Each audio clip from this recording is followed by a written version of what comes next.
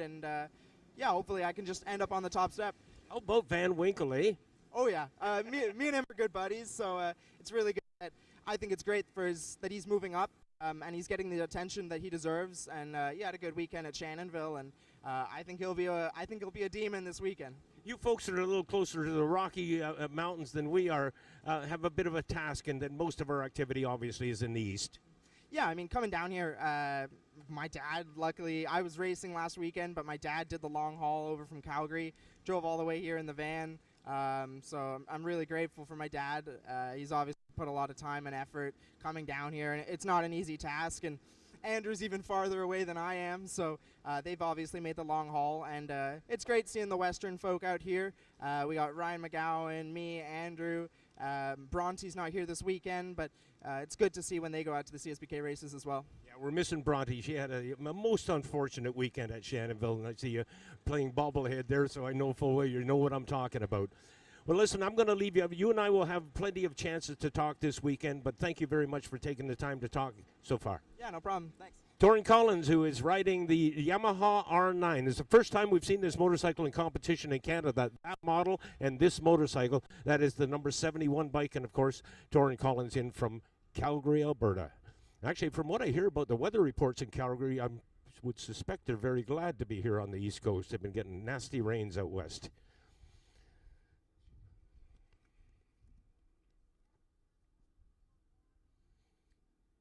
Well, again, we announced it earlier about the Importation Thibault Twins class and the Scorpion EXO Ninja ZX4R Cup. They are the next practice session to come on track, and they, as the other ones, will be awarded a 40-minute, or sorry, make that a 20-minute session.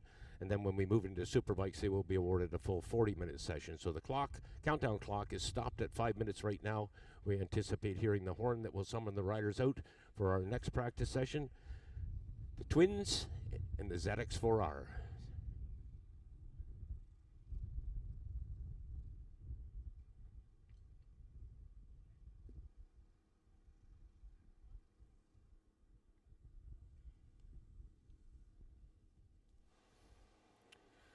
Frank, can you hear me out there? Just like to let you know we're live on YouTube now, and you already have some fans commenting on the YouTube stream saying that it's great to hear your voice.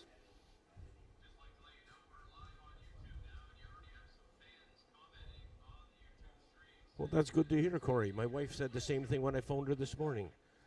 No, it's great to be on YouTube. We got such fabulous feedback last year. I remember in particular, Cole Alexander had a very good weekend here last year at Atlanta Motorsport Park. And you'll remember, Corey, when you and I were up in the tower there, we received that text message from Cole's mother saying how much she appreciated the fact that she could watch timing and scoring on YouTube and listen to you and I. Listen, Corey, I'm hoping to get a word in with Sebastian Tremblay here as we talk to the top two riders in the... So, Sebastian, let's talk about what's going on this year. You know, last year here at this very track, I think it pretty much put the nail in the coffin as far as your number one plate. Last year we had some misfortune, unfortunately. So it's a bit of a redeeming weekend for sure for us, which it's difficult for us. We're used to having a Thursday practice, and we could not do that yesterday. So we're trying to get up to speed before trying to change some stuff today. We know we have a pretty good base set up here, so we should be all right for this afternoon. Very good. Are you going to be riding the Superbike class as well? We'll see about that this weekend. You're going to go up for practice, though? That's for sure, yeah. Okay, we'll be watching for you there. I'm thinking of Sebastian, we mentioned that the audio that we're talking here is on YouTube right now, and I'm thinking there's probably quite a few fans up in the Belle Provence that would like to hear from you. Do you mind, en français? Bonjour à tous les Québécois qui sont à tous les Français autour de la piste. C'est sûr qu'on est encore vendredi, là, pour le moment qu'il va s'en rajouter d'ici la fin de semaine, là, mais merci d'être présent pour nous supporter en fin de semaine. I feel a bit of remiss in that all the years that I've been doing this, you know full well I've been doing this since you were a rookie pro. I have yet to pick up the French language, and I apologize to my friends from Quebec for that, but I appreciate you being able to share that with them. I think it's very important. Oh yeah, for sure. We have a pretty good fan base here in Quebec and around here. So no, it's good. It's good to be here. And We need a race in Quebec, Sebastian. oh, that's for sure. The problem is always having the right racetrack to accommodate the CSBK. Unfortunately. Well, we got Mont Tremblant, and there are other racetracks there. I guess Saint Eustache is all gone now. Eh? Yeah, Saint Eustache gone since 2019. That's pretty unfortunate. Tremblant is difficult with there's a new track owner and there's a lot of sound restrictions, so it's kind of difficult for sure. And all the other racetrack are very small for our paddock, so it's kind of difficult to get one. Okay, so maybe in the future we'll see a new racetrack or an improved racetrack in Quebec, and we'll have a chance to go to La Belle Province again. We miss those trips big time. Oh, for sure. We miss those as well because it's been a while since we had the home track for CSBK. So I've considered Calboogie a little bit like my home track, but it's for sure it's not that close to us either. So we would like to have something closer for sure. Well, here we are at round two. Let's think back to round one. Are you pleased with what transpired at Shannonville? Were you pleased with your weekend at Shannonville? It was a tough weekend for sure. I had a pretty bad crash in Supermoto on Friday, so I was kind of beat up for the rest of the weekend. On Saturday it wasn't all that bad, but my energy level on Sunday was quite low, so it was kind of difficult for me. Don't take me wrong on this, Sebastian, but I can't understand. You had the number one plate. You were the national champion in Canada for road racing. Very, very competitive. Good chance you're going to win the number one plate again before your career is finished. Why did you bother going Supermoto when you got a national championship race the next day? Because for sure, I can't say riding super sport is a career for us. So we're trying to have fun riding bikes, and Supermoto is a cheap way to achieve that. ST Motorsport sponsored Suzuki GSXR 750. Almost said 1000. Okay, let's go trackside and see where we are. The countdown clock is now down to 25 seconds, and we get ready to roll out the Importation Thibault, the Twins class, and the Scorpion EXO Ninja ZX4 R Cup. Scorpion helmets, of course, are distributed here in Canada by Importation Thibault, as are Bridgestone tires.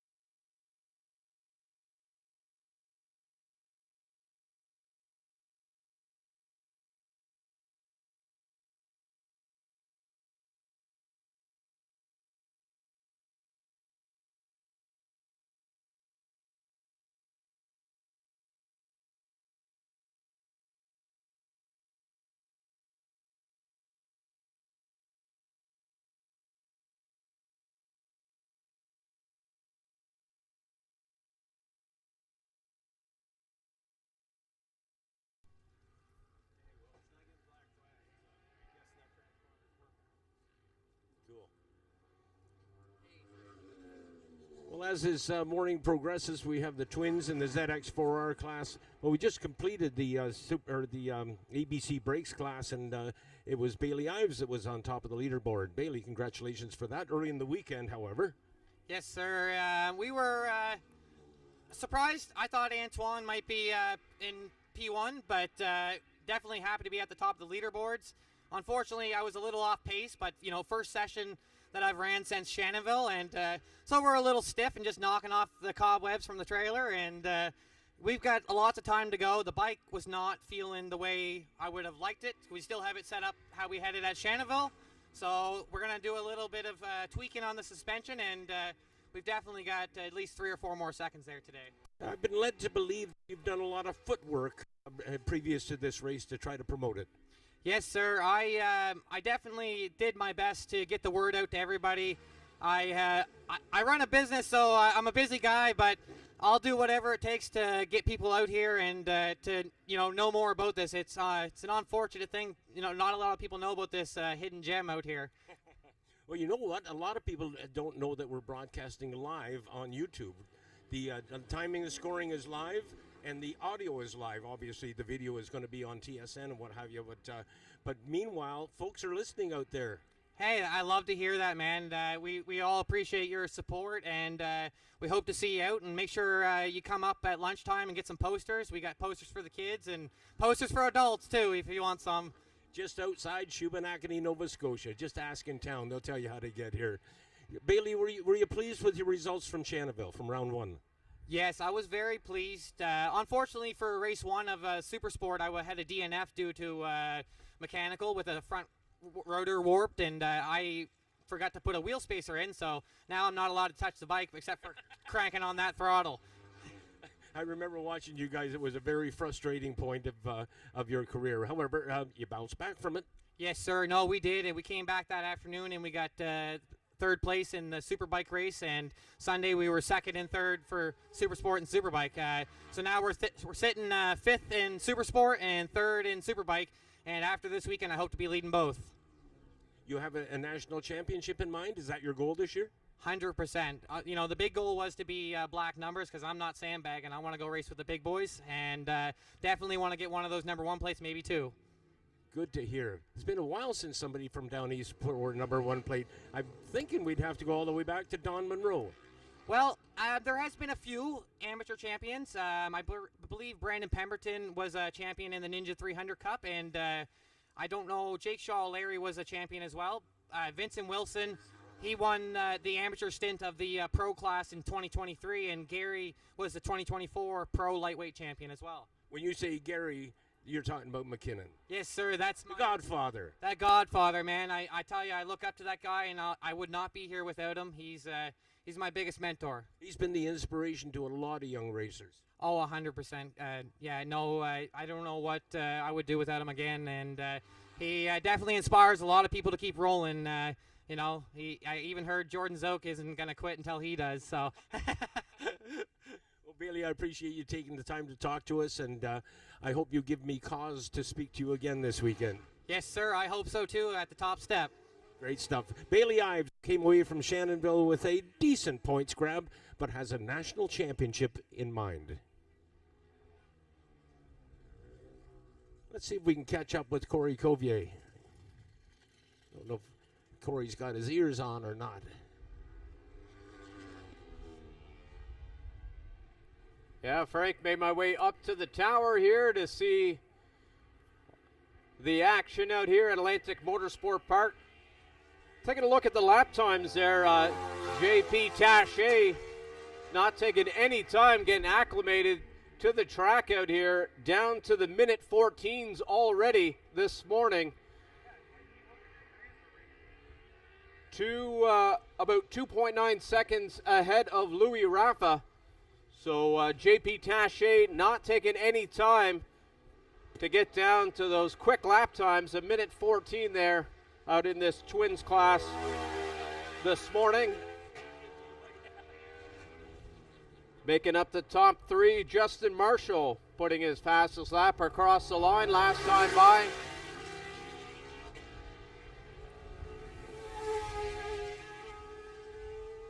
Justin down to the minute 18s out there.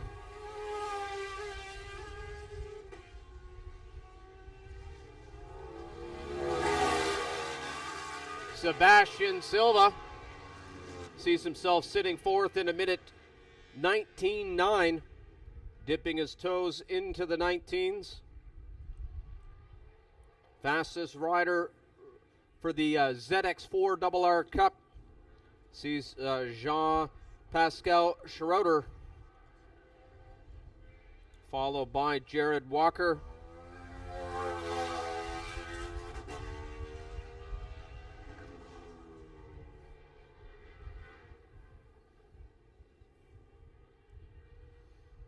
Last time by JP Taché, now down into the minute 13, so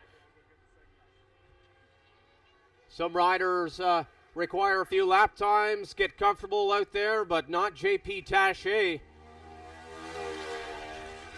Quickly getting up to speed here at Atlantic Motorsport Park.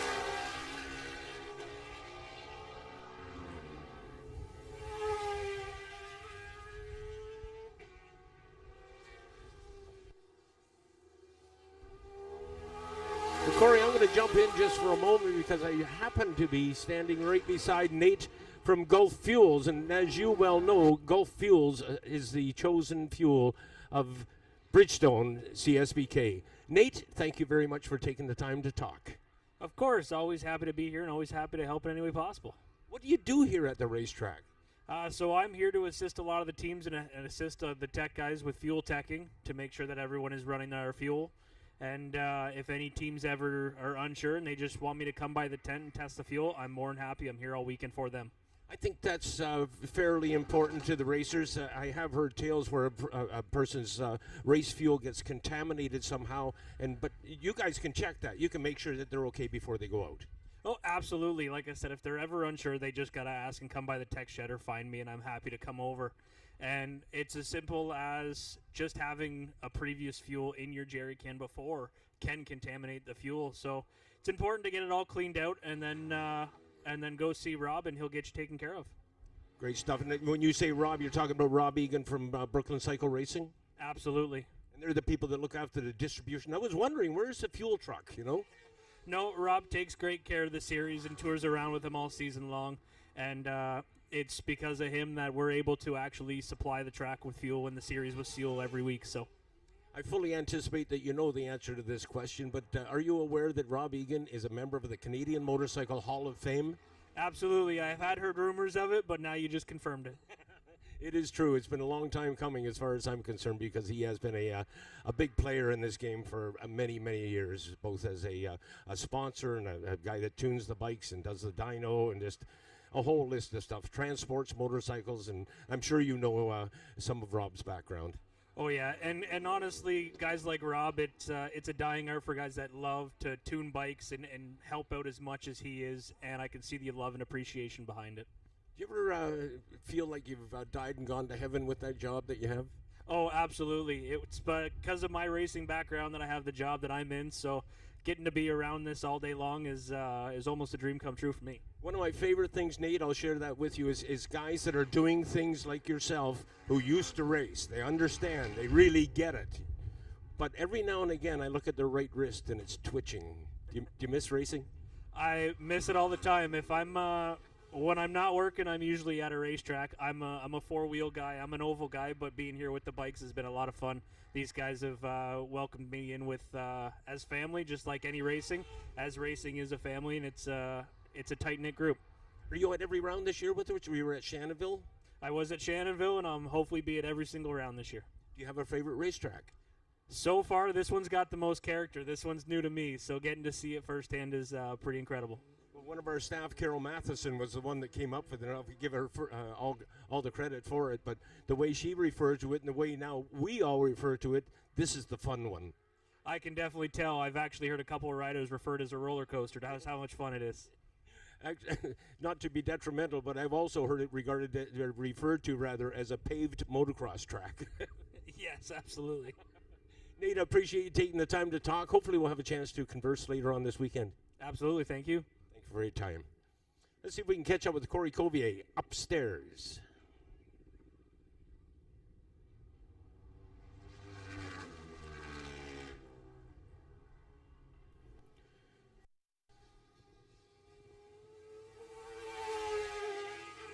Yeah, now have 4 minutes left of this practice session for the Twins Cup and the Ninja ZX4RR Cup. Just want to, a little bit of housekeeping there, just for all the crew and everyone on pit lane is, you're not allowed to sit on the pit lane wall there that is directly onto the track. So for any crew members, you're not allowed to sit on the pit wall there. Looking at some lap times, still JP Taché on top of the Twins class with a 1:13.8. Gary McKinnon sees himself moving up into the second position there. Able to find a 1:16.7 out there.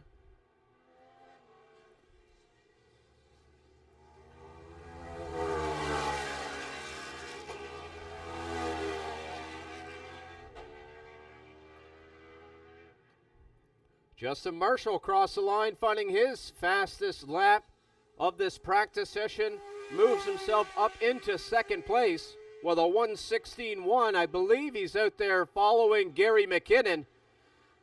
The local, we call him the alien, rider in his 70s, still finishing on the top of the national racing here, and sees himself coming around turn 4, heading onto the back straightaway. So Justin Marshall setting himself perfectly out there on the track to be able to follow that local rider.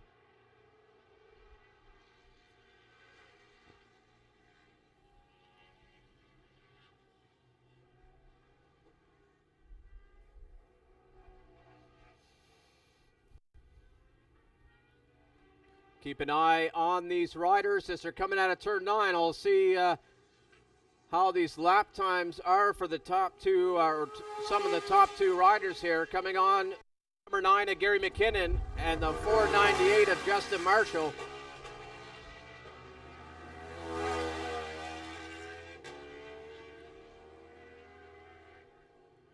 The two riders lowering their lap times again, a 16 flat for both of them.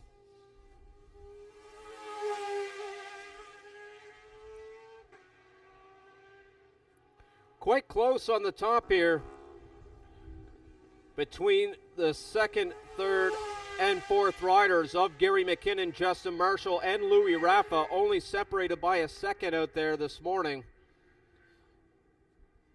Should be some interesting qualifying sessions coming in the afternoon from this Twins Cup class. Top rider of the ZX4RR continues to be the 181 of Jean-Pascal Schroeder. Able to get himself down into the minute 18s this morning. Well, Corey, just checking the countdown clock here. We're getting very close to the end of this session. In fact, there are approximately 40 seconds left on the clock. We have an early retirement from the practice session from number 1 rider, JP Taché, on the Aprilia. There's just some suspension setup problems that they're experiencing with that motorcycle. But as that Aprilia was headed to the pit area, the Aprilia of Louis Raffa, number 76, went out onto the racetrack. And he had a good run at Shanaville Motorsport Park. Meanwhile, Gary McKinnon has pulled in on the number 9, also Aprilia mounted.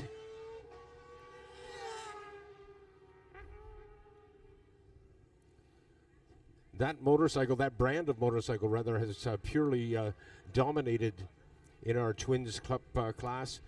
Justin Marshall doing his best as he can on the Suzuki R8. And indeed, hopefully one of these days somebody's going to jump on the R9 from Yamaha and run in this Twins class. I know Torian Collins is already racing that motorcycle as a 900cc twin. and it would be nice to see Yamaha involved in our Twins Cup. Let's go back upstairs. Corey Covier, give us a rundown on where everybody is running out there, Corey. I'll be up to see you in a minute. Frank checkered flag flying here now in this Twins Cup and ZX 4RR Cup practice session. On top is JP Taché with that 13.8. Looks like Louis Rafa there. A little bit of a head shake from Louis Rafa coming onto the front straightaway. Maybe had a moment out there, and that last lap time was a 1:23, so might have been on a fast lap time and maybe had a moment out there somewhere out on that lap. But Louis Rafa sitting there in fourth. Up to second, Gary McKinnon with a 1:16.034, and only 7 thousandths of a second back is the 498 of Justin Marshall, having the benefit of following Gary McKinnon around there for that lap. Finishing in third place. As I mentioned, Louis Rafa in fourth. Fifth is Nicholas Kranz with a 1:17.9. Moving up for the quickest of the ZX4RR riders is Jared Walker. Sees himself into the 1:18s. Jean-Pascal Schroeder, second out there with a 1:18.8, so quite close between those two riders, only 0.6 of a second separating the two. Sebastian Silva on his last lap, able to do his quickest lap out there at Atlantic Motorsport Park with a 1:18.7. Sees himself sitting there at 6 of the Twins.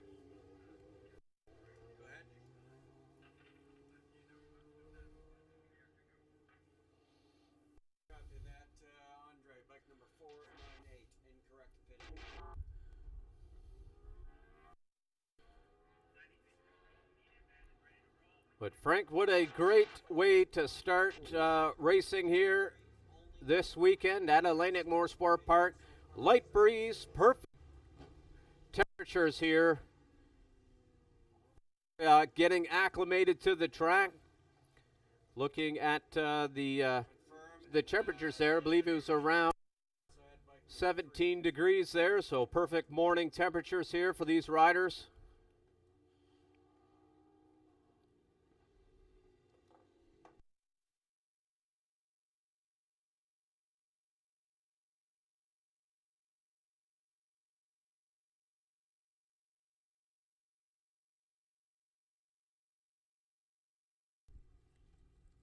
Corey, it is of note that the media van is getting ready to roll out as the ZX4R competitor rather, Jared Walker on the 94, and then the number 9 of Gary McKinnon, and the 76 of Louis Rafa. Those are the 3 last bikes coming into the paddock area, and out onto the track goes the van that will deposit our TSN camera people at key spots around here. As always, we'll be looking forward to the TSN coverage of the Bridgestone CSBK National Championship Series.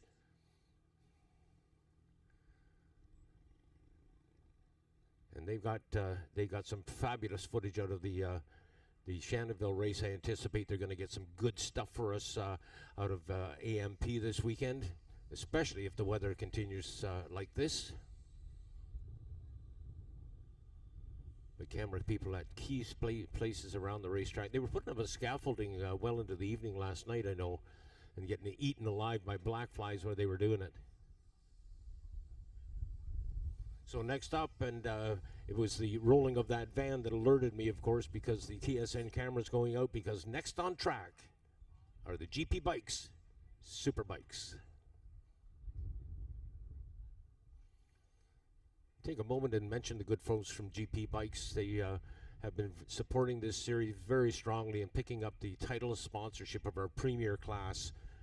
The folks at GP Bikes, and folks from the East Coast may not have seen this shop, but if you're driving down the 401 highway on the north end of Toronto, northeast end of Toronto. Sorry about that. GP Bikes is on the north side of the 401. It stands very proudly there, and they, I think they sell everything except Harley Davidson. They've covered just about every brand available, and I have the good fortune to have several friends who have purchased motorcycles from GP Bikes, so I can tell you full well of their the way they handle their customers. It's just absolutely top notch. Can't say enough about them. We also have an opportunity every year in September to meet with the good folks from GP Bikes at the Corduroy Enduro, Canada's toughest off-road race, held near Halliburton, Ontario, in September every year. And every year GP Bikes is there with their pop-up tent and their accessories and sale items and what have you.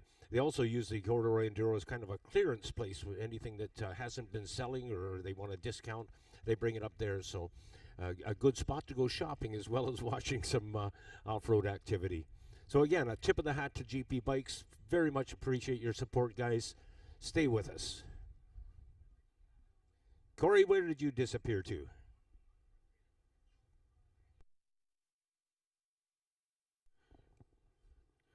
Frank just up here in the tower, tuned into the YouTube feed. Make sure everything is good there. We got a few fans there out on YouTube making some comments of how they're enjoying being able to listen to the live commentary from away from the track. So thank you everyone for tuning in to the YouTube stream there on the Canadian Superbike Championship here at Atlantic Motorsport Park.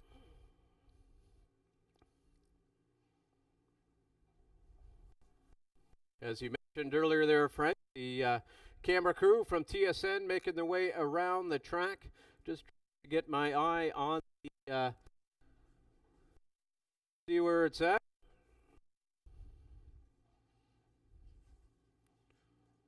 They got some staging set up there in turn 2. Great spot here at Atlantic Motorsport Park. If you're standing there as a fan, you can see the action coming down turn 1 into turn 2, then all the way up into turn 3, around turn 4. Then all you have to do is turn your back, and you can see the action down what we call the roller coaster here, as our back straightaway isn't quite straight. Riders having to put a lot of input into the bike getting down the back straightaway. So your great vantage point here for any of the fans here walking around the track this morning. Turn 2, that's where one of the camera crew is down there.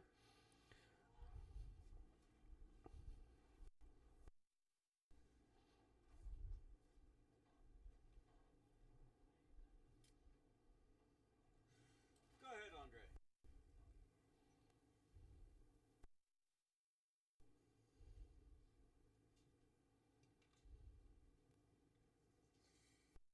Yeah, I changed out my radio for another one, and you seem loud and clear right now.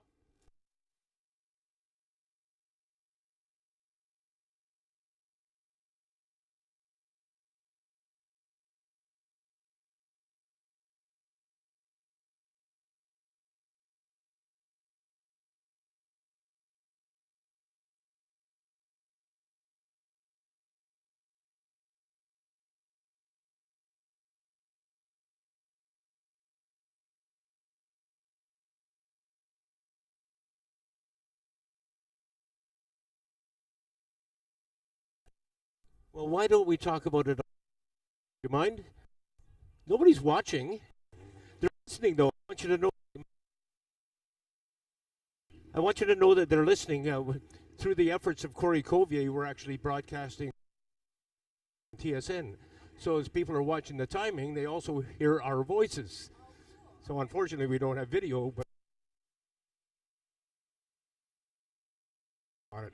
So, having said that, here we are under the AIM Insurance tent. I need to know your name. I'm Kristen Mainville. I'm the rep for Atlantic Canada. Excellent. I'm glad you could join us here this weekend. I'm super excited. It's going to be lots of fun. This is the first time I remember seeing an AIM tent beside Jordan's Oaks tent, and I know Jordan has pretty good support from you guys. Yes, yeah. This is our first time set up next to him. We were here a couple years ago, but we were on the other end. I remember that, yeah. Yes, yeah, it was lots of fun. We couldn't come last year, but we're really excited to be here again this year. You know, Kristen, that AIM Insurance has been involved, associated with the Bridgestone CSBK series for quite some time now. Really? Okay, that's awesome. I hope you're getting some business from us, and I'm going to leave my information with you, by the way, because I'll talk to you about it later. Now, before going on the microphone, you were telling me that you insure motorbikes, cars. Run through the list for me again, would you? Yeah, we do all personal insurance, so cars, motorcycles, houses, and then we do have a commercial side too, so any type of insurance really that you need, we have a spot for you. What else do you do to promote other than coming to motorcycle races for the weekend? What kind of promotion do you do? There's lots in Ontario. We have a couple offices in Ontario. They do a lot out there. This is the main event I go to, but I'd love to get more involved with the community. Last night we went to the Pro Cycle event, and that was lots of fun too. That was a pretty good turnout. Big turnout? Yeah, there was a lot more people there than I thought there would be. Well, there again, when we come down east when I say we, with the Bridge, we come down east, we really look forward to that Thursday night gathering with the free stuff, free hamburgers and what have you. Always a good thing, but hundreds and hundreds of motorcyclists, and we anticipate that those same motorcyclists may join us here this weekend. Yeah, there's a lot of people. I've seen a lot of people here that I saw last night at the event. So yeah, it's pretty cool. Yeah. You're not a motorcyclist yourself.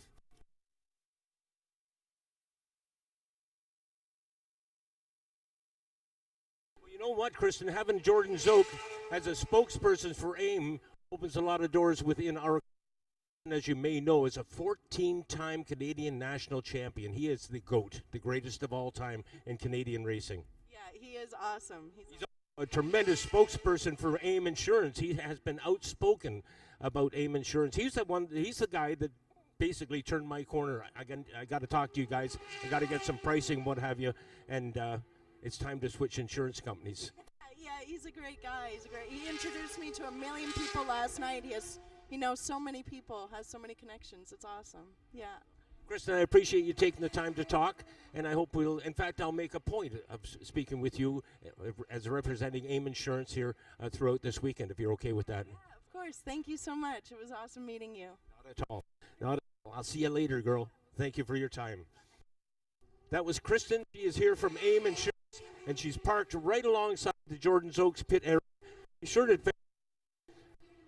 AIM has been supporting the Bridgestone CSBK series for quite some time now, and as I've said a number of times over the PA system at various racetracks here in Canada, when it's time for insurance. Corey, pass it to you.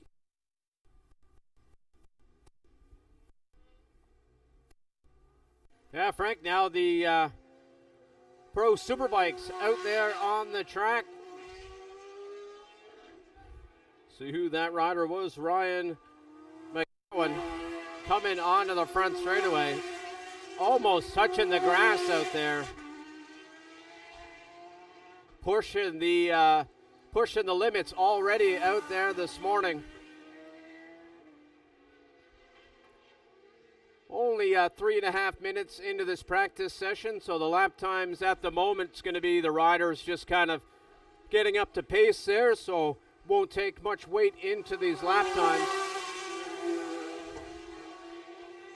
But at the moment, it is David McKay on top with a 1:11.4.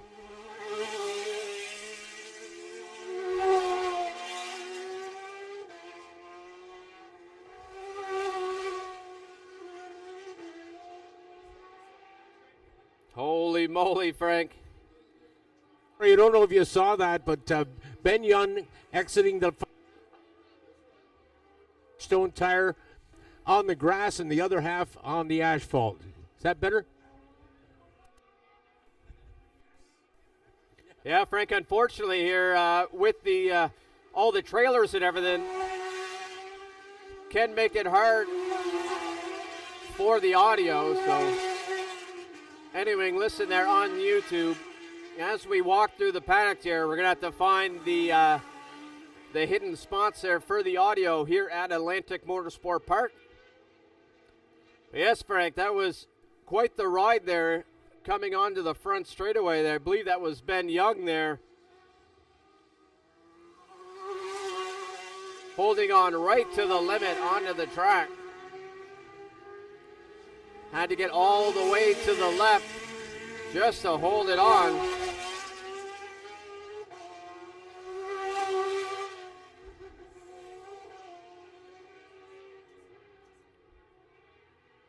Again, across the line, Ben Young able to move up to the top of the charts. What a bucking Bronco there, Frank, heading onto the front straightaway. Had to lean all the way to the left of the bike to stop it from getting into the grass. So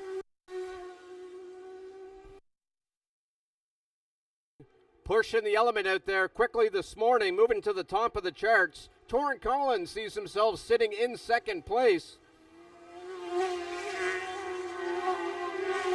About half a second back there with a 1:10.6. As I mentioned earlier, these riders will continue to lower their lap time, so not putting a whole lot of weight out there into the lap times early on in this session, as we're only about 7 minutes into this 40-minute practice session.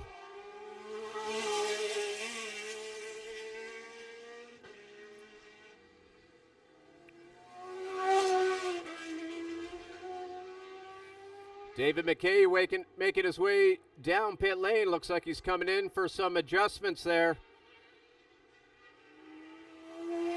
on that Honda CBR 1000.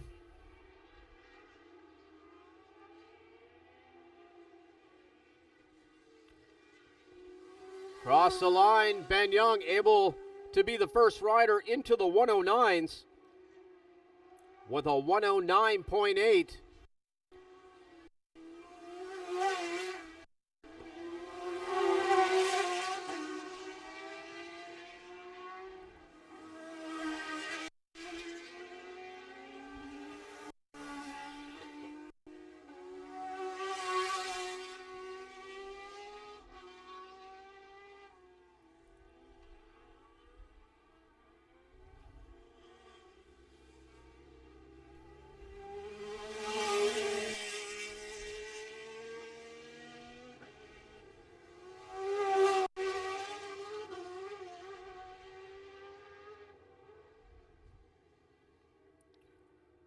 Torrin Collins able to lower his lap times out there down to a low 1:10.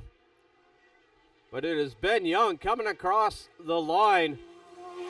A little wheelie, an inch away from the grass, coming onto the front straightaway, down to a low 109 out there. Ben Young with some success here at Atlantic Motorsport Park over the years. Coming in to this round as the favorite.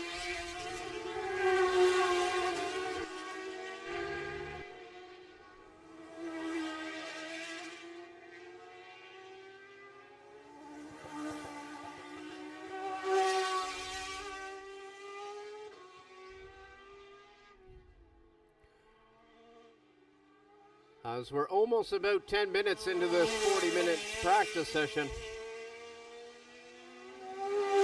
We'll run you through the order there. We got Ben Young, who's crossing the line now. We'll see, yes, down into the 108s there now from Ben Young, 108.6. Torrin Collins crossed the line, putting in his fastest lap, getting himself down into the 109s. David McKay sitting third with a 110.9, followed by Thomas Kaza with a 111. Jordan Zook making up your top five out here in this Pro Superbike practice session this morning.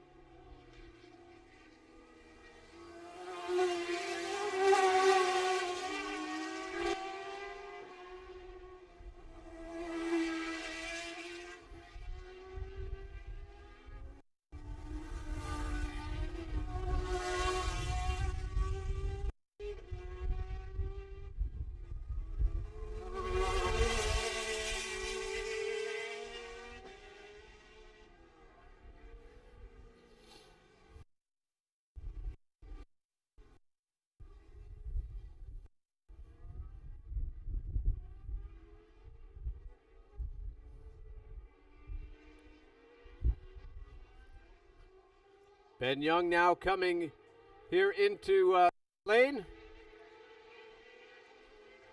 Bridgestone members there, getting some data from his tires, taking some tire temperatures, tire pressures.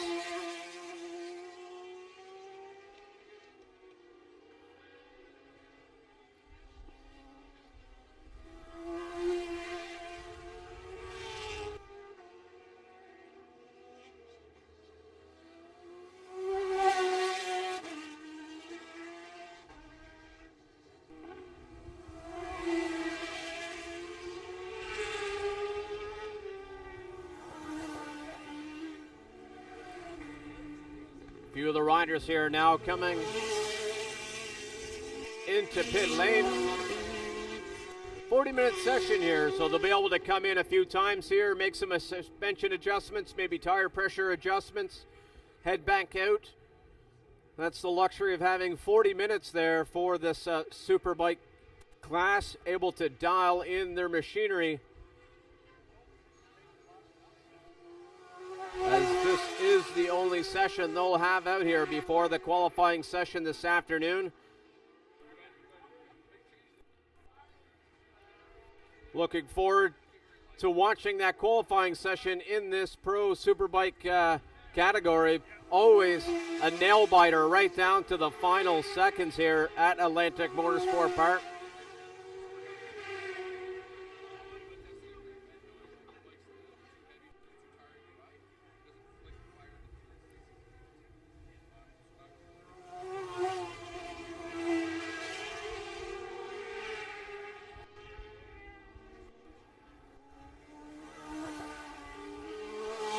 Tommy Casa across the line, putting in his fastest lap of this practice session, able to move himself up into third with a 110.7. So Tommy Casa getting up to speed out there this morning, moving himself up to third. Still quite a few bikes out here for this GP Bikes Pro Superbike practice session.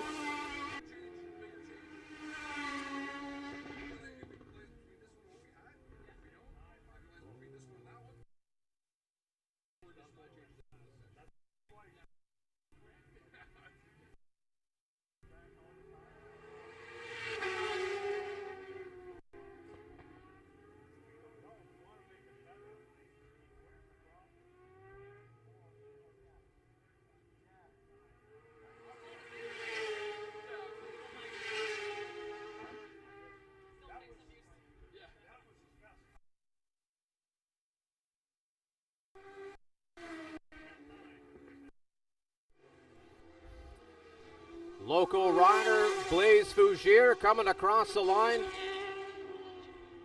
Blaise Fougere, a well-known name here at Atlantic Motorsport Park for the... Corey, I'm just down on pit row and having an eye on things. I haven't bothered anybody to put a microphone in their face because most of these riders are making some, in some cases, drastic changes to their bikes. We talked to...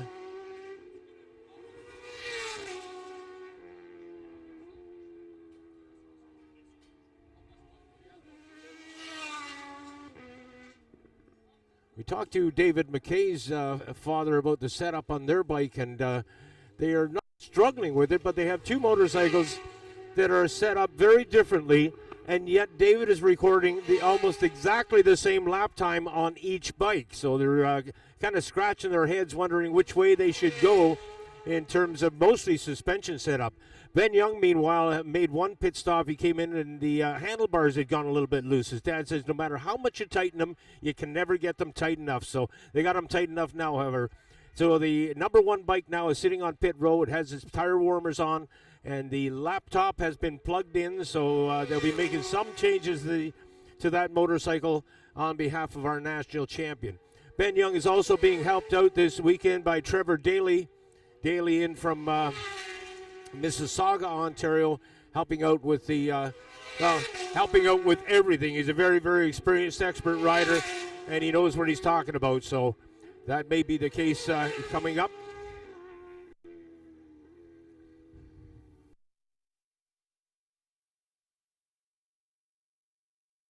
Also come to a stop on the number 91 bike, and he is doing a bit of downloading with his crew chief here.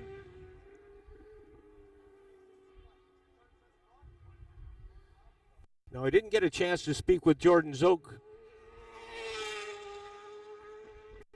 but Zoke is now back out on track, and I know there were some changes made to that motorcycle, so I'm going to talk to Ryan, his crew chief, and see if we can get an idea of exactly what we did there.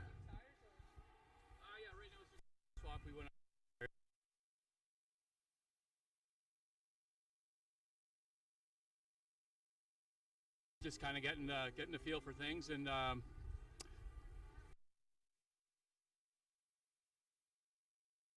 pretty routine change, and hopefully we can have a good result this weekend. I have to ask you, Ryan, was that a new set of brake pads you put on that motorcycle?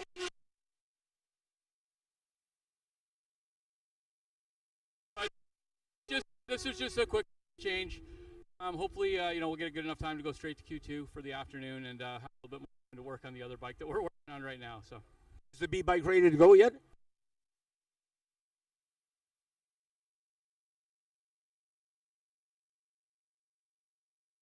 Should be able to get around good here with it, but hopefully we can get the other one better back together and have a strong result battle with Ben today.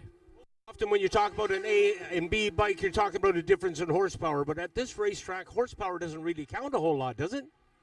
No, it's our track. It's not really a real straightaway, and bumps and whatnot make power not the most critical thing here. But what we do like about the other setup that we had, which we're not going to be able to use, is the flickability of the bike, the ability to change direction from left to right. So we're not going to have that for this weekend, unfortunately, but hopefully have a little bit more power out of the engine. What you do have distinctly on your side is a very talented rider who's able to adapt to problems.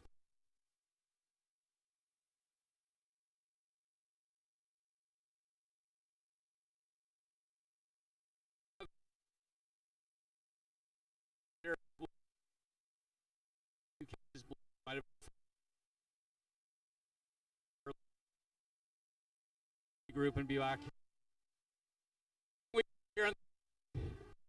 Ryan,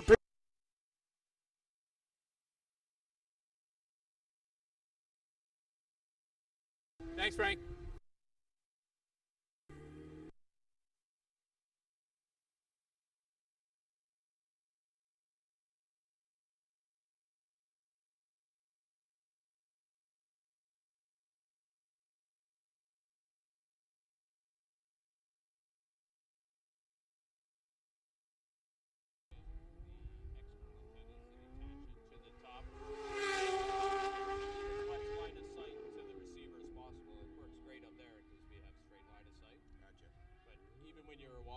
Through there, it started to cut out sometimes when you get back to there. So just keep, and if you turn and you put your body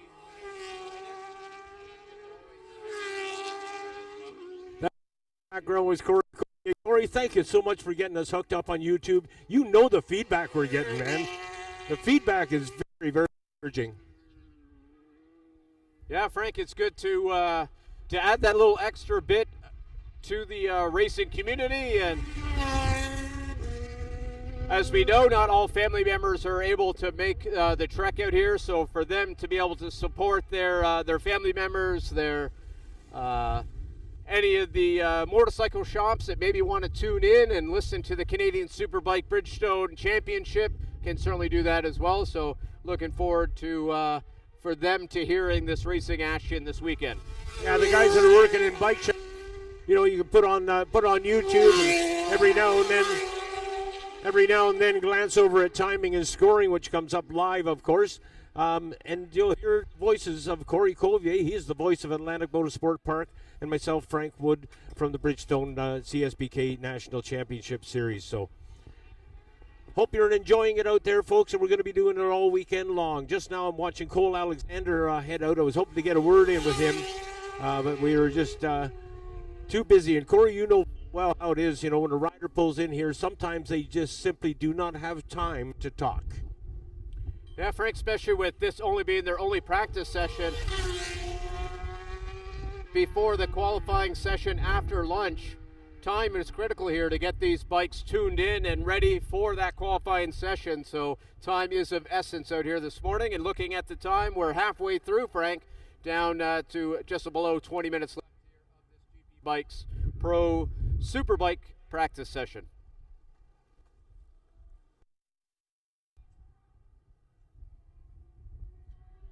Things have gone a little quiet here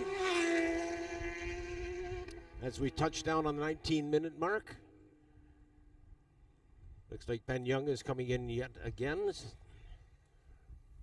going to wander down and see if I can find out what's going on there, Corey.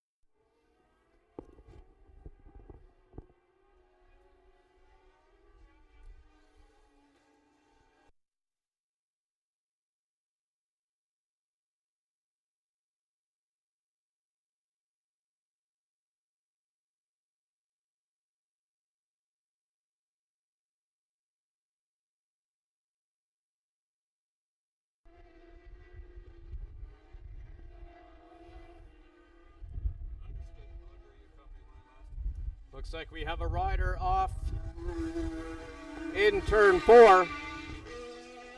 That is the 71 of Torrin Collins up on the bike trying to get it back. He is now back out onto the track. So Torrin Collins having a tip-off there in turn 4, now riding the bike down the back straightaway. So it's good to see that from Torrin Collins.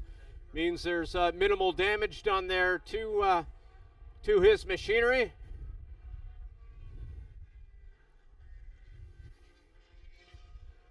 Turn 4, a tricky corner here at Atlantic Motorsport Park. It goes on forever. Trail braking for a long period of time, and sometimes what can happen is mid to late corner you can have a front end washout there in turn 4. But Torrin now coming down pit lane.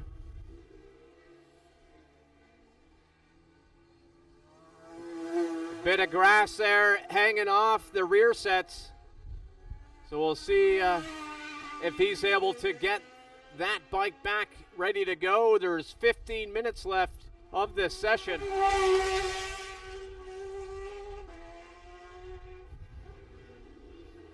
Looking at the lap times, Torrin Collins sitting third with a 109.8.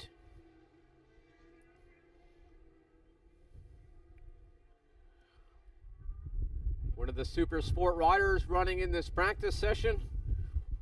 Just a little bit up the road. Corey, if I may, I'm going to jump in here because Torrin Collins has just pulled into the pit area. As you noted, he did have a mishap up in turn 4, and he is a hurting puppy just now. He's favoring his left shoulder. Right now the crew is clearing clumps of grass and soil from various spots on the motorcycle. The right-hand handlebar has been twisted around a bit, but a bit of a setback here for Torrin Collins, and this is one of those situations, Corey, where we're not going to put a microphone in his face. He is obviously busy downloading who his mechanic, his dad, telling him what happened out there. Meanwhile, the crew is working diligently on getting that motorcycle organized. In that there is about 13 minutes left on our countdown clock, so the 40-minute session winding down towards the final 10 minutes, and the crew from Octagon Racing and Nova Valda, the Yamaha 900 Twin that's being debuted here in Canada this weekend by Torrin Collins, is still in fine fiddle, but it needs a wee bit of a cleanup. Corey, back to you.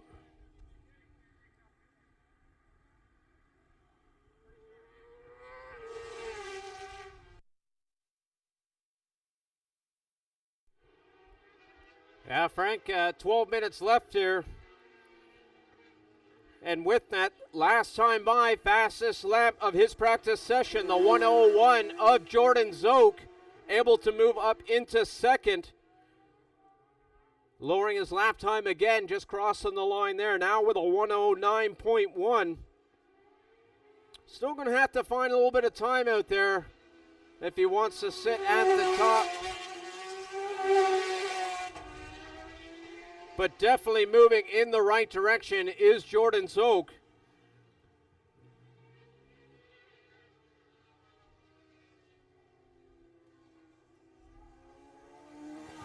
Running through a bit of the order here. We got Ben Young followed by Jordan Zoke, Tommy Kaza, then Torrin Collins. Fifth is David McKay. Sixth, Sebastian Tremblay, followed by Andrew Van Winkle, Matthew Simpson, Connor Campbell, and Cole Alexander, rounding out the top 10.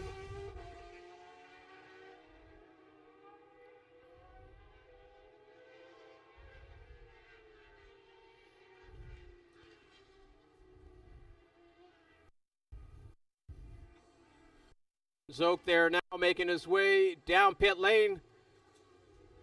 Looks like he's coming in, gonna stop at the Bridgestone Motorsport tent there, get some numbers with regards to tire temperatures, tire pressures.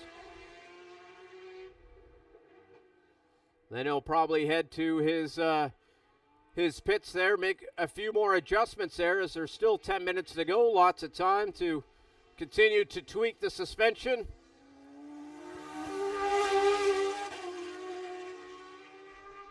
Of that Kawasaki ZX 1000.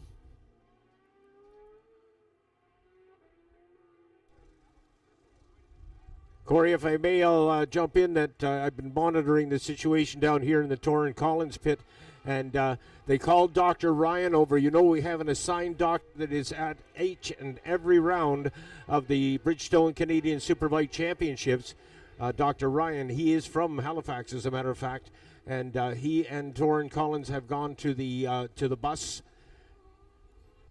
Collins complaining of a bit of a sore shoulder, but it doesn't look like it's very serious at all. I think he's going to, in fact, he may get back out on track. He checked with his dad and his crew chief to make sure the bike was ready to go, and then he decided maybe I'll get checked over by Dr. Ryan before I head back out. So that is the situation right now. I believe that Torrin Collins is going to be okay, but we want to make sure on that.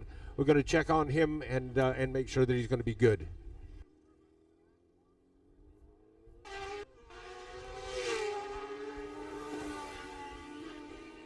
Now getting below the 10-minute mark of this GP Bikes Pro Superbike practice session.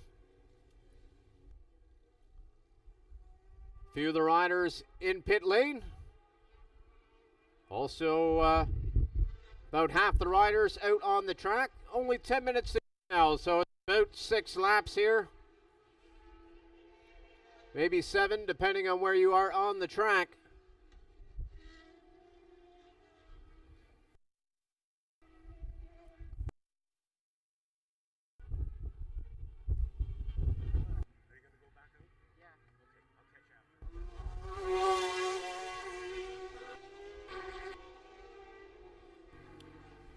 Alex Michel crossing the line, sees himself sitting just outside the top 10. Fastest lap, a 1:12.3.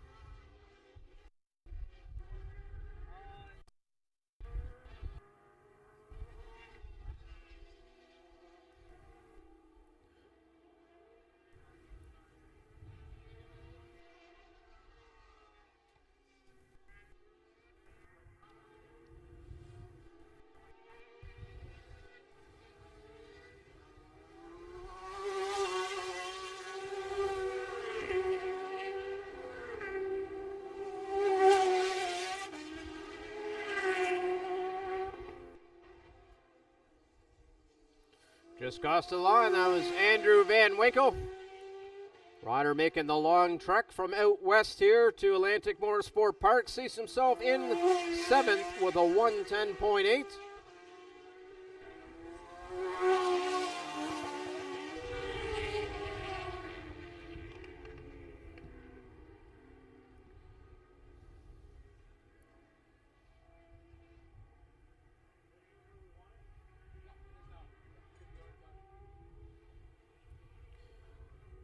The 91 of Matt Simpson, currently sitting. Go ahead, Frank.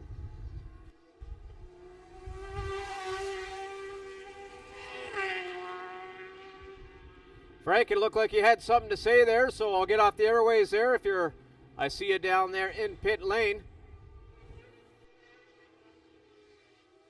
Oh, it looks like Frank waiting for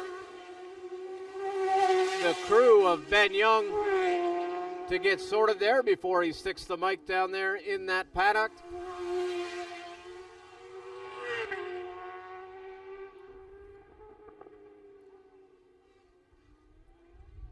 Well, Corey, we were hoping to get a word in with David McKay on the number 82 Snow City Cycles sponsored Honda, but he just checked in with his crew chief and made sure that his A bike is ready to go, the B bike is ready to go, so he's just gone back out for a few more minutes of saddle time as we approach the 5-minute mark. But I think, judging by the look on David's face, I think they're quite pleased with the way things are going. I'll see if I can get a word in with his dad here in just Frank, a moment as they're still working. You know, this is a difficult gig working on pit road because you don't want to be interrupting people while they're busy doing stuff. And we always look for a nod before we go in and put a microphone in front of them. So, Frank, we got a red flag out there, Frank. We got a red flag. Yes, indeed, we do. I am not up to date with what's happened. We are down in turn 9, Frank. So I'll get off the airways allow all the quarter marshals and everyone to to have a clear airway, so they'll be heading out there to that turn 9 corner there.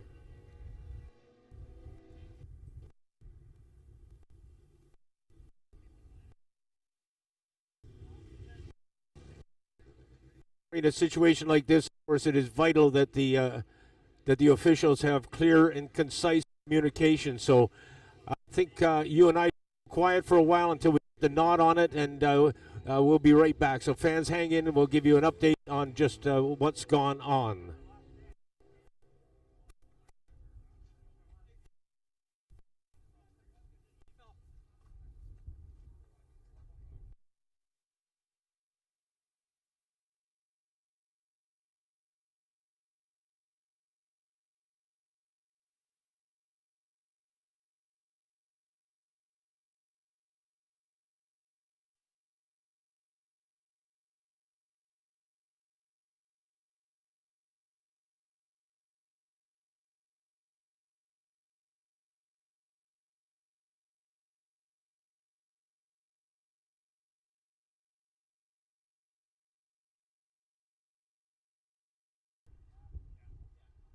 Okay, Corey, we do have identification on the fallen rider. That is Connor Campbell on the 814 Kawasaki.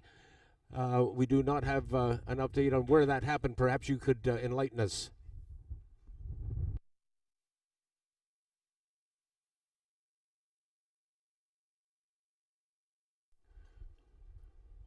Yeah, Frank, it's in turn 9 here.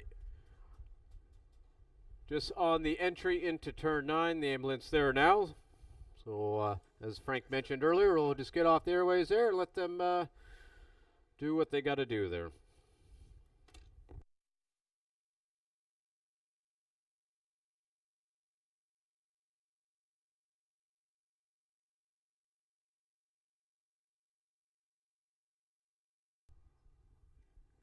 I just received information from Bridgestone CSBK officials, and this 40-minute session with 5 minutes left on the clock is now over.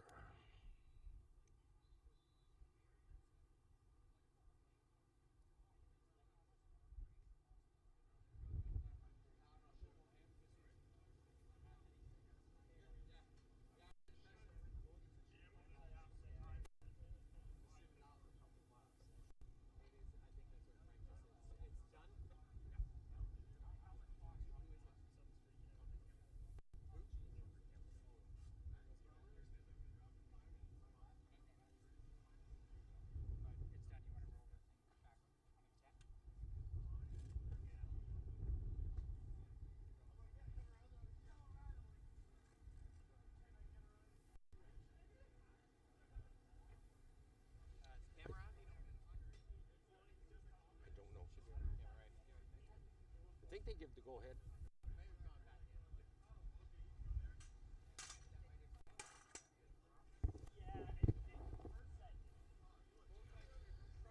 Well, as I commented earlier, Corey, I was hoping to get a word in with David McKay from the Snow City Cycle Honda team.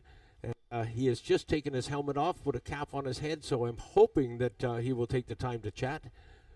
Frank, do you mind if I just hop in here for a second?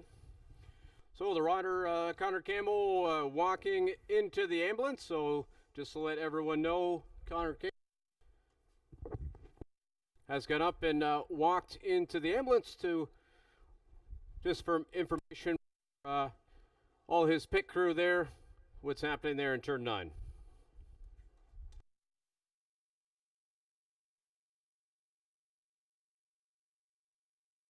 Thanks for that, Corey. And my apologies, there are points down here pit row where I have great difficulty receiving the PA broadcast, so do bear with me.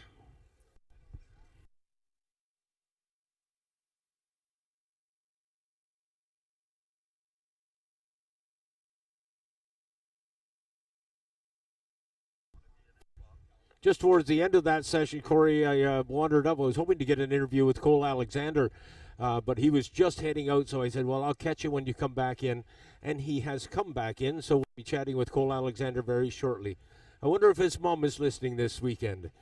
It was her that sent us that note, if you'll remember, Corey. It was Cole Alexander's mom that sent us that note last year that we read out, and that she'd been listening on YouTube, and she was thrilled. She had passed the word around, and all the neighbors were watching, or not watching, but listening to YouTube and getting all the rundown from this round 2 of the 2026 Canadian National Championships. Cole Alexander, thank you for taking the time to talk, young man. Of course, it's always great talking to you, Frank. Thank you very much. Hey, you had a really good ride down here last year, as I recall. And as I was just mentioning to the fans who are here and the fans that are listening out there on YouTube, that you look like you're going to repeat the performance this year. You're fast.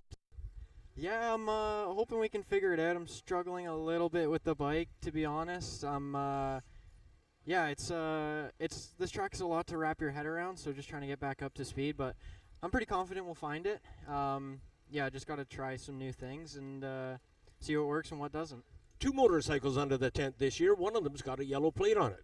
Yeah, we got another brother in the family that's started racing. He's doing pretty well so far. He did the double at Shannonville, 2 wins, so he's looking to repeat here, I believe. And yeah, it's pretty fun having my brother here. He's setting a good example for you, huh? Yeah. He's really fast, so yeah, it's fun having him here. We get to kind of bounce ideas off each other, and I get to coach him. He'll tell me why I'm doing slow, and yeah, it's just a lot of fun. I've often enjoyed the sibling rivalry that you see in motorcycle racing, and the ones that come to mind right away are the Hayden brothers, of course, the 3, Nicky and Tommy, and help me here. Earl's the dad, yeah. But you know what I'm talking about, and it's sometimes sibling rivalry. Do you reckon this kid will come up to speed and perhaps chase your bottom around this racetrack or any other racetrack? Oh, for sure. It's only a matter of time. I think he's going to get some seat time on a super sport bike, and then he'll be up in the super sport class, I believe, next year. So, yeah, I'm thinking 2 more years, and he'll be right there with me. I'm thinking that, you know, as far as a sponsorship package, you guys are in an ideal position because you can kind of offer 2 for 1. Not for 1, but real close, you know. You get 2 riders sponsored very cheaply. Exactly. That's what we're trying to do. We're trying to market ourselves as kind of like the brother family racing team. So, yeah, if there's any sponsors out there, be sure to, you know, come on over or, you know where to find us. So. Well, while we're soliciting sponsorships, why don't you mention the folks we got on board right now? Yeah, for sure. I think right now my biggest sponsor is my dad, to be completely honest. And, yeah, my dad and my mom I wouldn't be able to do this without them. And then, yeah, we got French Glass, Local 793. Yeah, just everyone else who helps me out. KYT Helmets. I love their new helmet, their KX1. It fits amazing. And, yeah, it's just super comfortable. So, yeah. Rider who enjoys sponsorship from outside of our sport, and that is certainly true of French Glass, I would suggest. Tell me about that connection now.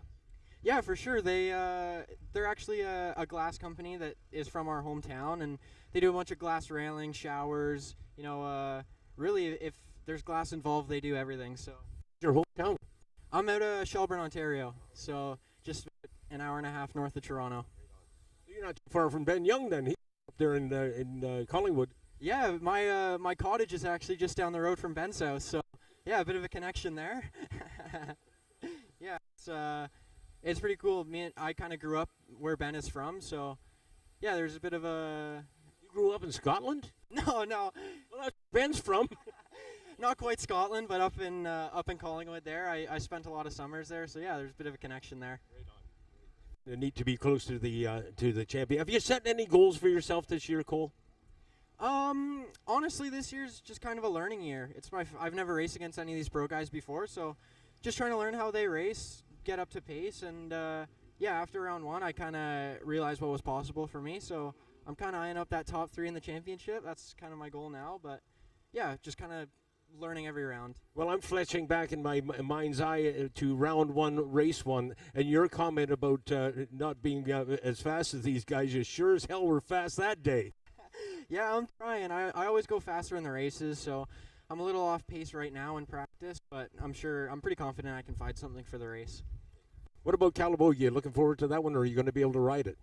I don't know if I'll be there riding. I know my brother will, so I'll definitely be at the track. I'll be there for the atmosphere. I'm not too sure if I'm riding, but yeah, hopefully we can. That is a great racetrack. We're looking forward to getting back to Grand Bend this year. Nice to be back there.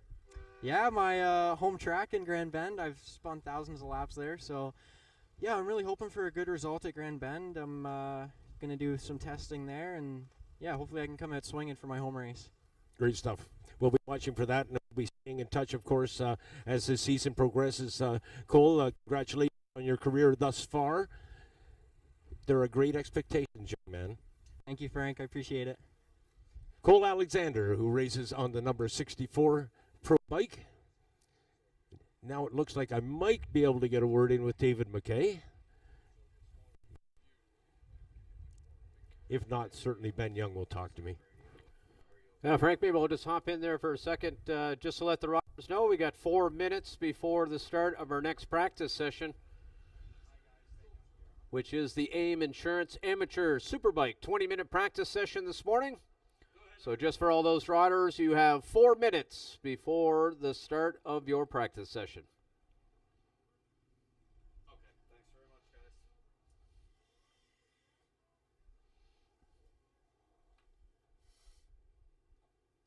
All right, everybody.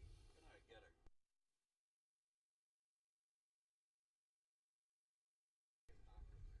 Corey, I'll apologize for the lack of communications. There are times where I very much struggle to hear you, and at any rate, having the airwaves to myself at this point in time, we are going to sit down beside Ben Young and have a wee chat, as they might say back in Scotland. Cheer me. Step aside here. Much in the time to. Yeah, thanks, Frank, for stopping by. It's I hope Connor's okay. I'm not sure what happened. We were in the pits during the red flag, and we just went to go again. But man, as soon as I heard it was him, like, just can't catch a break. I feel bad for him. Yeah. I know he puts in so much effort, and he does such a good job as well. Like, and especially here, he always runs well here. And you know, he had that accident here in the 600. It was, you know, really bad, and when he was having an unreal weekend. So yeah, sad to see. But as we know, it's racing, and it can happen to any one of us. And just all we can hope is he's okay. One at Shannonville was probably the most, well, very entertaining for one, but most unusual with Jordan Zoke's luck and what have you. And I'm thinking Campbell, who stepped forward and offered his 1,000cc motor to Jordan, which was taken from Connor's bike, switched over to, so it kept Jordan in the race where both his A and B bike had. But I think the main thing was the way the team worked together and what have you, and the Kawasaki effort. You know, they had all the Kawasaki bikes there and what have you. And I don't know if you know the story behind this, but Connor Campbell's sponsor came to the races on Saturday, I guess it was, and realized that Connor was riding only the 600. He didn't have a 1,000cc bike, and it was explained to that sponsor why that happened. They had used his motor to help Jordan, and that was a good thing. It's a team thing for Kawasaki, Canadian Kawasaki Motors and what have you. Definitely a good move. But that sponsor went down to the local dealer, Kawasaki dealer, I believe it was at Belleville Sport and Lawn, at 9 o'clock at night and purchased a 1,000cc bike for him. And you know, you're shaking your head. You know the story. Tremendous, isn't it? Yeah, it's crazy. I mean, it just shows you the passion behind this sport that we love. And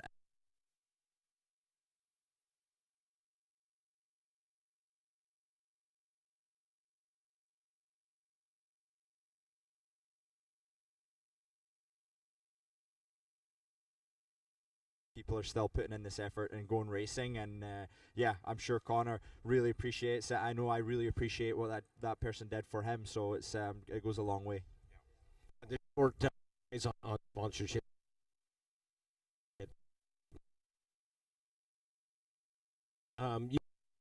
Big time, right?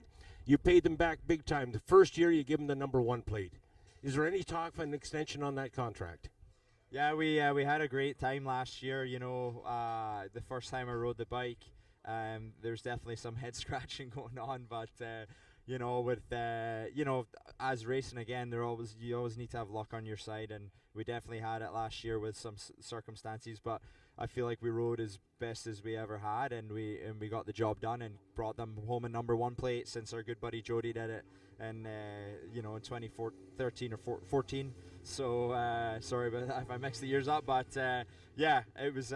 It's been a great couple of years with Honda. As you know, I was with BMW for 8 long years, so you know, I always have a long relationship with my sponsors. You know, whether it's Parts Canada, Vandal, there's, you know, my previous manufacturer. So for sure, we'd love to keep our relationship going and see what happens in the future of our racing career. Great stuff.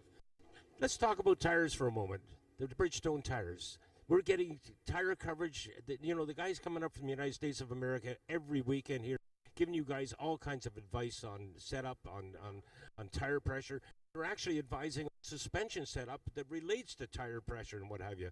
Tremendous. I've never seen it. Yeah, such a knock-on effect, and you know, again, being around I've not been around the series, you know, near as long as a lot of the people have around this paddock, but from the time I have been here, the 10 years, I've never seen anybody put in as much effort as these guys have. So it's great to be a part of this VO3 program and to have the great guys of Rory and Andrew over there, and Keith as well. I'm not sure if I haven't seen him yet this weekend, and just the rest of those guys. It's great to be part of the VO3 and keep trying to push it for their development. We know the VO2 was around for a long time and went through its cycles of development and kept under the same name, as I'm sure the VO3 is going to do the same. So if we can have input into this tire, and it helps everybody and makes you proud as well. Let me rewind for a moment, Ben, because I'm not sure if I got the answer I was looking for.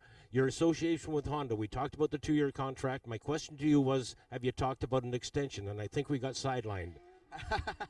Yeah, I mean, there's a lot of things in that's going on in sports, and you know, and within companies as well. And as you know, I'm still not dodging the question, but as you know, I'm very fortunate enough to head out to Suzuka right after Calabogie for the 8-hour on a Honda Superbike, which is unreal, full-blown Superbike. So yeah, really looking forward to that, and try and develop some relationships to continue in the EWC, the championship. You know, I've had an amazing time here in Canada racing, and I really enjoy coming to tracks like this.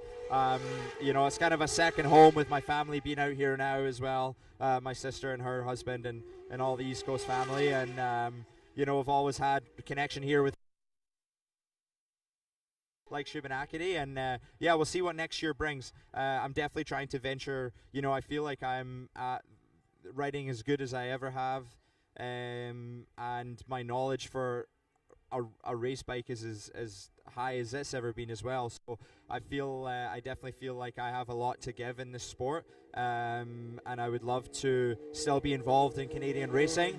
I'm really having fun trying to help out guys where I can, whether it's just advice here or there for, like, you know, young guys like Cole Alexander. You know, try to help Andrew Van Winkle round one as well, and you know, if I can keep continuing that as well, you know, that makes me happy. So yeah, we'll see what next year brings. Definitely trying to venture out and see what possibilities are out there.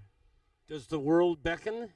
Yeah, I would like to say so, but as you know, in racing, there's a lot of things, obstacles in the way, and it's not just as simple as going around a roundabout. There's a few potholes along those roundabouts, so we'll see what happens. Great stuff, Ben. Thanks so much for taking time to talk. Congratulations on your successes thus far. We didn't talk about Shannonville. Not much to talk about, man. You just disappeared.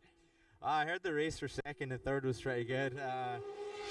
Jordan was telling me that he was feeling it at the end from David, so that was great to hear. I haven't managed to watch the race yet. I know it was on TSN on this Monday, Tuesday, so I'll have to catch that one. And but yeah, for as far as our program, you know, it went as well as it could have been. We had a bit of hiccups on Saturday morning. We didn't quite know how we were going to go into the race. Thankfully, everything ran phenomenally. The guys did everything they needed to do, and the bike was splendid. So yeah, if we can keep that going this weekend, we had a good practice one there. Still lots of changes to make to this bike.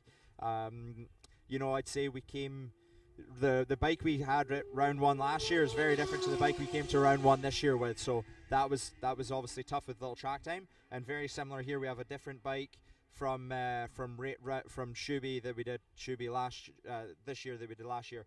Once we roll into Motorsport's going to be because Calabogi's fresh for us on this and with Bridgestones, and likewise for Grand Bend. So really looking forward to Grand Bend. Always went well around there, and I know the local guys have a blast there and they all come out. And David's been doing unbelievable out there, so he'll I'm sure those guys will be looking forward to that, as I am. And hopefully I'll be coming off a flight from Japan, so luckily I'll be home Monday night and I'll be able to rest that week before going racing again. Ben, thanks so much for taking the time to talk. Let's have fun this weekend.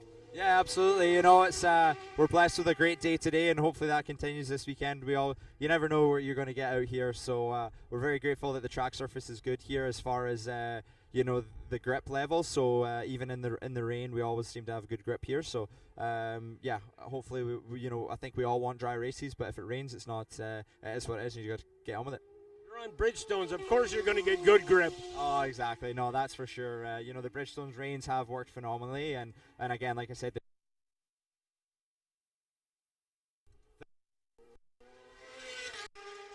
We with champion Ben Young, number 1 on the Honda. Let's go upstairs and see what Corey's got on the go.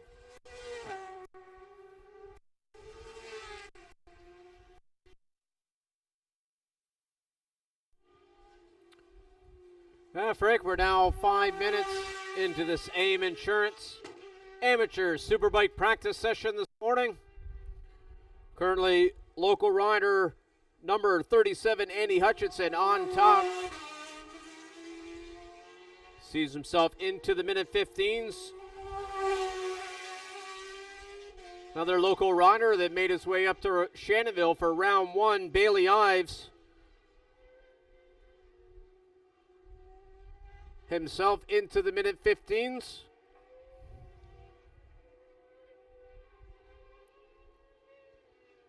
Making up the top 3, the 146.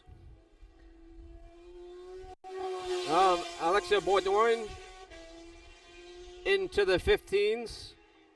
And another local rider, number 40 of Michael Scott. And making up the top 5 is the 27 of Jeremy Lazur.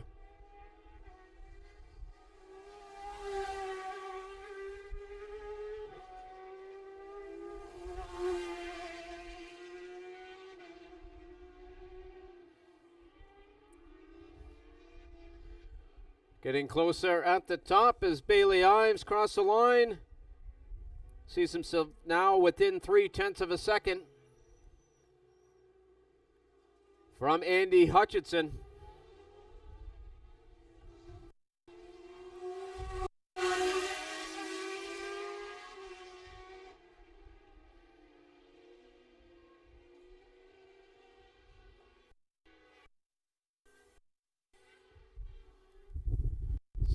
An eye out there of where Bailey Ives is. I believe that's him now coming into turn 9.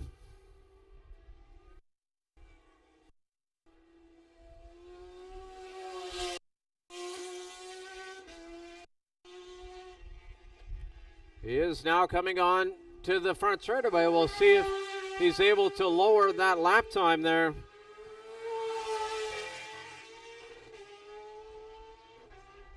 Quite close to his fastest lap,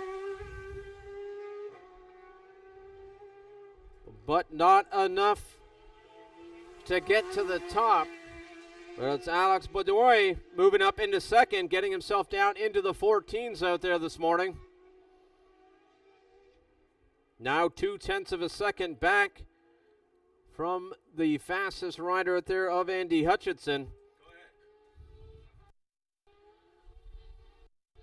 Oh, we have a rider down there in turn 9 picking the bike up. That looks like it is the 37 of Andy Hutchinson. That paint job, that bright yellow, very visible from the tower. I believe that is the 37 of Andy Hutchinson having a tip-off there in turn 9, yellow flag.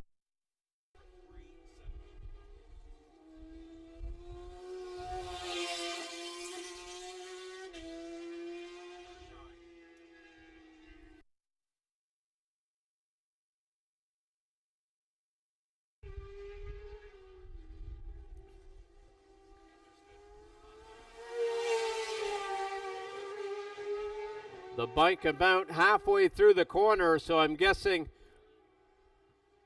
that he lost the front end, slid into the bags there.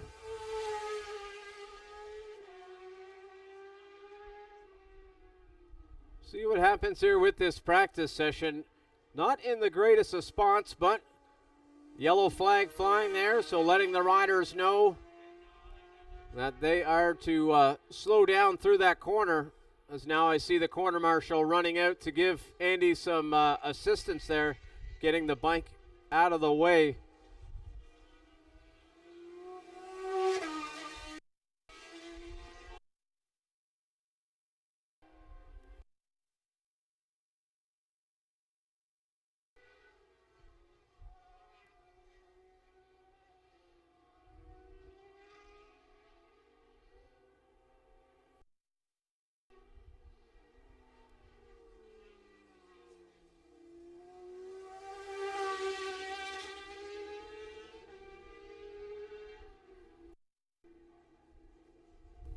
Corey, if I may, I should like to mention that this class on track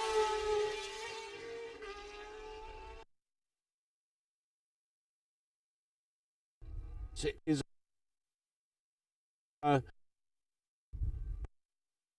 alongside Jordan Zoke's pit area, and Kristen down there would be happy to you. If you need insurance, name it, whether it be boat, ATV, snowmobile, or your house, they can insure it. Take a moment, go down and speak to Kristen, get her business card, get a quote, and do been supporting your sport for a goodly number of years, continues to.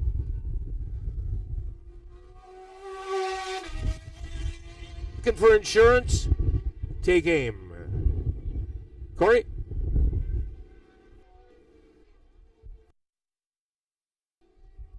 Yeah, Frank, looked like you found a spot there out of sight, so a little cut out there, but pulling through at the end, talking about AIM Insurance. Great.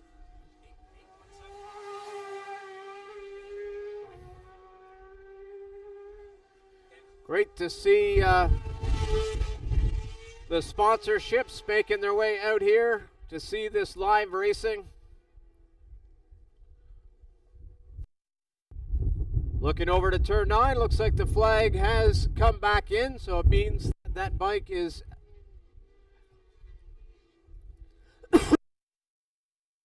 off there. The bike has come back in, the 37 of Andy Hutchinson. So now we have clear track there. It was the 146 of Alexis Baudouin making his way to the top, only by 27 thousandths of a second, though. As we're now down to about 7.5 minutes, of this AIM Insurance Amateur Superbike practice session.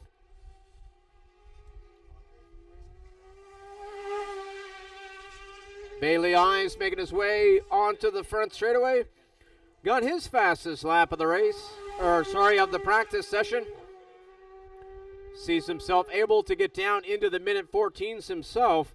So now only 0.7 of a second separating the top 3 riders.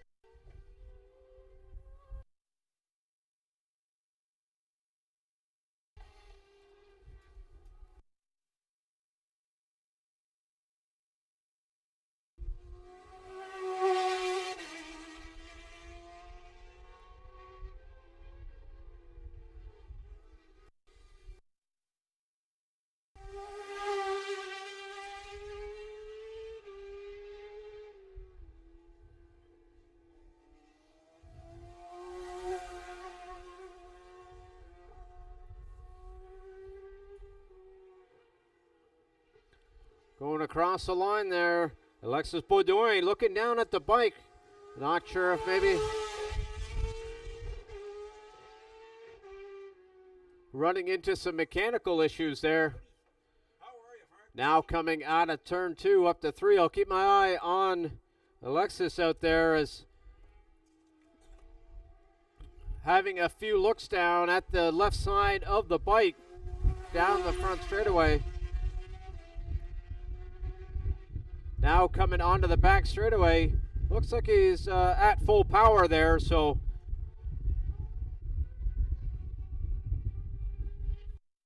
looks like nothing major there with his machine.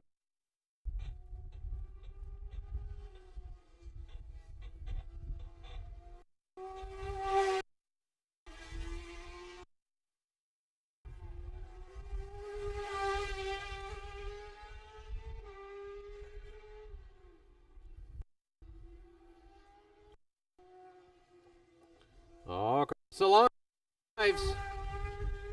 Able to find a little bit more speed out there. Now down to 1/10 of a second. Back there in second place. Getting closer and closer to those minute 13s.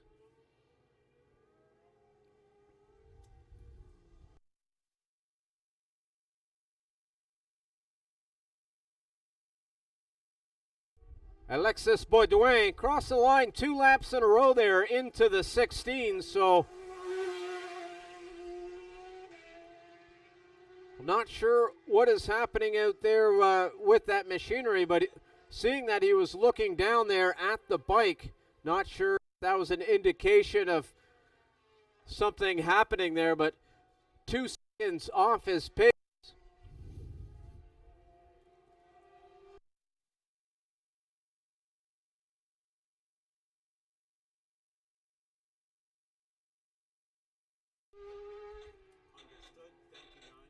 The first rider into the 13s.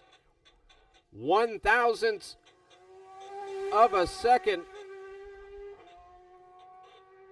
into the 13s with a 1:13.999 is the number 6 of Bailey Ives. Now sees himself 46 thousandths of a second ahead of the 1:46 rider of Alexis Baudouin.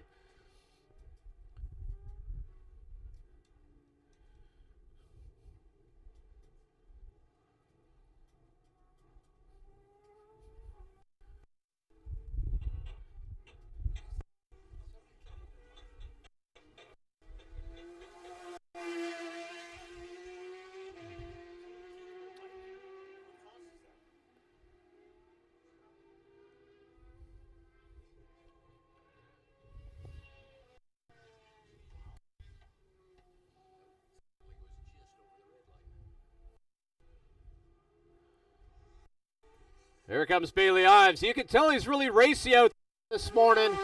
Ryder putting the input into the bike coming around turn 10. Not showing up on the lap time, but definitely Bailey Ives pushing it there now late into this Ames Insurance Amateur Superbike practice session. Now with 2 minutes left to go. Pushing hard through turn 10 and 11. Was expected to see a lower 13 there, looking by the input the rider was putting into that, but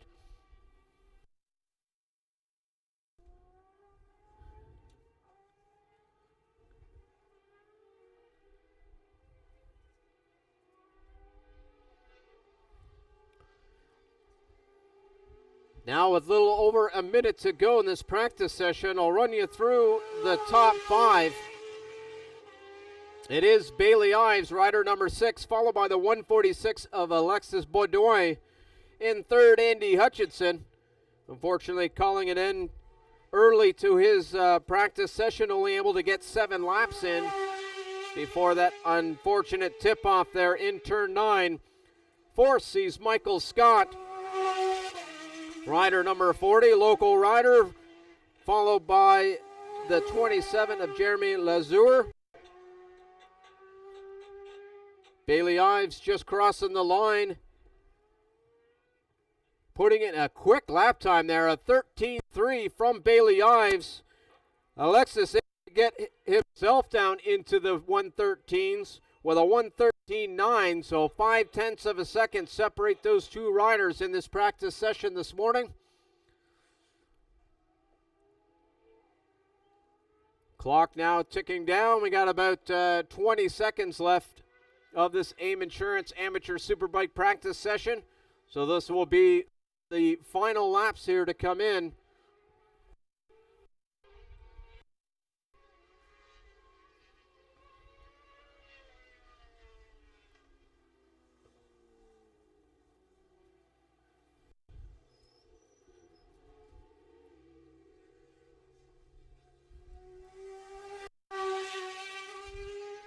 Bailey Ives crossing the line. We'll see what kind of times he's got. Into the 13s again, but a little bit more than his fastest lap.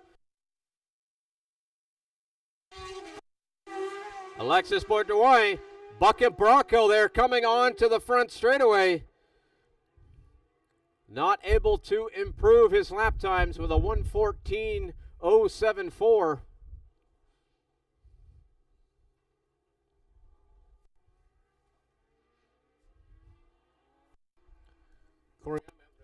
Deja vu in that it was Bailey Ives and Alexis Baudouin who battled it out at Shannonville. So I got suspicion this may go on from here.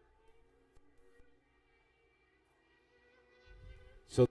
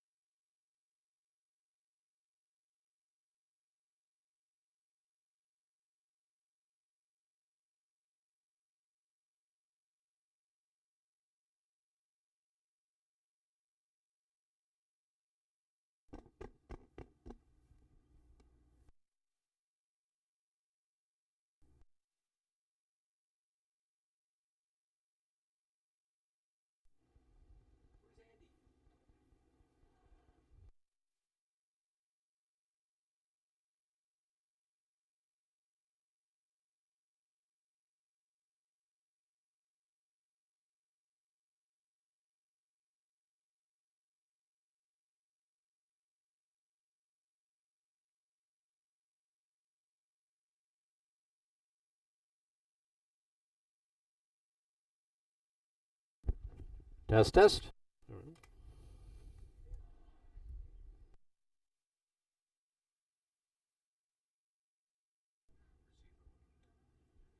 try that again. Oh, sorry. Yeah.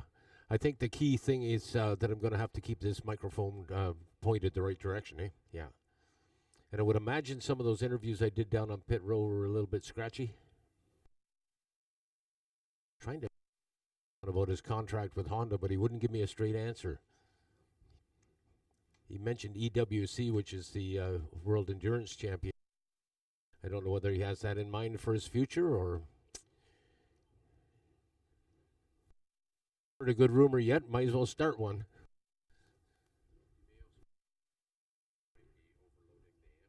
Okay.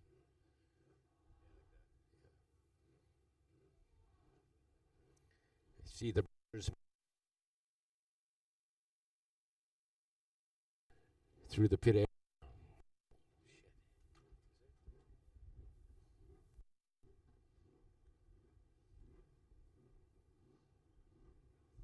I'll just run into some here.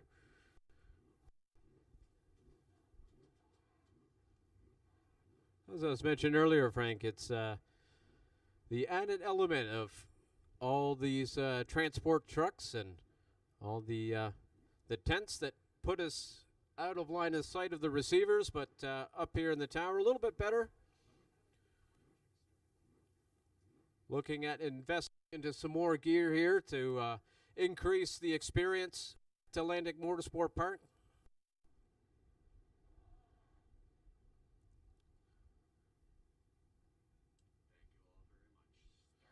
So we now have 2 minutes left in the countdown for the next practice session, which is the Supersonic Road Racing School Lightweight Sport Bike practice session.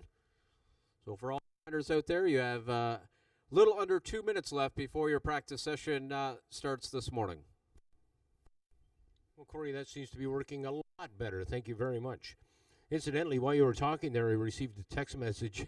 Now, I'm not going to tell you who it's from because I don't want to embarrass them, but here's what it reads. Come on, Frank. Pump up the volume. We can hardly hear you down here. Okay, we're doing our best. And Corey, speaking of doing our best, thank you very much for all the pre-work that you've done in preparation for arriving. As you have noted that we've ran into a few wrinkles here, but it seems as though you have ironed them out. Thank you again. Much appreciated. Let's talk a little bit about Tony Sharpless's Supersonic Road Race School. You know where the name came from, first of all. Well, I'm guessing it's the Supersonic Road Race School? No? Well, yes, you're right that Mrs. Sharpless is in the Canadian Hall of Fame. Tony Sharpless is in the Canadian Motorcycle Hall of Fame, as is her brother Blair. And her other brother, Todd, is in the, I can't remember the name of the county, but there's a county down in near Sarnia that has a Hall of Fame, and sure enough, Todd Sharpless. So all three Sharplesses are in the Hall of Fame. And all three of them come from a motorcycle shop in the east end of Toronto called Sonic Motorcycles. So Tony, when she decided to help youngsters come into the sport to start building towards a Canadian world champion in motorcycle racing, it will come. Whether it's within my lifespan or not remains to be seen. But the seeds that Tony has planted are a crop for the future, Corey. And, I just give her a tip of the hat and thank her for what she's doing for the sport. Thank her for what she's doing for our youngsters that are into motorcycle racing. And thank her also for being part of the Bridgestone Canadian Superbike Championships. Hats off. And with that, Frank, the bikes now making their way out onto the racetrack.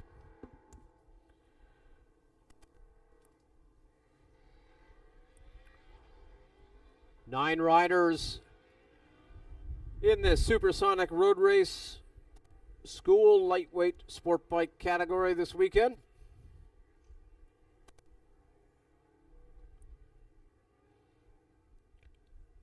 Frank, a name you might not have spoken here in this lightweight category in the past. It's the local rider, 132 of Corey Canfield. In the off-season, after having some fun in the regional racing here at Atlantic Motorsport Park, was able to pick up the Kawasaki 400 from Gary McKinnon. No excuses. Really, he's got, and he really enjoyed the battle in that lightweight category. We have a few riders here in the regional round in that lightweight category. He really enjoyed the battling, so he decided to park the Superbike to come out for some fun in the lightweight. So the 132 of Corey Canfield out there on that Kawasaki 400.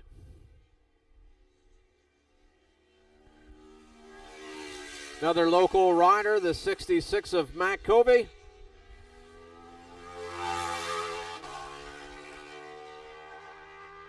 Two fast local riders here.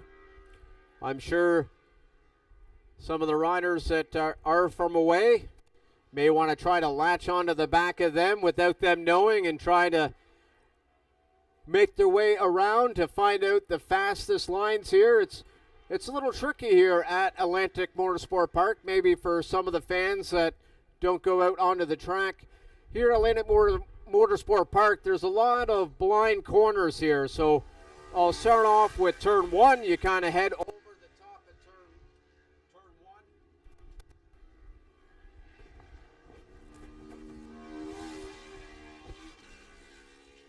You head over the top of turn one, and your apex is over the top of the hill, so you have to keep driving over in anticipation of that turn. Another blind apex here is 5.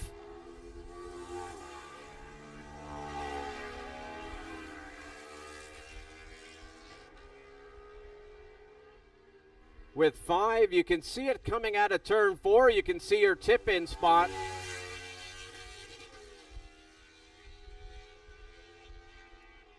But the exit of turn 5 is over the top of hill and coming down the hill.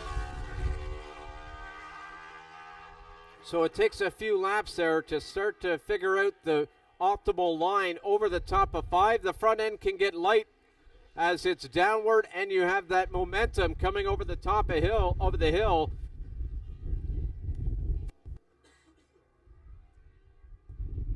So that's a spot you typically get into what we call a tank slapper, where the front tire gets a little light, the handlebars start shaking.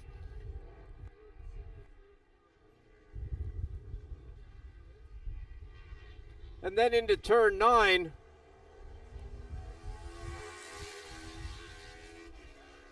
A little bit of a blind apex.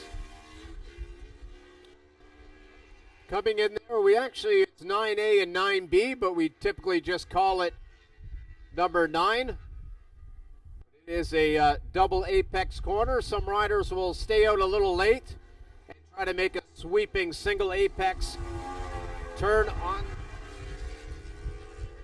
turn number 9, but some lap times coming in here now.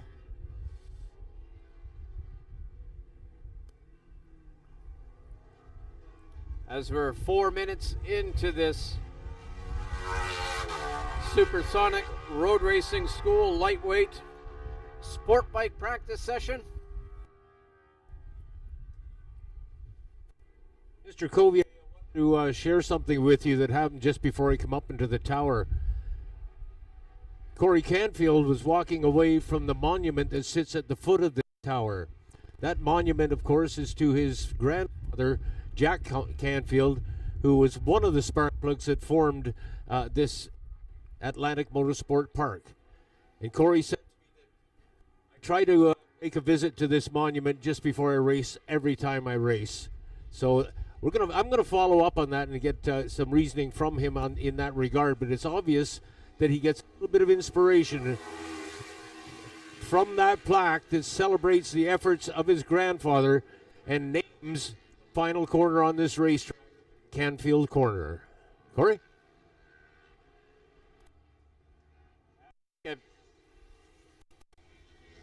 Notice 2 of the local riders.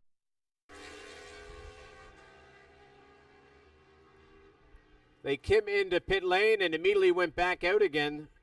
Was assuming that they were seeing some riders maybe following behind them. Giving themselves some distance between those riders as they went right back out again. Corey Canfield crossing the line. Currently the rider on top, but they're in the mid-20s there. These riders able to get down into the 14, 16 second mark. So not putting a whole lot of weight into these lap times at the moment, as there's still 13 minutes to go, and they're certainly going to drop by I'm assuming around 5 seconds.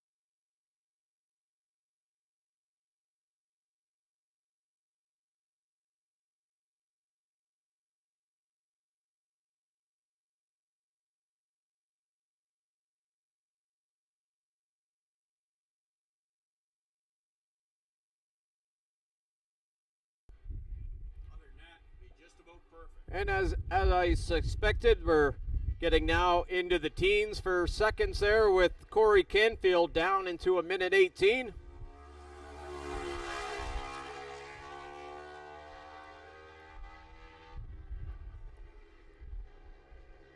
Lachlan Alexander, rider number 32, sees himself into the low 120s out there.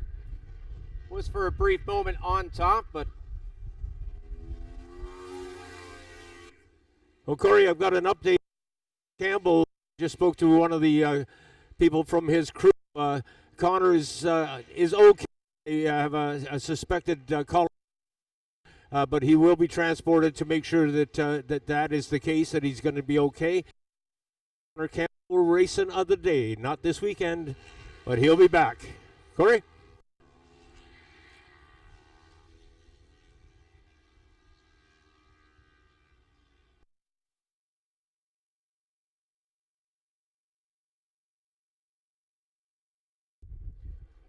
Now about halfway through this practice session.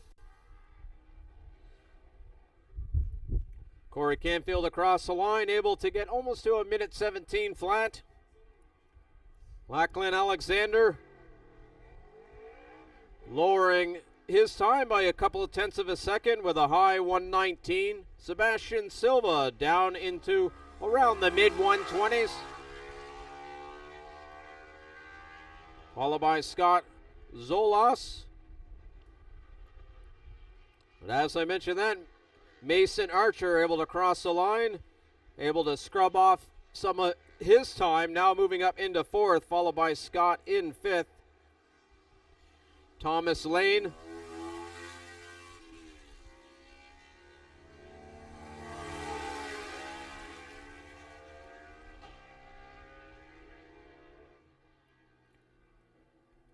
Sees himself sitting currently in sixth.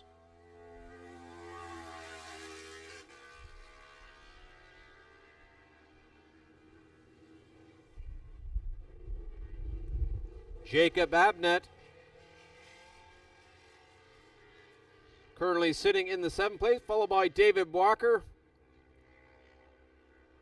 Matt Covey there at the back momentarily. I believe he just went back out there. He's one of the fast riders there. Typically around a 116, I believe, in the regional racing. See if he's able to get a quick lap time out there in the practice session.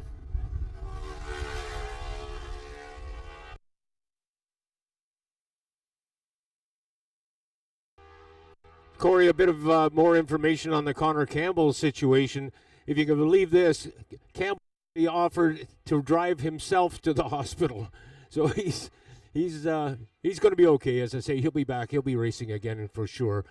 It is. I don't think I speak out of turn. It came from someone in his family that they suspect a broken collarbone, and he is in some pain. But yeah, he actually offered to drive himself to the hospital. So, not.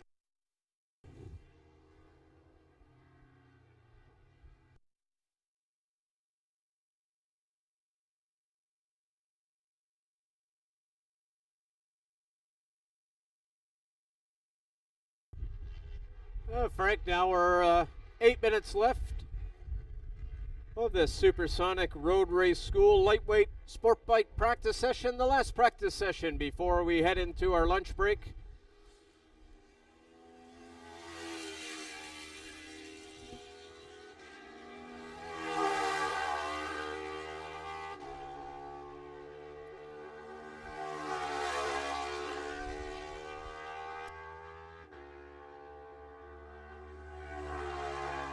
And as I suspected, Matt Covey able to get down into the teens with a 1:19.6.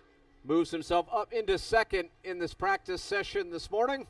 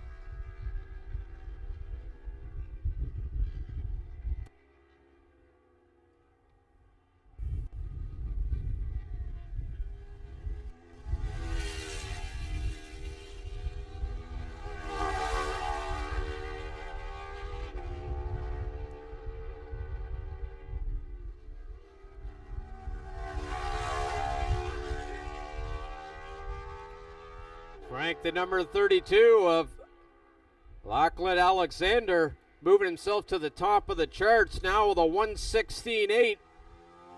First rider into the 16s. He was looking pretty racy there coming onto the front straightaway. Follow him through this lap here. I believe that is Lachlan there coming now out of 4 over the top of 5. Looks like he's trying to hunt down Corey Canfield as getting close to him now down the back straightaway. Having that reference from a rider up in front can be helpful as they're now coming into turn 9. I believe that looking at how racy Lachlan is out there, I believe this lap time is going to be lower.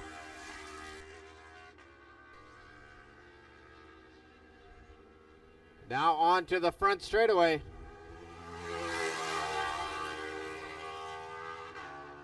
With 5 minutes left to go. Quick lap time into the 17s, but not faster than his quickest time out there. Coming down pit lane, Corey Canfield talking with his pit crew there. 5 minutes left to go. We'll see if he's going to head back out or call it a day. Matt Covey as well coming onto pit lane there.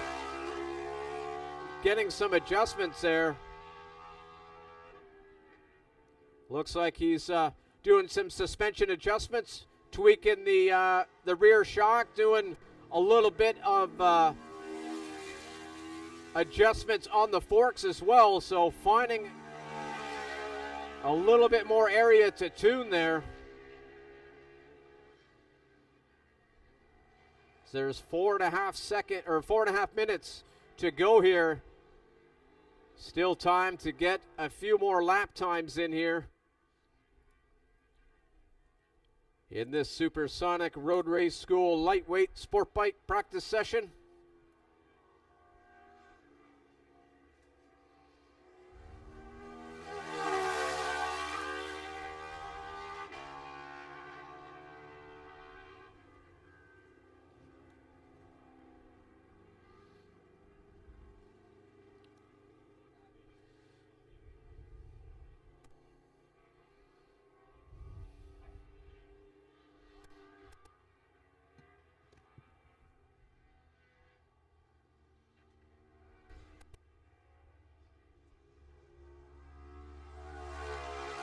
One of the things I often think about this lightweight sport bike class presented by Supersonic Road Race School, Corey, is that the riders that are on the track right now, it won't be long, like maybe 4 years, 5 years, and they'll be into Superbike.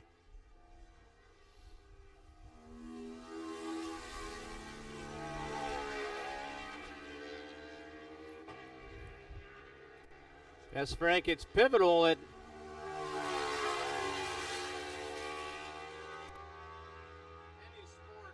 that stepping stone in order to advance your skills. And being here in Atlantic Canada, not seeing it firsthand, but hearing everyone in the industry talk about how much it has improved the riders at a young age, stepping into the lightweight category, then into the potentially the twins, and then sport bike, and then superbike. Definitely pinnacle in advancing their skills early on at a young age and giving them that opportunity to move through the ranks here in the Canadian Superbike Championship. The key phrase there is young riders. You know, a lot of people within the sound of my voice may have not started riding until where they could get a driver's license for a motorcycle. And nowadays, of course, a person that's 16 years of age may have 10 years of experience on motorbikes. It's a far cry from what we saw in past years, of course, where riders were graduating from the ages of 16 to 20 and then moving up. But now we find them in early teens, and it is because of schools, the Supersonic Road Race School, that trains the rider on all the basics that they carry into sport bike and mentioned super racing.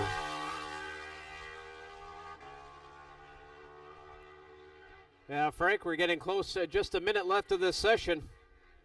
Lachlan still on top with that 1:16.8, followed by Corey Canfield and Matt Kobe. Sebastian Silva and Mason Archer making up the top five. So still a couple laps left for these riders out there. But at the moment, it is Lachlan on top.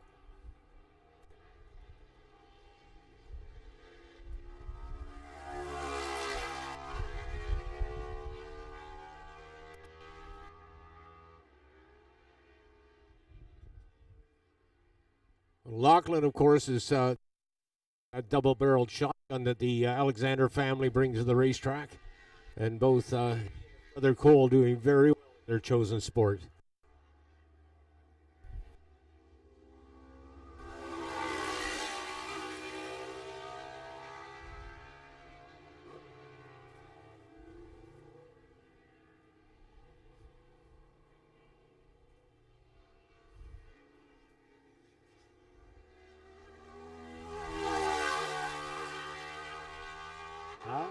Corey, if you hear a grumbling noise alongside you, that would be my tummy starting to say that it's lunchtime. And we got 2-1 and checkered flag out here now in the Supersonic Road Race School Lightweight final practice session of the morning. Frank, that might be why our mics are cutting out. We think it's a radio, but it's really our voice cutting out as we're running out of juice here.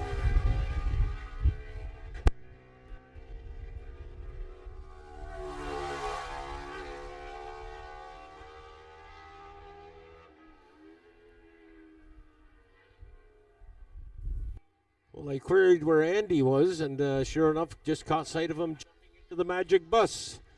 It looks like he's going to be taking a lap of this track to pick up our friends in white at trackside. Our marshals here.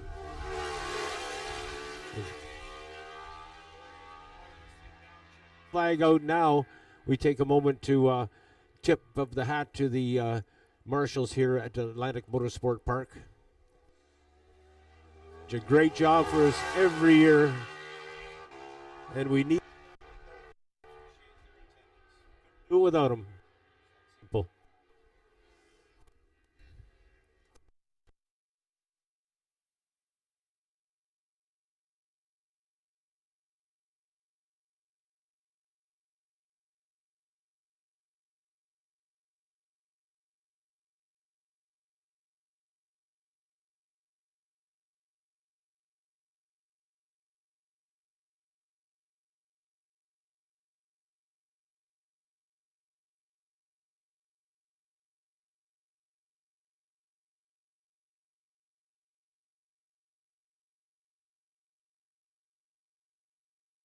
bringing us. Okay, that completes our practice sessions for the morning. We will take a lunch break here, and then we'll be back on track for official qualifying this afternoon. Enjoy your lunch, and we'll talk to you in the early afternoon.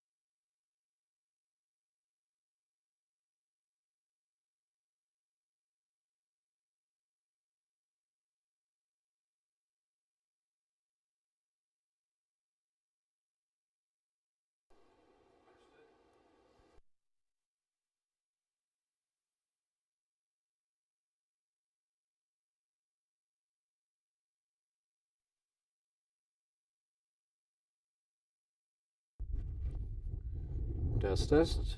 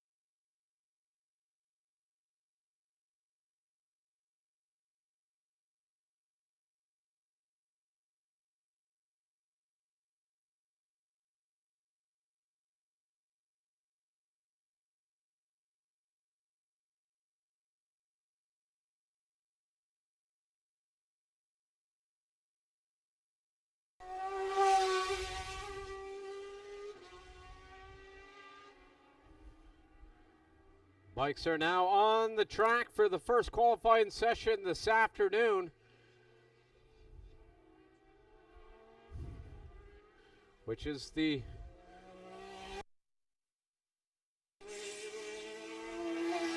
OPP Racing Pro Supersport.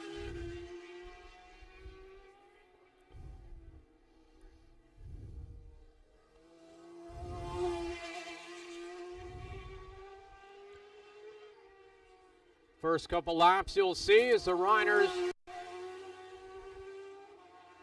getting those tires warmed up. Getting up to speed there here at Atlantic Motorsport Park. So first couple laps, riders getting acclimated to the conditions this afternoon, and then we'll start to see some flying lap times come in here momentarily.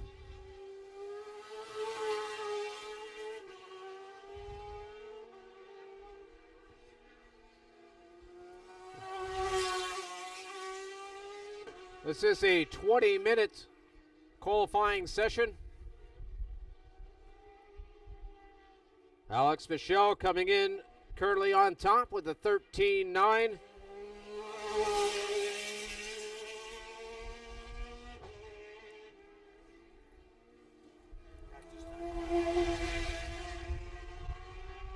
Torrin Collins looks like he's got himself and the bike sorted after that tip-off there in turn 4. Coming across the line with a 110.7. Coming out on top, followed by Tommy Kaza. But as soon as I mentioned that, Sebastian Tremblay now moves himself up into second place with a 110.8. 0.06 of a second ahead of Tommy Kaza. Cole Alexander currently in fourth, followed by Matthew Simpson.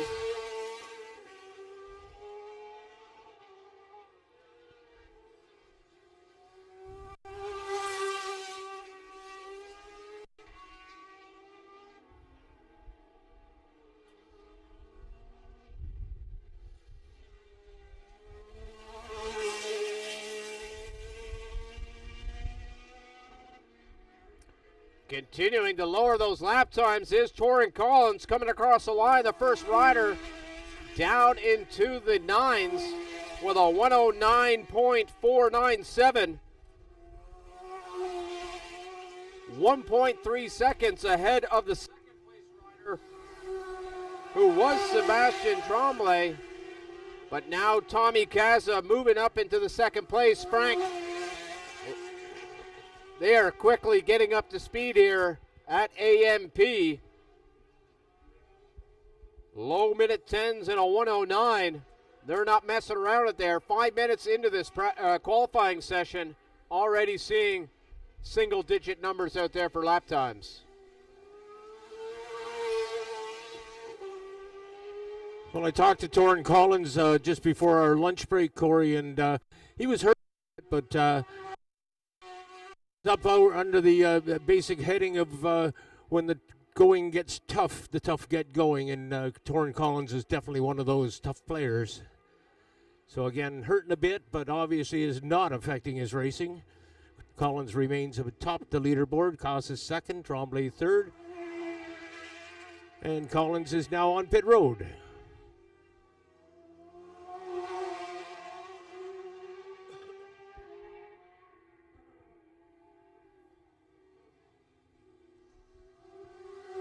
Certainly nothing serious with Collins. The crew is around his motorcycle. They're exchanging pleasantries, and Collins goes rolling right back out again. There wasn't a hand on that motorcycle. I think he just checked in and said, "I feel fine."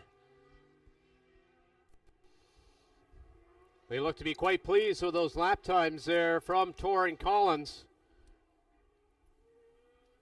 Quickly to the top of the box. Tommy Kaza, though, he sees himself now into the 109, so he is only 0.3 of a second back.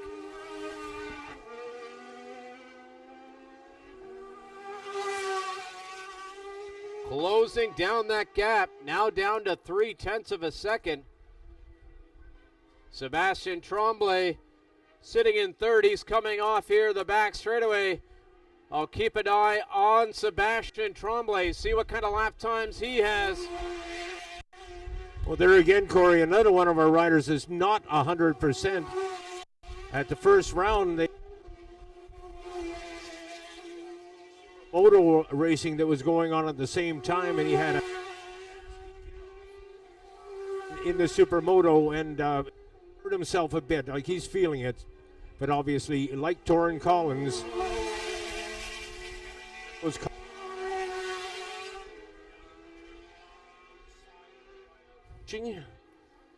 and no doubt he, by the time they reached. Sebastian Tremblay able to lower his lap time, still sitting on the front row in third, but he is 0.4 of a second back from Tommy Casa, 0.7 back from Torrin Collins. Oh, who's that rider? Side Canfield corner here. I think that was the 27 machine. I believe I was going by his leathers at the back. So we didn't catch sight of. He was exiting the final corner here, and again almost on this final corner here, Corey. If you run up onto the concrete on the outside of this left-hander, that concrete rapidly evaporates into grass.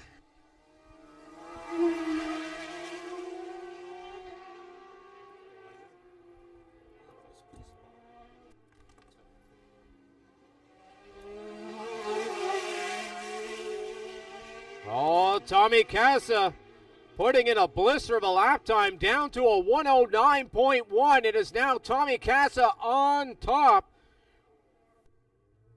0.3 of a second ahead of Torrin Collins. What a blister of a lap time there from Tommy Casa.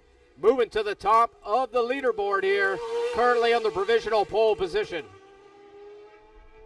Cole Alexander, the rookie upstart, rookie pro, sitting in 5th spot now. He had a great ride down at Channelville Motorsport Park. That is, of course, his home track. And he is having a good ride here at Atlantic Motorsport Park. But Corey, as you well know, if you haven't raced here, you are lucky enough to be racing here for, from your first race type of thing. But for people visiting this place for the very first time find it intimidating, to say the least. Talking to Cole Alexander, the paddock, mentioning not having the usual practice here at Atlantic Motorsport Park. With there not being that track day yesterday here at AMP, he's had to quickly have to dial in that suspension. Said a lot of movement from the bike out there, having to rustle it around, so he made a few suspension adjustments there on the lunch break, hoping that that was going to dial in the bike. And as you mentioned, down to the 11.5s, so continuing to try to find some speed out there, as he needs to find another at least 0.6 of a second if he wants to catch Matthew Simpson, currently sitting in 4th position.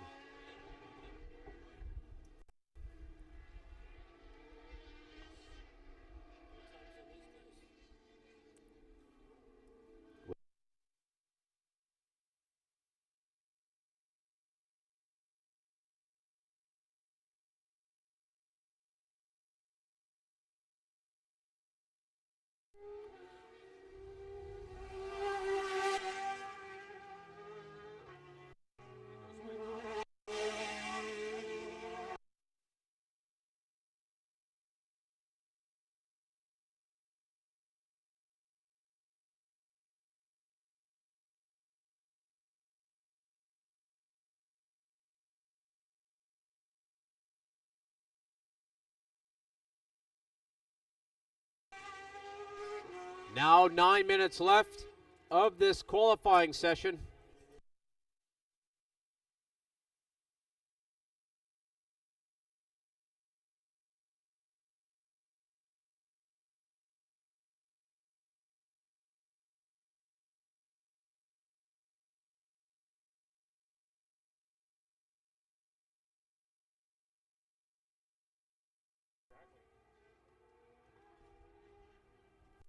All right, now 8.5 minutes left Thomas Kaza on top.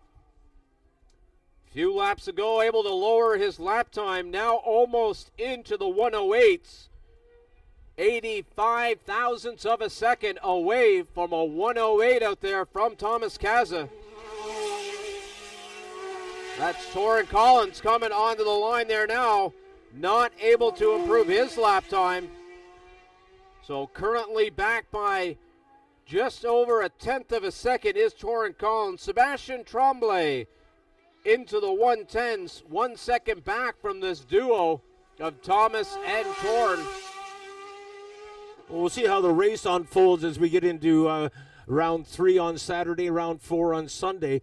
But going into this round, I talked to Thomas Casas, and Tommy confirmed that, he was very happy to have won the opening round 2 races, and it does give him the points lead, of course, towards the national championship. And perhaps his best approach this weekend would be just to take it easy. You don't have to win here to maintain your championship lead. If you finish second to Torrin Collins, and the fact that Collins won't be back in the series until we go to Mosport, so that does not present a threat to Casas. So I expected him to be running a little bit slower is what I'm getting at, just to make sure he brings that fast riding school Suzuki GSXR 750 home in one piece. Because in order to win the championship, of course, you have to finish the races. Well, I'll take a quote from Mike Tyson. You always go in with a plan, Frank, until you get punched in the face. And for the rider, I'm sure when that visor goes down, that plan's going to go out the window, because being a racer myself, it's tough to not go for that win, having that rider right in front of you. So I'm sure we're going to see some tight battling here come tomorrow between Thomas Kaza and Torrin Collins. And Sebastian Tremblay, he's 1.3 seconds back. They call him a shaker for a reason, and I'm sure he's going to shake off whatever kind of suspension or whatever he's dealing with, and he'll be right at the top too, Frank. Number 79, Mackenzie Wheel, has moved up 1 notch, and Alex Michel has been moved down 1 notch. Now we take note that Cole Alexander is sitting in 5th spot, reflecting back to our warm-up session this morning. He was 4th fastest, as a matter of reference. Oh, this looks racy from Torrin Collins to see across the line. Oh, a couple laps ago, I missed it, Frank. He's the first rider into the 108s. Cool. The last one, almost a 108 again with a 108 or 109.035. So Torrin Collins moves himself back onto pole position.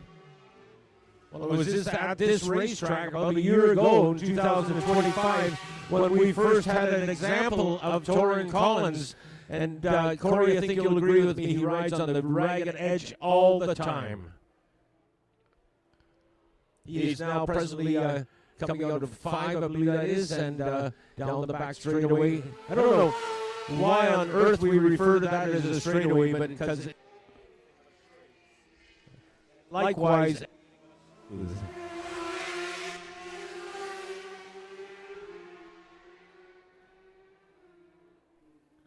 Thomas Kaza looks like he's headed back out to the track there, so we'll see if he's going to try to find 3/10 of a second out there this afternoon and fight for that podium, that pole position.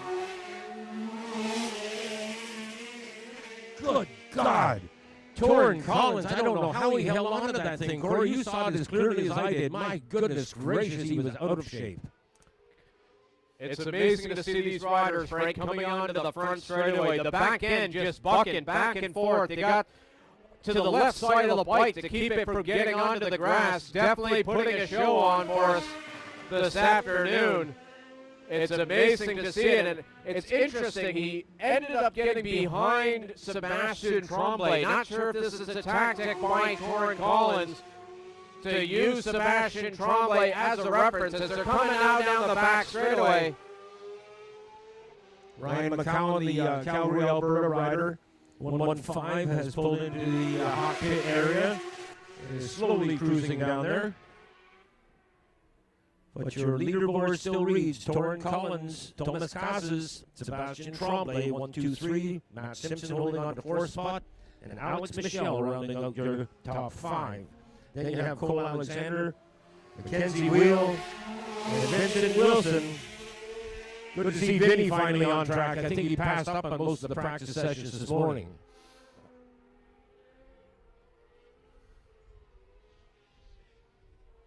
Now 3 minutes left of this OPP Pro Super Sport qualifying session. Few of the riders here in pit lane. You're allowed to head into pit lane during your qualifying session. Make any adjustments you want. One thing you can't do is go into the paddock. So as soon as you go into the paddock, your qualifying session is over. So you'll see the riders head down pit lane, talk to their pit crew, make any adjustments, then head back out and not be going into the paddock because they'd be immediately be calling it into their qualifying session.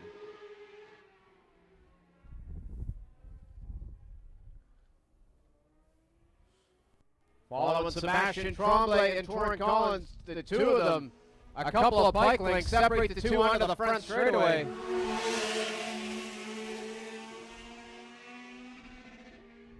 It looks like Torrin Collins has been kind of slowing up at a certain part of the track and then sticking right behind Sebastian Tremblay. It looks like he's going to school trying to see maybe some of the shakers tricks there, as he now has got around him down there in turn 2 as they're going through 3 there, Frank. So he passed him with authority going between 1 and 2. We couldn't see it, but we saw him going into what position he had there, and then coming out, of course, that had changed. So the pass obviously happening on that downhill shoot down into 2. Looks like he might have been using him as a reference as well. He got back by about a second or two behind him. And use him as a reference, Frank, because that was Torrin Collins' fastest lap of the race. Down to a 108.5. Oh, here comes Thomas Kaza. Himself down into the 108s with a 108.7. Only 0.2 of a second now between those two riders.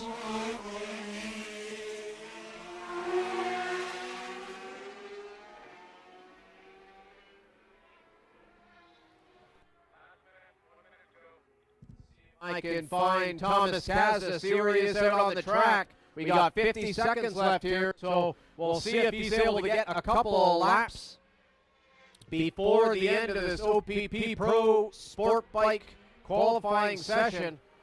Here he comes here now onto the front straightaway, so he'll get this one, Frank, and another lap. We'll see how close that lap time is. Dante Busick trying to keep up with Thomas Kaza, is doing a good job, but not quite at the same pace, of course, as what our former sport bike champion is.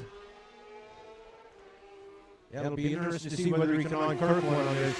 But of course, as I was saying to Tommy earlier, it's really not that important. If you're looking for a championship and you've got a time that's going to put you on the front row, then take it easy, bring the thing home upright. Checkered flag is out. Keep an eye here on Thomas Kaza. He is now down the back straightaway. This is it. This is his last chance to get pole position. Tipping into turn 7. We'll see what Thomas Kaza has here. He needs to find 0.2 of a second. Now tipping into turn 9. We'll see what kind of speed he's carrying here through 10 and 11, Frank. Looking pretty racy here. Coming on to the front straightaway. Here comes Kaza, front end chatter onto the front straightaway, back end bucking across the line. He was pulling the front wheel on that Suzuki about a foot off the ground for at least 20 yards. Frank, look at that lap time there. Look how close that came to the finish. Wow. 35 thousandths of a second was Tommy Kaza, but unfortunately it was on the plus side. It is Torrin Collins holding off pole position from Thomas Kaza by 35 thousandths of a second. Frank, earlier you were saying he might take it easy and bring it home. He's surprising me, I'll be honest with you, Corey. I thought we had an understanding. I thought he was following my advice, but that is obviously not the case. He's a racer. He wants to win, whether it's qualifying or the final. Oh, good. Good. Thank you very much for that. Cole Alexander moves up in the 4th spot. That's where we saw him after the practice session. So good on him. Don't forget he is a rookie pro, so he is doing very, very well indeed. So again, as Corey mentioned, Torrin Collins is fast qualifier. Tom Casas in 2nd.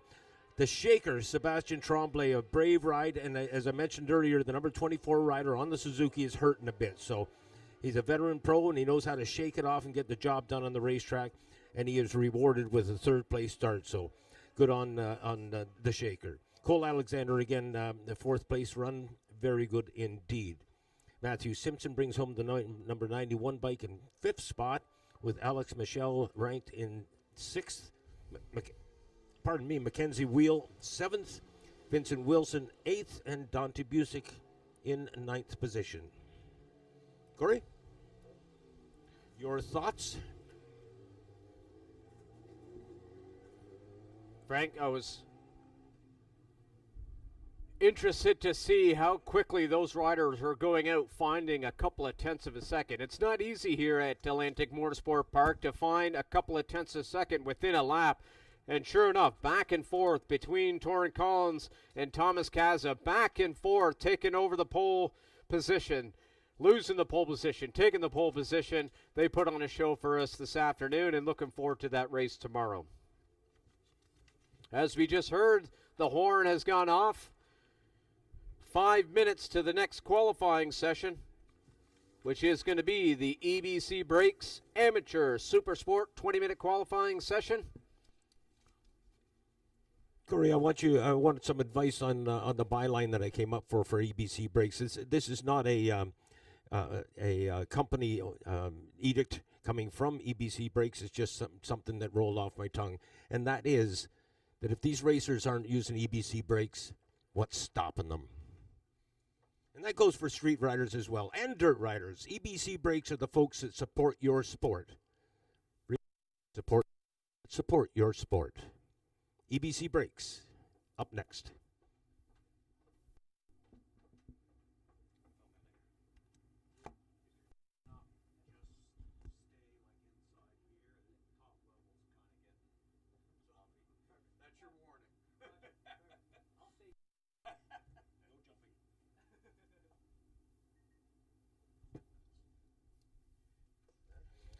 Yeah, I think you summed it up properly.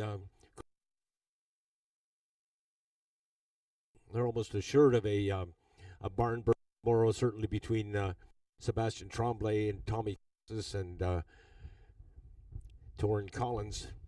You remember on the very first lap of the National Championship final, it was Torrin Collins and Sebastian Tremblay, and I think the rider involved in it, but it was a mishap down in 5, is it? 4, thank you, in corner number 4. And that pretty much put paid to the efforts of Torrin Collins last year, and of course Sebastian Tremblay at the same time. So let's hope that does not repeat itself on this day, and that they all bring it home upright.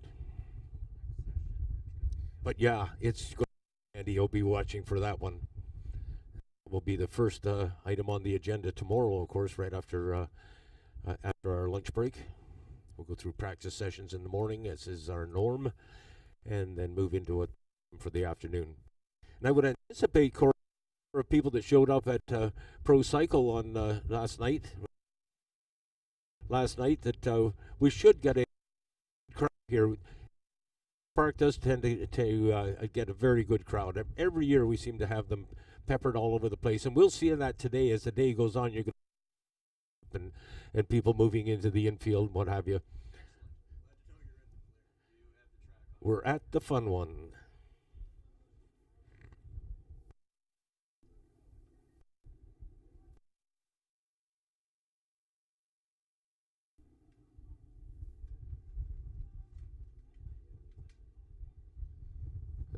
Word to Corey Canfield. Corey, if you have a moment to visit us in the tower, we would appreciate that. At your convenience, of course.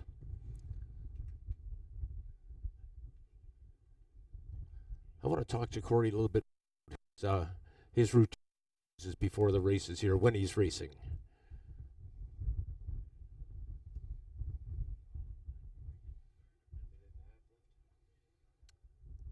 1.5 minutes before we move into the EBC breaks. Amateur Super Sport class. Let's have a look at some of the lap times and what have you from this morning. Bailey Ives was fast man on the track. He hails in from Brookfield, Nova Scotia on the Suzuki. He posting a time of 1:15.54. And then Alexis Baudouin, very close to him indeed, with a difference of 0.376. Thanks for that, Corey. And take note of the number of laps they did, eh? Like Bailey Ives got in 12 laps out there. Alexis Baudouin got in 18 laps. Wow, 12 laps for, where are we here? Right on, yeah. And Doug Newman at 16, yeah. And 10 laps for Andy Hutchinson. Oh, that was a crash, yeah. Did you happen to see that, Corey?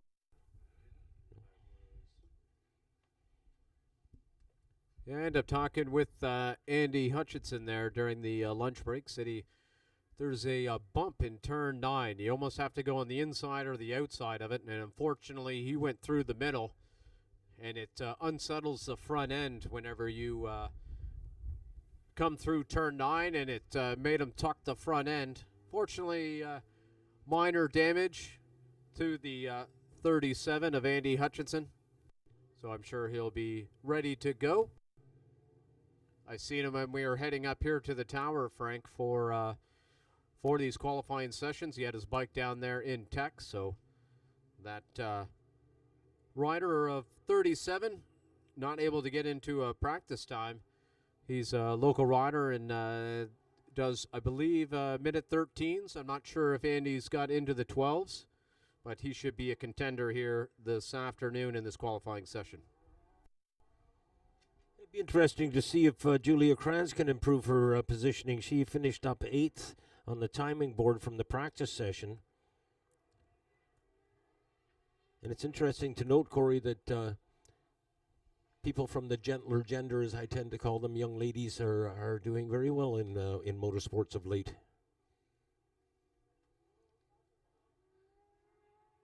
I'm forgetting the name just now, but I know there's a young lady in the United States of America that's doing spectacularly well of late. And that, in turn, will inspire other young ladies to take part in it. So Julia Krantz kind of breaking the ice, if you will, for young ladies that may want to follow in her footsteps. Is it Kayla? Kayla Yakov? Oh, that's right, yeah, the girl in the States, yeah. Thank you. All right, bike's now out on the track. Oh, he had to get off the gas. Who was that? That was Alexis Baudouin coming onto the front straightaway, Frank. Had to get off the gas. Off the throttle, yeah. Wow, that was close. We've had a couple of close calls that we've noted up here.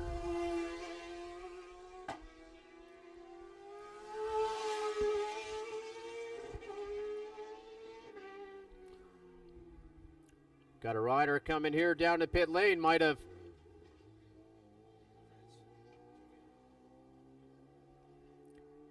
Looks like it's Julia, maybe looking for some quick adjustments. She's going right through pit lane, it looks like, and heading back out. Oh, making some front adjustments there to that handlebar.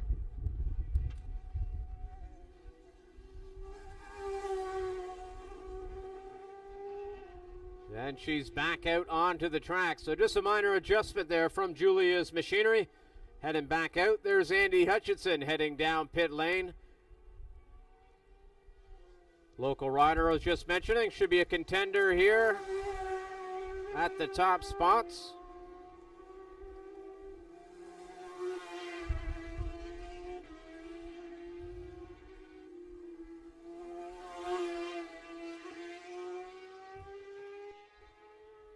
Alexis Baudouin coming across the line with a 1:14, Frank. That is a second faster than his qualifying time. Even more, that's a second and a half.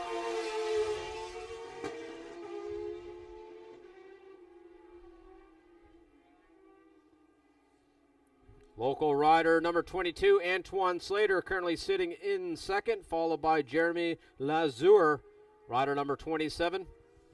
Still initial lap times here. Riders will be getting their tires warmed up, getting all adjusted out there in the first couple of minutes. So these lap times will start to fall quite a bit here as this laps tick down.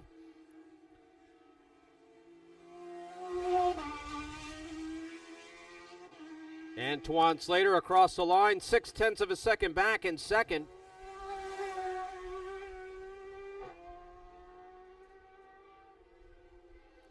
Holy moly, Frank. Alexis Badoy now find a 13 flat.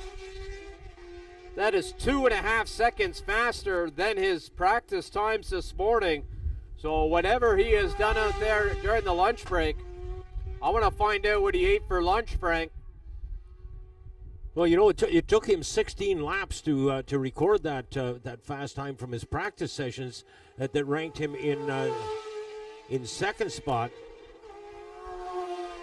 I was going to mention the leaderboard with Ives on a Suzuki, Baudouin on a Yamaha, and Slater on the Honda. First Kawasaki out there is the Pickering rider, Doug Newman.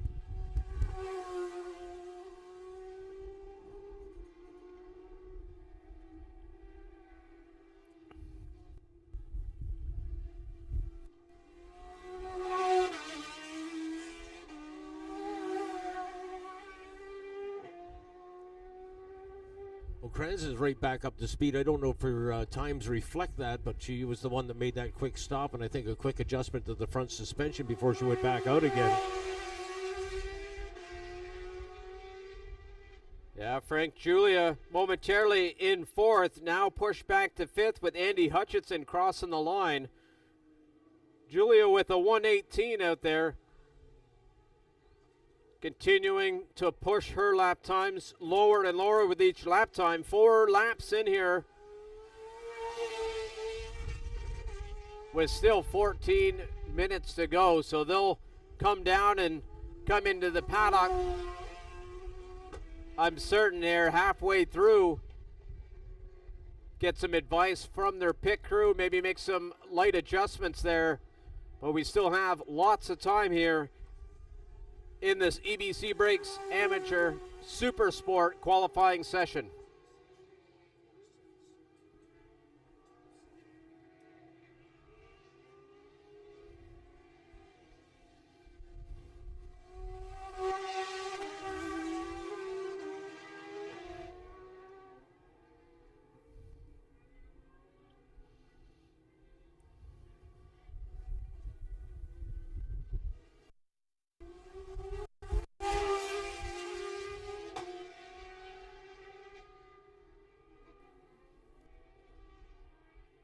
Bit of action in third and fourth place there. Jeremy Lazur and Andy Hutchison hooking up with one another. Yeah, and only 1/10 of a second back as well, Frank. So it looks like they're having some fun out there as they're making their way around turn 3. Andy into the 1:16s, putting in his fastest lap here so far in this EBC Brakes qualifying session.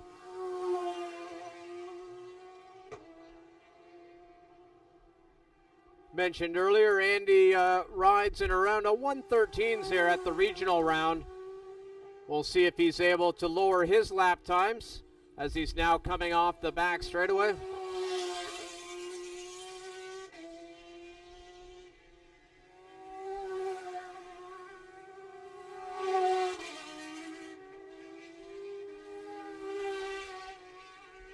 Well, they're pitching each other very, very evenly. And maybe a move here coming onto the front straight. Nope, it didn't happen. But he's sniffing. He's definitely sniffing. He's got something happening there, buddy.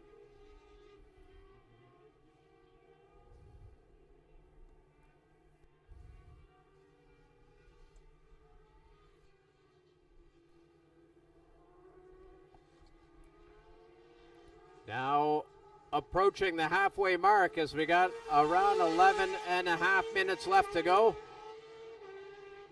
Alexis Baudouin still on top with a 1:13.053. 1.6 seconds back is Antoine Slater, followed by Jeremy Lazur, Andy Hutchinson, and Nicholas Kranz.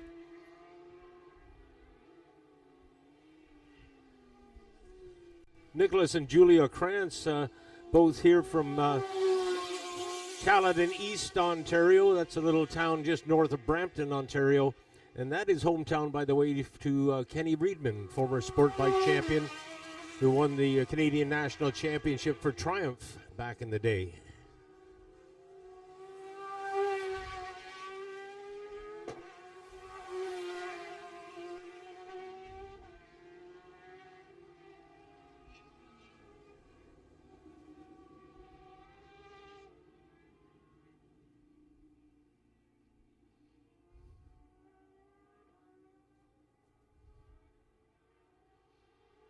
Few of the riders here now heading down pit lane, checking out lap times, looking at where they stand.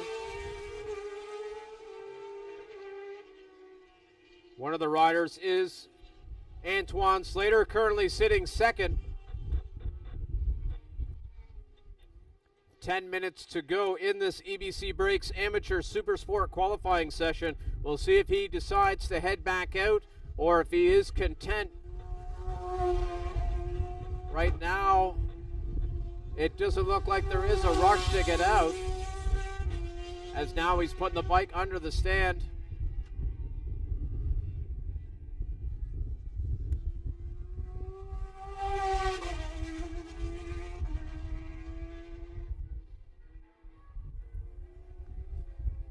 Another local rider, Michael Scott, sees himself move up into the third place position with a 1:15.9. Jeremy Lazur, he's around 0.5 of a second back, sitting there in fourth.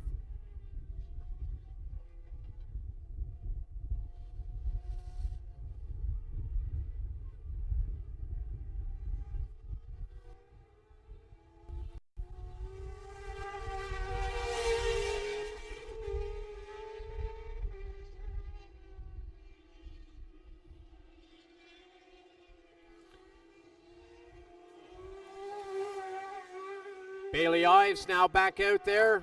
I shouldn't say back, he's just got out there. He's only done 3 laps. Is able to move himself up to the front row, sitting in third with a 1:15.3. You will be hearing more from him in the next few laps, I'm sure. Remembering that Bailey Ives was first in the practice session. The Brookfield, Nova Scotia rider on the Suzuki GSXR 600 recorded 16 laps rather in practice. Was circulating in the 1 minute and 15 second bracket. And what's he looking at now, Corey? Still sitting there in third. He should be coming across here momentarily. I believe that is Bailey going into turn 9. So he is definitely a contender for the podium positions here at AMP. Right now coming out of turn 9. I'll keep my eye on him, Frank, as he's coming towards the front straightaway. Looking fast here onto the front straightaway. Comes number 6 of Bailey Ives.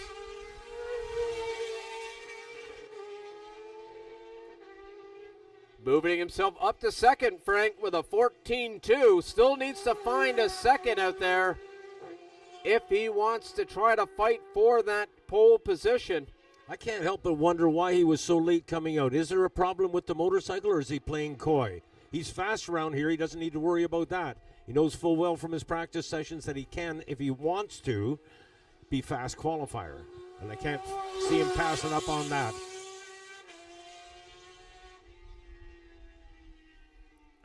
Definitely took his time getting out, Frank. Half the session. You know, that's the type of thing that we used to see quite often from the likes of Pascal Picot and a few of the top pro superbike riders who know full well that they could go out and cut a certain lap time, so there was no need really to go out and waste a bunch of gas and wear tires out when you know that it's only going to take you 3 or 4 laps to get the job done.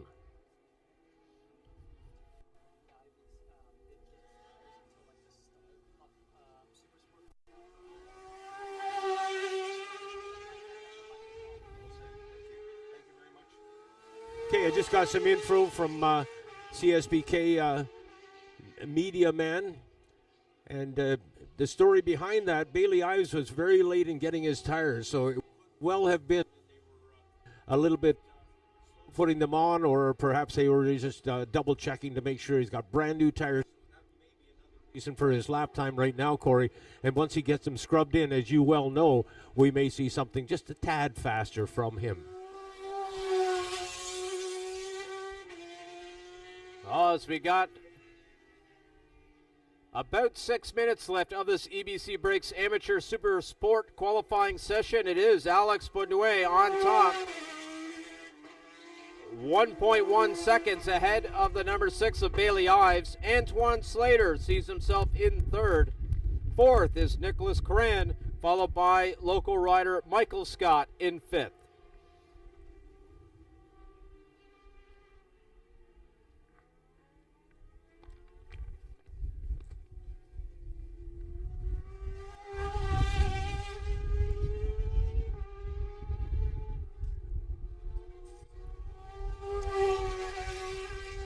Ives, I think he was a little bit faster that lap around than his previous lap, but he still is mired back in second spot.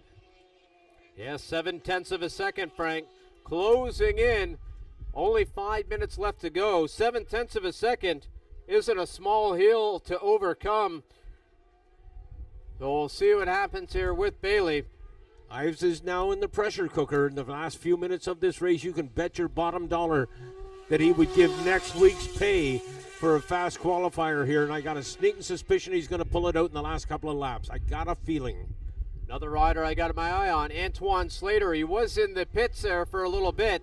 Now has back out. One of the fast locals. Currently sitting in third position. No, he put the lights on, but it did not move him up the leaderboard. I have a feeling we'll see Antoine getting closer to that 13-second mark. Bailey Ives continuing. Now he's 2.8 seconds back from Alexis Baudouin. Still with little less than 4 minutes left here, Frank. Lots of time for Bailey Ives to try to pull some magic here. Do you think he's playing games with us, Corey? Do you think he's just sandbagging it and just waiting for the last 2 laps to uncork one? I truly expect him to be top of the leaderboard, bottom line. Frank, I think he is playing a smart game, taking a 10th here, 10th there. But Alex Baudouin quickly up to speed there, making all the other riders have to try to play catch-up, putting in those quick lap times right off the bat. A good strategy, because now you're making the other riders potentially panic. How am I going to find this 1 second? How am I going to find 1.5 seconds whenever he first put in that 1:13 flat mark? So definitely a good strategy from Alex. We'll see how Bailey responds here with now 3 minutes left to go. Nicholas Krantz moves in and rides it straight down the pit row, has come to a full stop and is now conversing with one of the CSBK officials there. So I'm not sure what the scoop is there, but he's leaving precious little time to get back out if that is his intent. Frank, lots have happened there in the last couple of seconds. Bailey Ives now 1/10 of a second away from that podium position. Antoine Slater, as I mentioned, I think he's got 13s in him. Well, he did a 13.8. Andy Hutchinson put out his fastest lap with a 14.4. So with 2 minutes left to go here, I'm quite interested to see how these last laps transpire, Frank, in this EBC Brakes Amateur Supersport qualifying session. Yeah, this is starting to get exciting. They had to wait until the last few minutes to get us all wound up here, but can Bailey Ives do it is the bottom line here. That is the question on the racetrack right now. Bailey Ives, who did so well at Shanaville Motorsport Park. Bailey Ives, who has put so much effort into promoting this race himself. And Bailey Ives, the man who was fast by far during the practice session, is mired in second spot. Can he possibly pull this one out?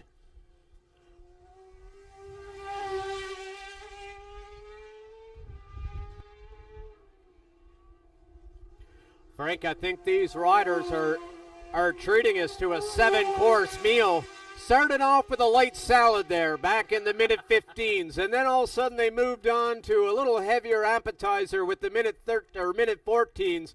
Now we're into the dessert here, Frank. We're into the sweetness of this qualifying session, and seeing those riders going down the back straightaway, I can't wait to take that first bite. Yeah, no kidding.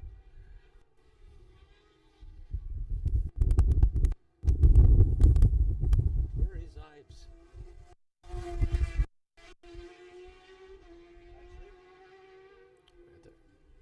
Bailey Ives on the back straight, the roller coaster.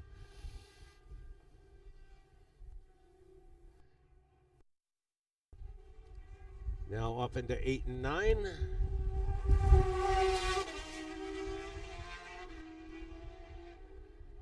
Nope. I think this is Ives. Oh, sorry, Frank. 26 seconds here left. So the last few flying laps here. Here comes Bailey Ives. Okay.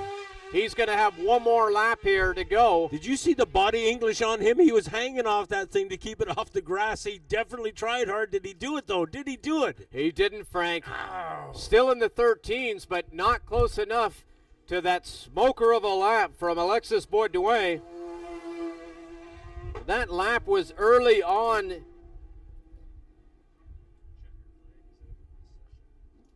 In this qualifying session, he just made everyone play catch-up, Frank, right from the get-go. They were able to close in with being a 10th back, but just not close enough so far.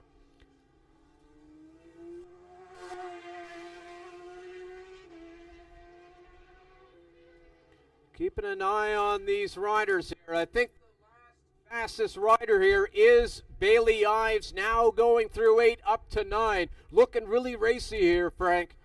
They kind of have that body presence to them coming off the back straightaway when you know they're on a heater. And here he comes, back end bucket there through turn 10, Frank. To the woods yet. Bailey Ives still has a stab at the cap. He comes out of corner number 10, making himself aerodynamic. Was it good enough this time? He was 0.2 of a second off, Frank. 0.2 of a second. Bailey Ives putting on a show for us. Congratulations, though, goes to Alex Bourdouin, putting the heater of the lap, making all the other riders have to play catch-up. Alex Bourdouin is tomorrow's pole sitter for the EBC Brakes Amateur Sport Bike. That was a dandy. Really good qualifying session. He'll shake that off. He'll be mildly disappointed is my prediction, but he'll also have a little bit of a burr under his saddle when it comes time for the national championship race tomorrow. The good thing I like to see at these lap times, Frank, is from a fan standpoint, we have 4 riders within 1.2 seconds. Whenever they get out there and they start racing and they're able to use the other riders as a reference, they'll quickly get up to speed, and I could see having a 4-rider battle here come tomorrow for those 3 podium positions. Well, I'm looking forward to this race, Frank.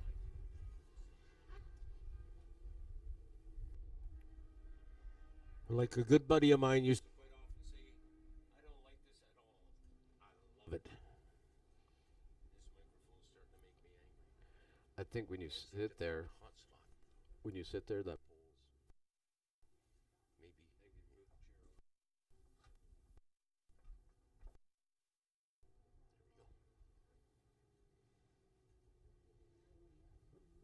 I must admit, Corey, I'm a bit surprised. You know, I've been monitoring my phone, and I truly thought that we would have got some feedback from the folks that are out there listening to us on YouTube and watching the live timing and scoring. And you'll remember last year when Cole Alexander's mom sent us that very complimentary note and how much she enjoyed listening to it and how she had passed the word around to all their friends that they could listen in as well and follow the Bridgestone CSBK series. But in particular, of course, she was watching for her son, Cole Alexander. This time around, she'll be watching both of her sons in competition here. They're not watching, listening to, sorry. Yeah, Frank, and everyone listening on YouTube, we got the chat open here, so if you're out there listening, Give us a shout out there on YouTube in the comment section. Let us know what rider you're cheering for. Let us know what you think of the stream. But Frank, we've been off to a great start to this qualifying session. Now, as we can see, the media van heading out for the TSN crew. That means the next one, Frank, is the GP Bikes Pro Superbike. And hats off to the good folks from GP Bikes. And I say that with a bit of a smirk on my face because I had my GP Bikes a baseball cap all ready to go to come down here to Atlantic Motorsport Park, and I picked up the wrong hat as I was walking outside the door, and I didn't even notice it until I got in the train station and saw my reflection and realized that I'd left my GP Bikes hat at home. So I thank Nate from Gulf Fuels for helping out as he has loaned me a baseball cap that is properly attired in a CSBK sponsor, and that is, of course, Gulf Fuels. That is the chosen fuel for Bridgestone CSBK.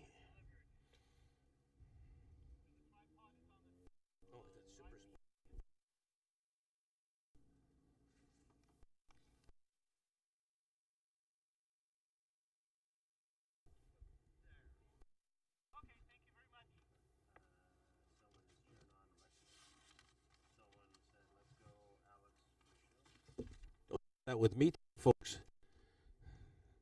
This is cool. Yeah, we got someone when here this happens. saying nice job to Alex Baudouin on YouTube. We got a fan here for Alex Michel. A few people saying thanks and that it's amazing we got this on the go.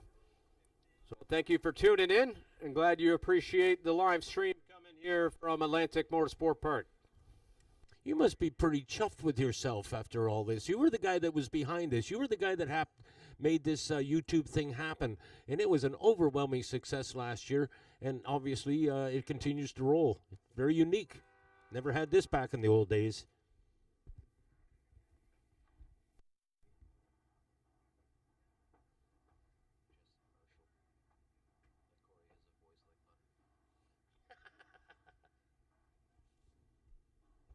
Oh, that is very cool. We have one here, and I won't get Corey to announce it. Of course, he'd be too embarrassed. A note that Corey Covey announcing, and the quote was, "He's got a voice like butter." How does that voice like butter? That's quite a compliment. You'll be wanting to frame that one and put it in the den. Frank, just so you know, I'm known from coast to coast, and I'm good on toast. Well said. Coast to coast, good on toast. Okay, I like it. Up next are GP Bikes Pro Superbike qualifying 1 and 2.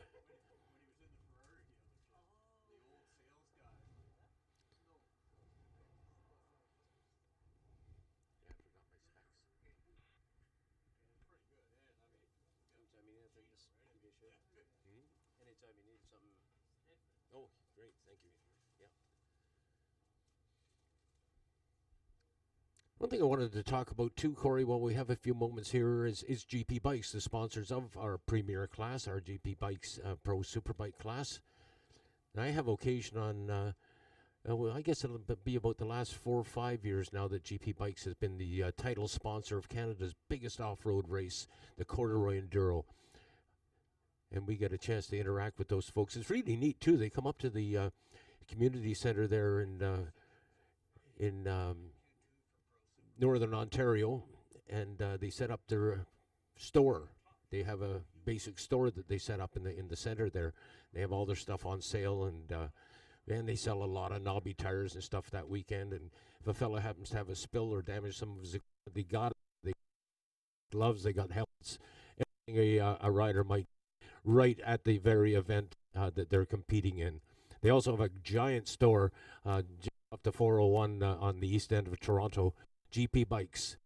Very, very proud to be associated with them, rather, and we're doing a good job.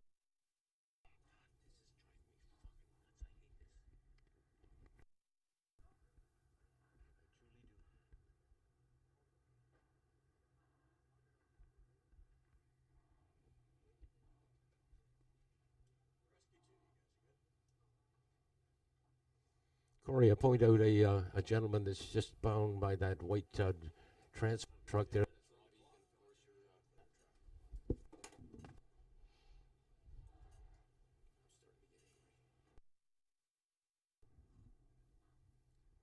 You're probably well aware that Rob is responsible for vehicles that have come down here, the dyno, the trailer that Kawasaki uses for all their team riders.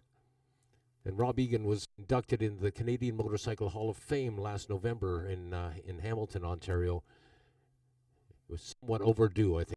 He's got a long history in Canadian Superbike racing. He's been a tuner and a distributor and just about every hat that could be worn, with the exception of winning a Superbike race himself. Egan has been the man.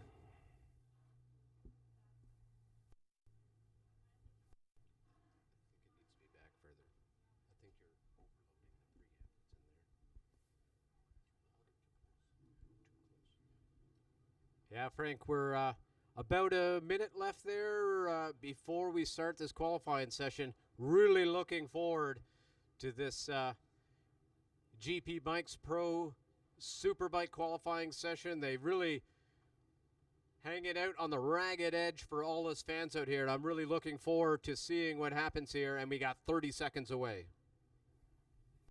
Gives me just enough time to acknowledge our good friends from Bridgestone Motorsports. Rory and Andrew, they're under the white tent. They're there if any riders need any help in terms of setting up their bikes, and they're actually suggesting riders setups on suspension as well to work with the suspension and the tires. You as a racer understand that better than I. Thank you very much indeed.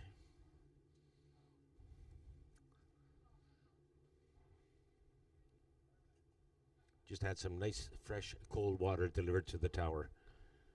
Perfect timing, Frank. Just before the start of this qualifying session, I know we're going to get excited here. It is the first of two qualifying sessions for the GP Bikes Pro Superbike, with the top 5 qualifiers from this session moving on to Q2, which will happen right after this one, and they'll crown pole position here in a little over 40 minutes. Well, from P1, the ride this morning, the practice that the riders had this morning, it was Ben Young that was fast by far, with Jordan Zoke in second spot. And this is reminiscent of Shanaville Motorsport Park. Tommy Kazas in third on the 750 Suzuki, the fast riding school sponsored Kazas out of Peterborough, Ontario. Now, it could well be that Kazas was using that practice time to help him get set up for the Supersport, because that is where his concentrations are.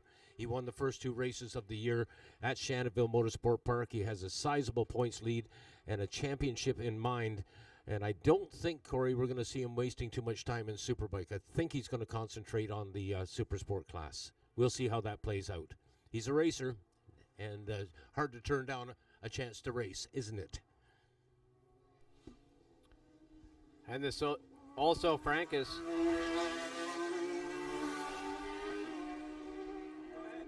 a 20-minute session to maybe work on maybe some suspension adjustments from his qualifying session. We'll see if Thomas makes his way out there, but mentioned earlier, no track day on Thursday, so the only time that these riders have been out on the track is today, starting with their practice sessions in the morning and that pro sport bike qualifying session that started off the afternoon.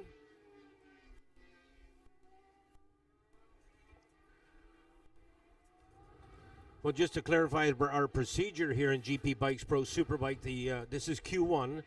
And the top 5, after a 20-minute session, will move on to Q2. Once they get into Q2, the top 5 from P1 and Q1 will be combined, and that will create our field for the National Championship Finals tomorrow and Sunday. So this is Q1. And looking for the top 5. Have I seen it? No, I haven't, no.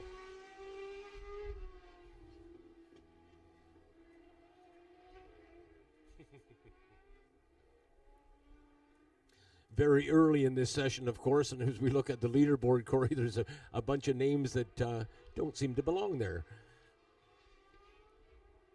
Well, we got Alex Michel in the minute 12s, followed by fast local rider number 80 of Blaise Fougier. But Andrew Van Winkle crossing the line, able to move himself up into second place.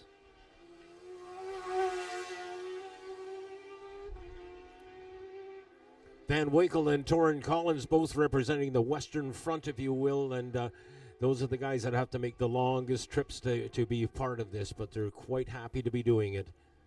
Now, in the case of Van Winkle, for instance, they left the motorcycle here and flew home. The motorcycle was left here after Shannonville, and I think it was left in the hands of Marco Souza.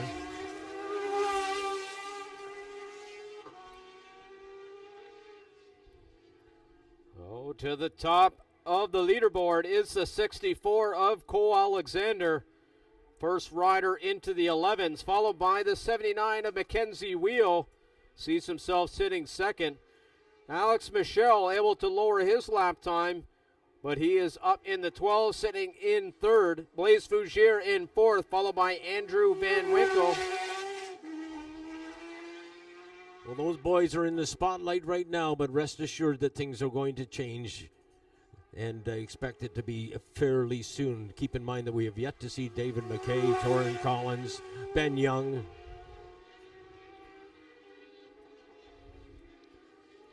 Oh, Sebastian Tremblay, what a heater of a lap, a 109.9, Frank. Holy, jumped up. He is definitely using That's the first this 109 we've seen, I'm sure, isn't it? from this qualifying session. Yeah. Yes, Frank, yep. He's at the top of the box. Oh, no, I'll reflect back. It was actually Ben Young was down to 108 during the practice sessions. Ben Young recorded a 108 during the practice session, and Jordan Zoke was circulating at 109, as was Torrin Collins and David McKay. So they are stacked up for a certainty. And then we have, 3 or 4 riders that are came out of the practice session this morning recording 110s.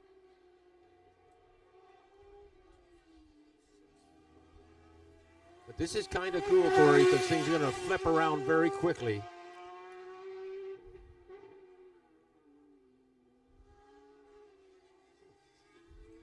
Van Winkle comes across. I thought we might see him pop up closer to the top of the leaderboard, but he is in 4th spot. But again, very, very early. And of course, this is only Q1.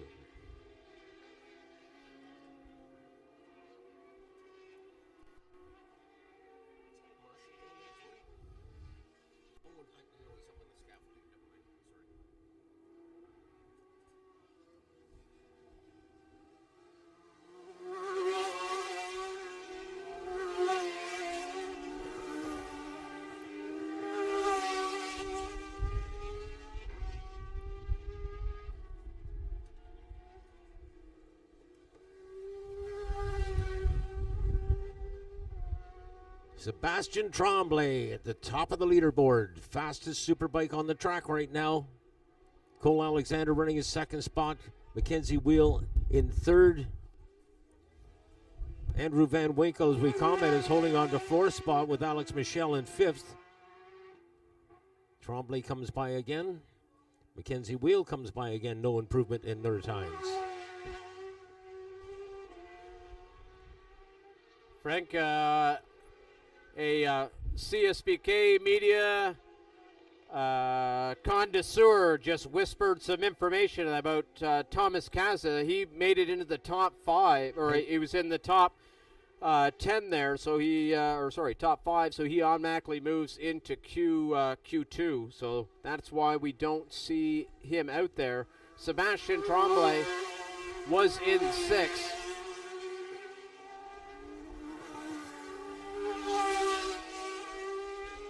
Which forced him into this qualifying session, and he is now currently still on top. Cole Alexander finding, I believe this is his fastest lap time out there, down into the minute 10, sees himself in 2nd, followed by Alex Michel in 3rd, Andrew Van Winkle in 4th, and Mackenzie Wheel moving up into 5th.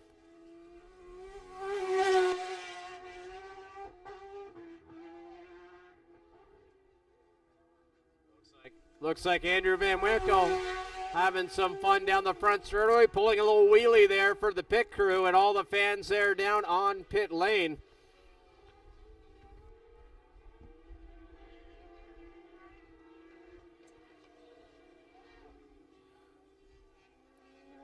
Local rider out of Moncton, New Brunswick, Vincent Wilson, sees himself up into 6th with a minute 12.2. He's going to have to find about half a second if he's going to want to try to get into Q2, as right now he is 6th.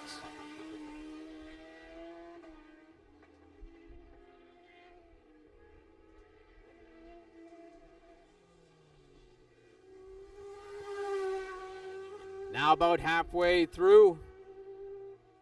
Riders now starting to come down pit lane. Going to talk with their crew, look at the lap times, maybe make some adjustments or just take a breather. First rider is Mackenzie Wheel, currently sitting on that last position that moves him on to Q2 and 5th. Another rider here coming into the paddock. That is the Shaker, number 24 of Sebastian Tremblay, comfortably at the top with a 109.6. We'll see if he elects to go back out or maybe saves himself for Q2.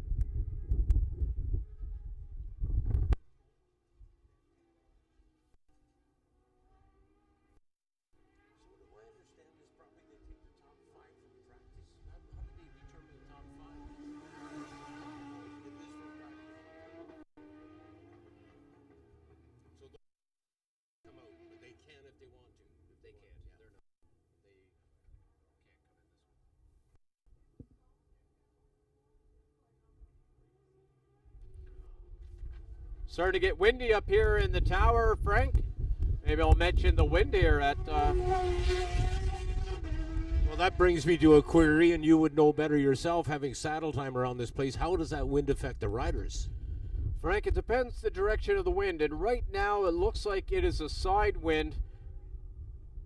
So where that's going to affect them is when they come over the top of 11, it's going to want to push the rider to the left. Now there's lots of horsepower with these bikes, so they'll continue to go towards that concrete you mentioned earlier. If you have a tailwind coming out the back straightaway, it adjusts your braking going down into turn 1. But coming down the back straightaway, when you tuck up or when you come up from behind the windshield, your body acts like a sail and slows you down so you can get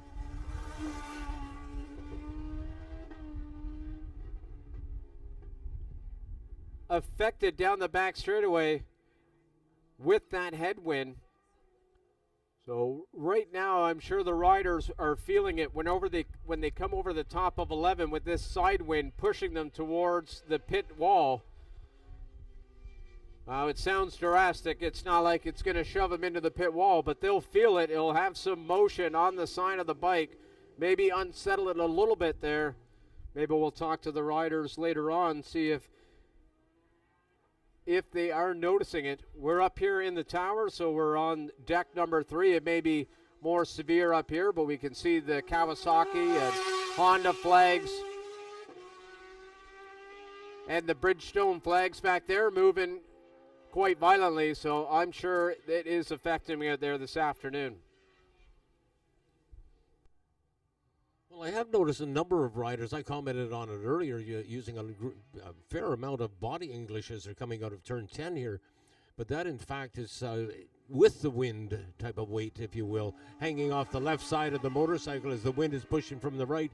And Blaise Fouget on the number 80 bike, putting in some consistent laps here. And Corey, you know him better than I do. He's one of the good guys down here. Yes, Frank, he's well known here at Atlantic Motorsport Park. Former champion, Superbike champion here in our regional round.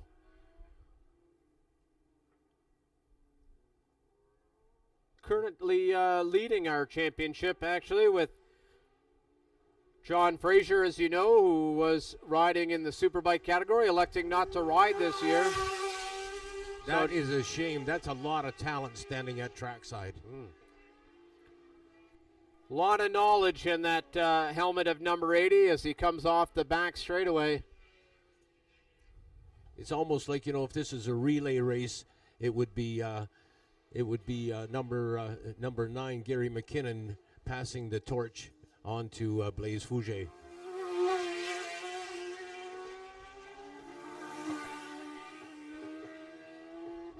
Smooth, huh? Very smooth, and Blaise has great endurance as well. As at the end of our season, we have an endurance race to pay tribute to a few riders here from the past, McConey and Canfield. And during that time, Blaise Fougier on his Superbike during the endurance race, it's a 2-hour endurance race, and he doesn't stop, comes in for gas. He does 2 hours around here on an endurance bike, putting in over 90 laps in 2 hours. So not only does he have the smarts for speed at this track, he's got the endurance to boot. And obviously an intimate knowledge of the surface.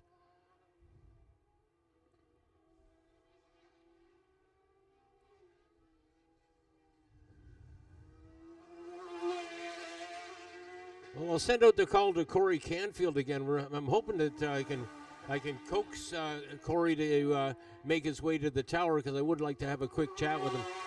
Corey, if you have the time to pay us a visit, we would appreciate it, and I won't keep you long. I'm intrigued by what happened earlier on when he just shared with me a very brief note that he had been to the Jack Canfield Memorial rock that's at the bottom of the Canfield Tower. And he does that every time he's racing. Hope to have a chance to chat with him about that.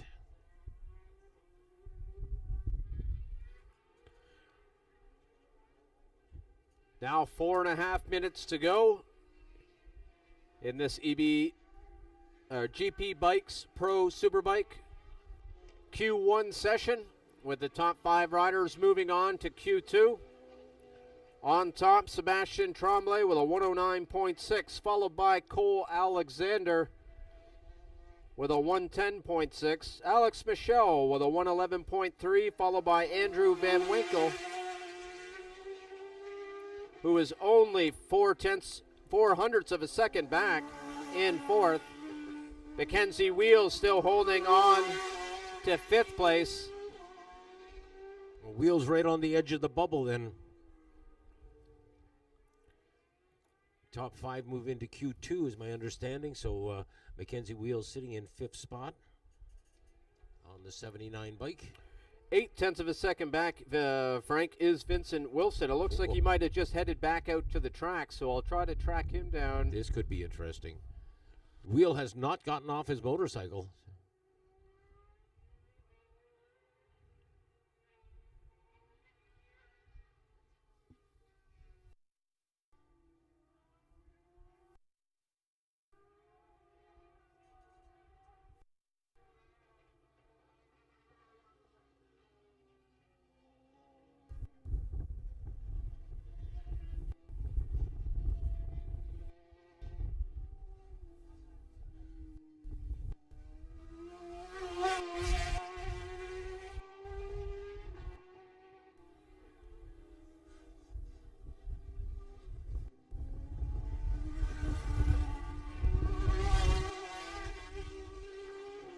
Looking at the 3 riders, Vincent's actually not out there, so right now Mackenzie Wheel looking comfortable to hold on to that 5th place position, because there's only 2.5 minutes left here, Frank. Not sure if where Vincent Wilson is, if he's planning to head back out. No sign of activity on pit row.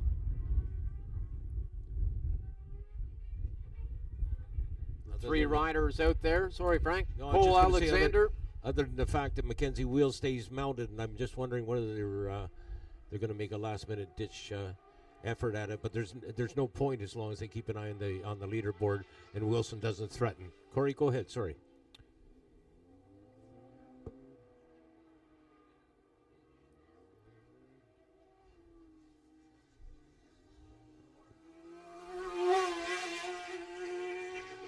Matthew Simpson there heading down pit lane. He's left himself with exactly 1 lap to do here, Frank. So interesting to see what happens here with Matthew Simpson. He'll be able to get across the line and put in 1 heater of a lap. Fougier stops to talk to the Bridgestone folks.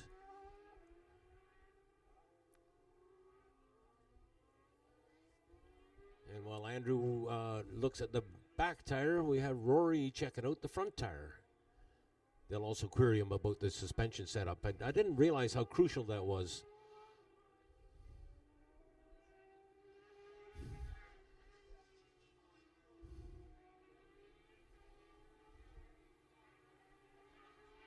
Rory, I can't tell you how much we appreciate the attendance of our Bridgestone technicians at our national championships races. We've never had this kind of coverage in all the years that I've been involved in it.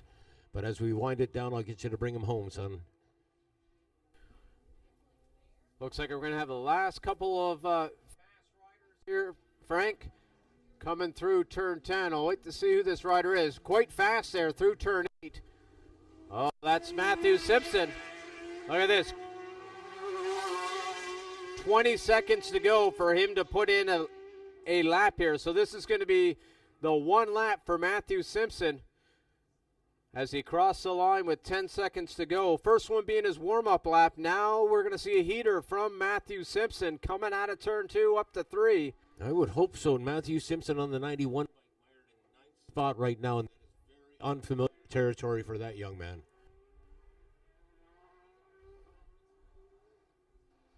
He's hauling, Corey. He is really hauling. Yep, coming over the top of 5, Frank.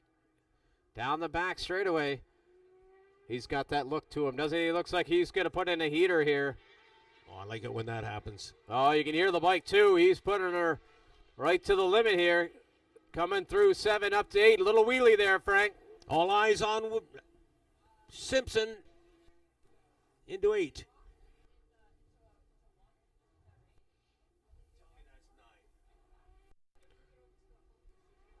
Here comes Simpson.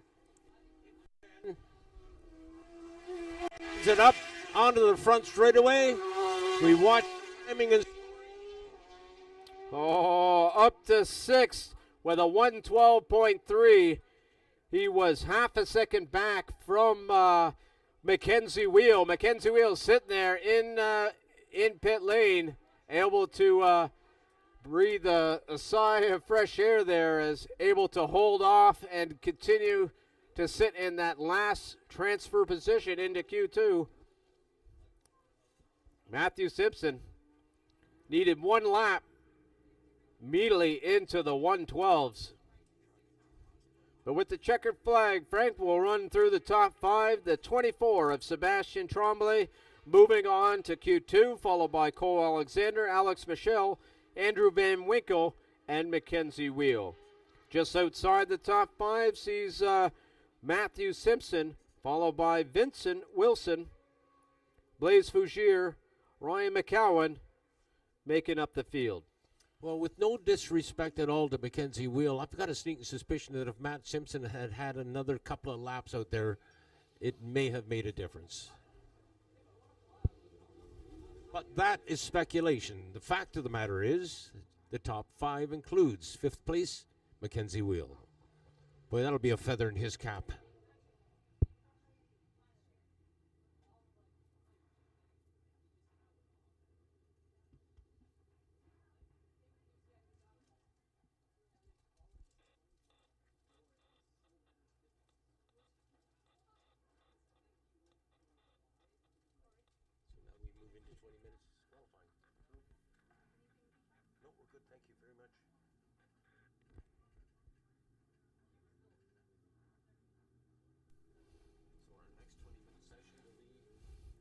Hi, the 5 minutes countdown has just happened here. So we're 5 minutes away from the start of Q2. Looks like it's Chris Chappelle. They're walking down pit lane. Might have had an issue with their horn. Usually that sounds off at the beginning of the 5 minutes. So he's walking through the paddock just to let all the riders know that they have that time. Now down to 4 minutes for Q2 of the GP Bikes Pro Superbike qualifying session this afternoon. You know, Corey, I was going to toss that at you and ask you if you had any predictions, but I think we're in for a burner is what I'm thinking. I don't have any predictions who may take this, whether it be Young, McKay, maybe Van Winkle. And what a brilliant effort by the rookie upstart. I'll keep referring to him as that throughout this year. This is his rookie year. We speak, of course, of Cole Alexander on the number 64 bike, finishing in second spot behind Sebastien Tremblay. Boy, that's bragging rights.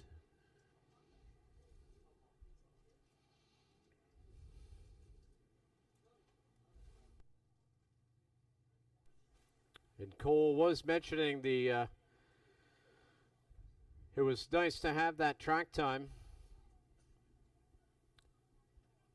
with that track session typically on a Thursday. So now I'm sure he's happy there to get into this next qualifying session so he can continue to tune the suspension and tire pressure and everything he needs to do to lower that lap time and contend with the top riders in the Pro Supersport category.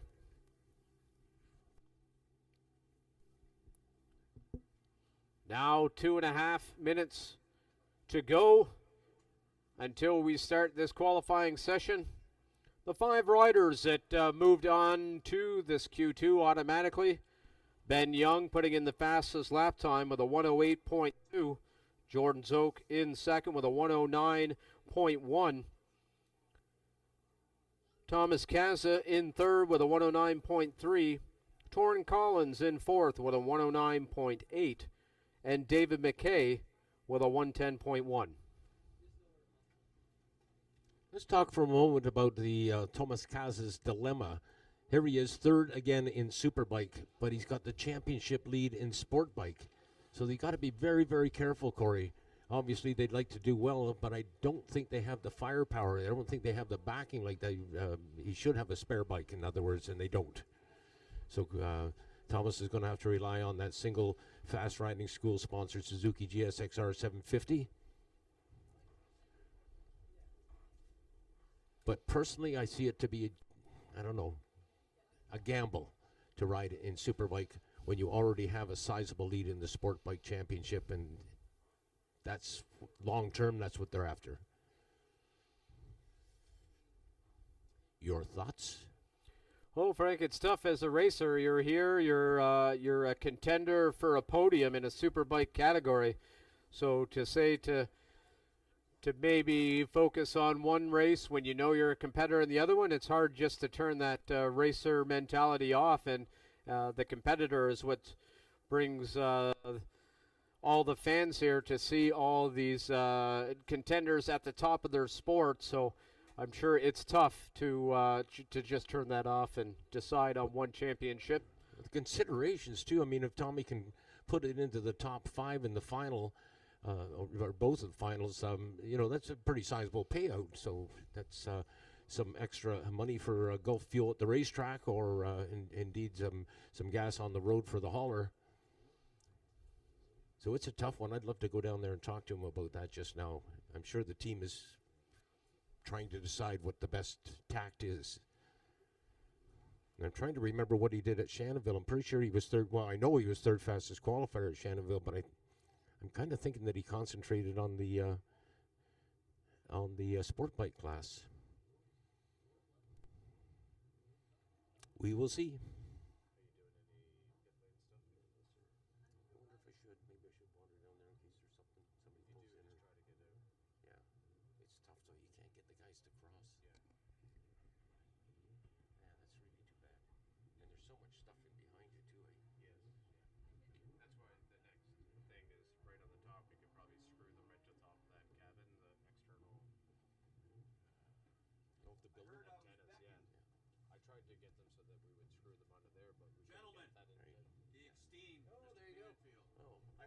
Hi, Corey. Thanks for coming up. No problem. I mentioned that when I passed you at one point here, you had come up to the Jack Canfield Memorial, and that you were walking away from it, and you passed a comment. I do that before every race. What's up with that? Well, there's lots of Canfield family history at this track. Canfield's Corner, and Jack being my grandfather, who was very influential in the building of this track, and he taught me everything I know about motorcycles, everything I know about riding, and every day to talk about the game plan and other days. Warm in my heart. Talk some more about your grandfather. I'm pretty partial, but he was a great man. He helped a lot of people, not just me.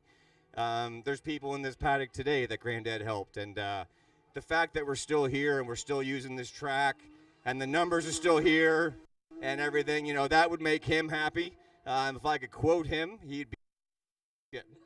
You're not allowed to say that. Well, Canfield's Corner talking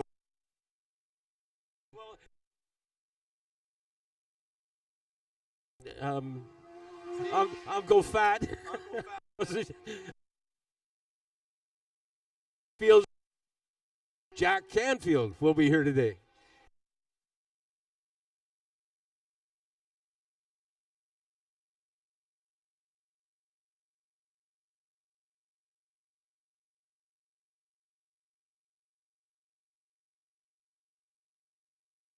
Get him up here, I get him on the dirt bike driving around, and he loves the bikes, just hasn't graduated to driving himself yet. Corey, we're right into Superbike qualifying, so we're going to have to cut it short, but I'm indebted to you. Thank you very, very much for coming up and clarifying that. You warm my heart, young man. Have fun out there. Thank you, Frank. I hope to see you on the podium tomorrow. I'll be there. I'll be waiting for you. Well, that's the story I wanted to share, Corey. It's too bad that Mr. Canfield didn't come up just a little bit earlier, so we could have had a more lengthy chat. But here we are in the final qualifying session for Superbike. This will establish the grids for 2 national championship races coming up here at Atlantic Motorsport Park Saturday and Sunday. Doubleheader weekend as we are at each and every round of the Bridgestone Superbike National Championships here in Canada. And again, a warm welcome to our friends from Bridgestone Tires who have come up from the United States of America to join us here at the in the pits, rather, at the Canadian National Championships. Okay, qualifying is well underway now. I'm going to pass it over to Corey Covier, and he'll give us a rundown of the top riders. Corey. Frank, right off the bat, it was Jordan Zoke. But then all of a sudden, David McKay crossed the line. Now it's Ben Young and Torrin Collins crossing the line. Immediately, all these fast times coming in, Frank. 5 riders into the 110s. Makes that 6 riders below the 110 mark. Here, only 4 minutes into this GP Bikes Pro Superbike Q2 session. And we still got 16 minutes left to go, Frank. Van Winkle up into 5th spot. Jordan Zoke jumped from 9th up into 3rd spot, so he is obviously making himself known. Great ride going on there with Torrin Collins. And here again, we talked about Tommy Casas running Super Sport and Superbike. Here is Torrin Collins. He obviously is going to be contending both classes. Looks like Torrin Collins wasn't affected too much with that turn 4 get off there, Frank. Up to second with a 109 flat. He is 0.6 of a second back from Ben Young. And remember, he was only on a Super Sport bike. Yeah, amazing. But if you're going to do well in a Super Sport race here in Canada, it is surely going to happen at this racetrack. Torrin Collins put himself in the perfect position out there, just behind Ben Young, probably about half a second. So he's going to use Ben Young, Frank, as a reference out there in AMP. And here they come now, Frank, through turn 3, only half a second between the two. Look how much Torrin Collins gets that bike. It looks like his shoulder was rubbing against the turtles there through turn 3. Lost for words. That Yamaha has got grunt. That thing pulls out of the corners like a workhorse. Wow. On the back straightaway now. Torrin Collins. Well, he got me wound up last year when I first saw him race here in Canada, and he's done it again this year. I don't think I've ever seen a more daring, more colorful rider than what we have in Torrin Collins. And this country is blessed with a rider of that kind of talent. That kind of talent is showing through in the United States of America as well. Look at Ben Young. My goodness gracious. First rider into the 107, Franks. Ben Young, a 107.945. Now 0.6 of a second ahead of the second place rider, Torrin Collins. Thomas Casa right up there now, sitting on the last front row position with a 108.9. What kind of superbike race is this when you have two sport bike riders running second and third in the final qualifying session of the day? There again, it reflects exactly what I said. If anybody's going to do well in a national championship superbike race on a sport bike, it's going to happen here at AMP. Rider in fourth, David McKay, followed by Jordan Zook there in fifth, making up the second row for the race tomorrow. As David McKay across the line, puts in his fastest line, not able to move up to the front row though, as he's still half a second back, Frank, on that second row. Valiant effort by McKay. Ben Young is pulling in to talk to the Bridgestone Motorsport technicians. This is where you'd like to be a fly on the wall.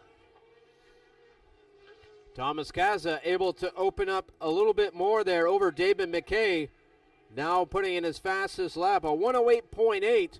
Looking up the practice times for Thomas Casa, it was a 109.3, so he was able to find half a second from practice this morning.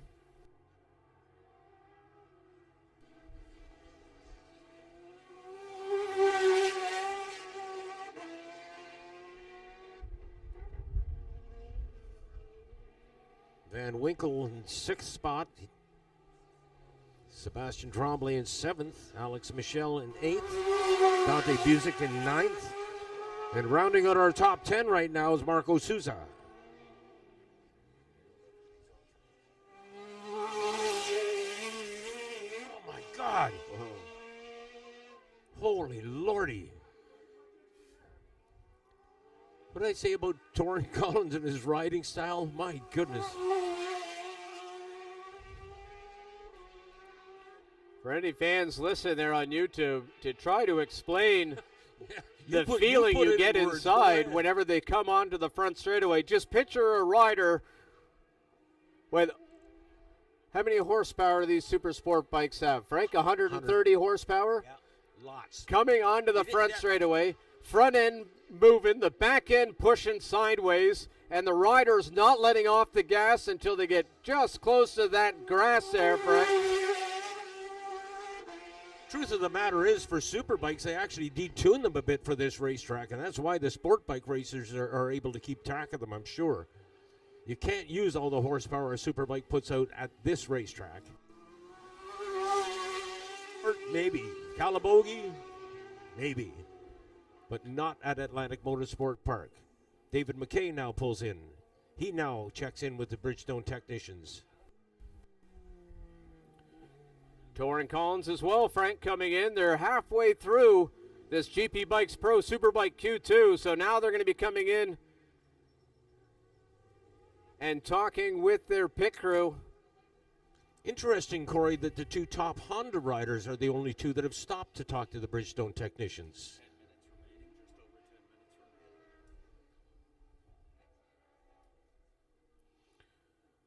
Yeah, Frank, I'm sure each of them have their own strategies coming in. They want to quickly, it looks, get to their pit stop there, knowing they only have 10 minutes to go.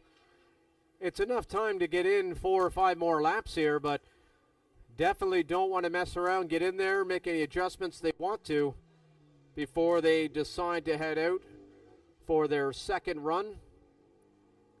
You know, looking at that leaderboard right now, it kind of reflects the kind of season that Jordan Zook is having. You know of the disastrous what went down at Shannonville Motorsport Park. Jordan did not have a very good weekend there at all. worked his you-know-what off trying to rectify that, but he comes into this weekend decidedly behind the 8 ball and now mired in 5th spot. That is not familiar territory for the People's Champion. And Frank, looking at the lap times there, he put in 3 laps and then quickly came in. It looks like they're working on the front end of the bike. They got the tire warmers coming off now. Looks like the People's Champion is ready to get out as the front stand from that Kawasaki. I got a sneaking suspicion we're in for some excitement.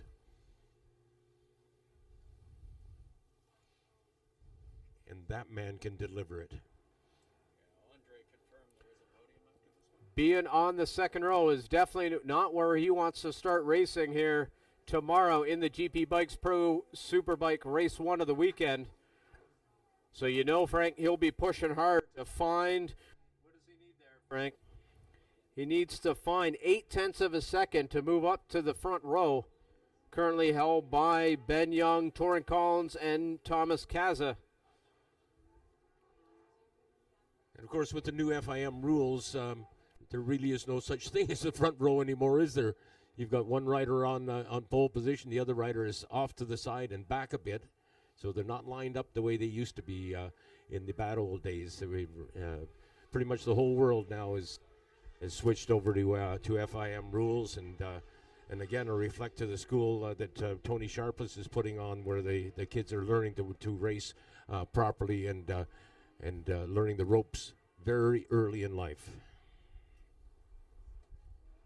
Ben Young, Torrin Collins, Tommy Casas, David McKay, and Jordan Zoke, your top 5. Zoke is on track, and that is his out lap. Now we got him on the clock. Let's see what he can do.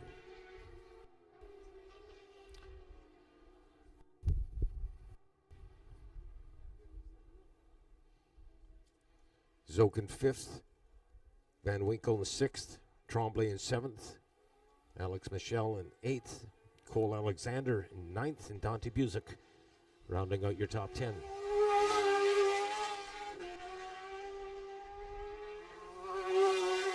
Ben Young solidifies his lead at the top of the leaderboard. I'm watching for Zoke's next and he's on the back straightaway right now. So this is a fly for Jordan Zoke, remembering that last time he went around this racetrack was essentially a warm-up lap. He had come directly out of the pits, but now he's got a flyer on the go. And speaking of, the TSN drone is right on top of him as he goes through the top end of this race course. Corey? Get my mic as close to the track as possible.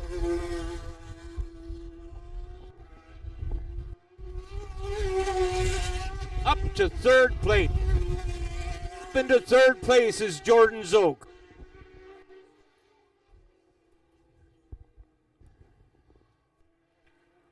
Frank, and he's only 0.04 of a second back from Torrin Collins as well. I like it when that happens.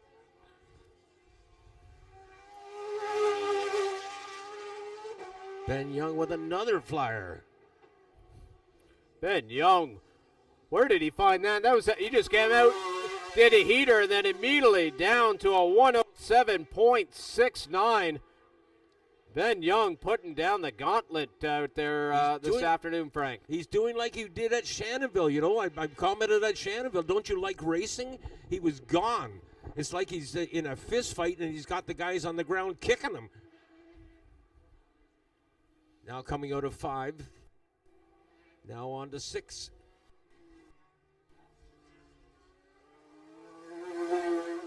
Jordan Zoke once more. Man, is he smooth. He's so buttery smooth compared to Torrin Collins.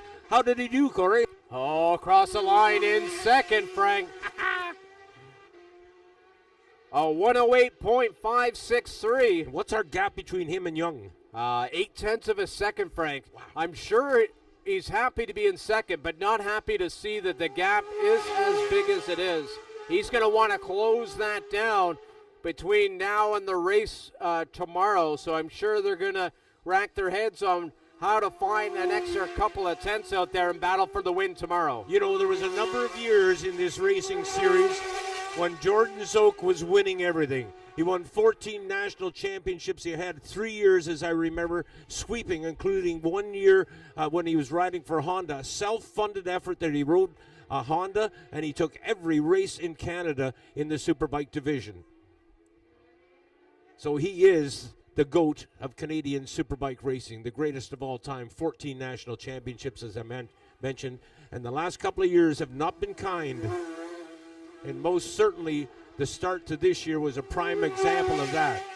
Talk to me, Corey. What did he do? Not able to prove his lap time there. It looks like he might have had a moment somewhere out on the track as he was back into the minute 11s. Indication of maybe some front end push somewhere in the corner, had to let off the gas. When you're 3 seconds off your fastest time, definitely somewhere out there had a moment from Jordan Zook. Well, there was certainly no traffic to contend with, so you're probably right on that. Ben Young again under the tent with the Bridgestone technicians. He surely can't have any complaints about the traction. Wow. This is qualifying, not a race, guys. But we have a race on our hands, Corey. Those 3 riders, talk about them. Yeah, Torrin Collins, he's still continuing to find some time out there. Or at least give himself the ability to find it, as I believe that's him now, the top 3. You can tell when he's leaning over there that that's Torrin Collins. I don't know how he gets so much lean angle from that Yamaha R9 going through turn 9. Quite often amplifies that lean angle also by dangling the leg MotoGP style. But Frank, let's go back up to the leader, Ben Young. When he crossed the line when we were paying attention to another rider, Ben Young able to lower his lap time some more. So now he was 1 second ahead of Jordan Zook out there. So they're definitely going to want to try to find a few more tenths of a second. With only 2.5 seconds, 2.5 minutes. Young has dismounted, but he has not taken his helmet off, nor his gloves. Oh, looks like he got his gloves off there, Frank, just as he was coming under the tent. With 2 minutes left and a second lead, I'm sure he feels comfortable with the position he is in right now.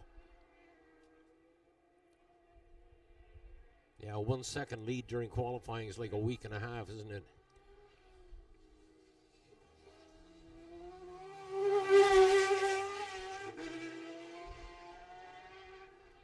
Oh, this is going to be interesting. Zook is pitted. Will he possibly get back out again and take a stab at Young, or will he be satisfied with second? He's got 20 seconds to make that decision, Frank, if he wants to try to do at least one more heater. Looks like his pit crew just gave him the numbers. Pat on the back. I think this is qualifying session done here for Jordan Zook. Leg coming over the top.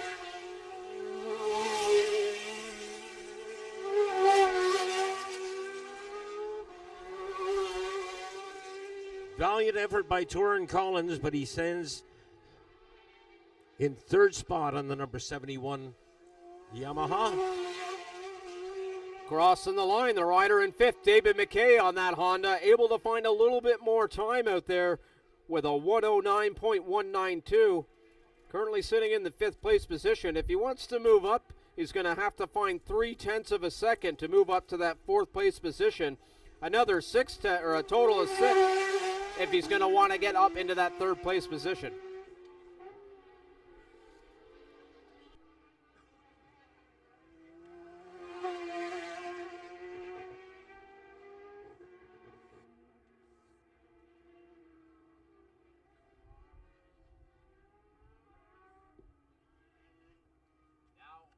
Now only 20 seconds left here in this GP Bikes Pro Superbike Q2 session. On to the front straightaway. Torrin Collins put it in the heater, but just not fast enough.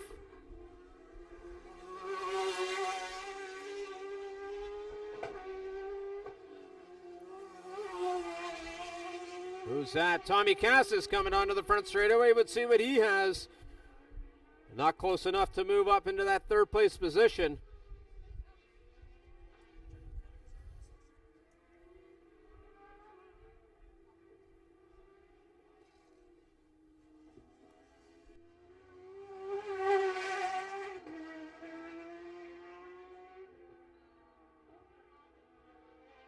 Checkered flag now out of this GP Bikes Pro Superbike qualifying session this afternoon. Couple more riders here. I believe that's Cole Alexander. It is, sitting in 8th place, not able to improve his lap time, but Frank 8th place in a Superbike qualifying session on a GSXR 750. I'm sure he's happy with that. No doubt.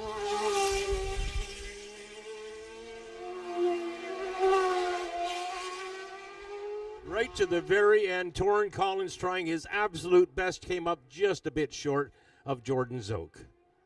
Well, we're going down to the podium now, Corey. We're going to celebrate the BS Battery Pole Award and talk to the top 3 riders on the podium here. So we'll be back. What's up next? Our Supersonic Road Race School Lightweight Sport Bike, I believe, is up right after podium. I'll be right back. Sweet, Frank. This gives me a chance to let the vocals take a rest there and talk to you there in a few minutes after that pole ceremony. While Frank's heading down there, I'll run you through the order of the top 10 Superbikes. Ben Young taking pole position, followed by Jordan Zoke and Torrin Collins. In 4th is Thomas Kazas, followed by David McKay in 5th. 6th is Andrew Van Winkle, followed by Sebastian Tremblay and Cole Alexander.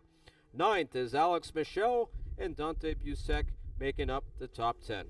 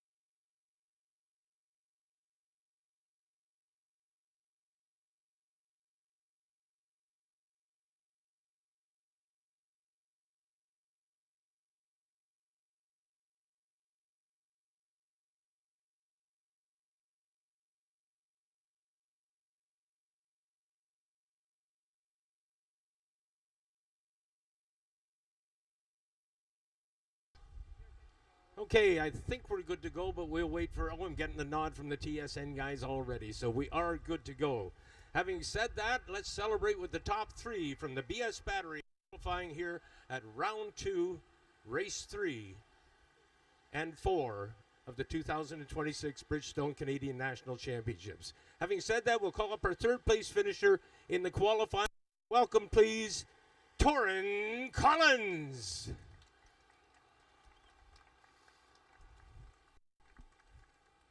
I'll talk to you in a minute. Okay, finishing in 2nd spot, the People's Champion on the 101. Would you welcome, please, Jordan Zoke.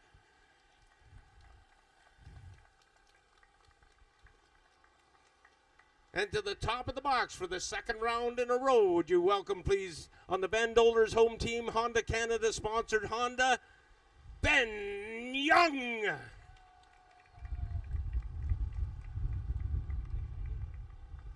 And we'll take the opportunity, I should say, to chat with Torrin first. And Torrin, you're riding fast, man.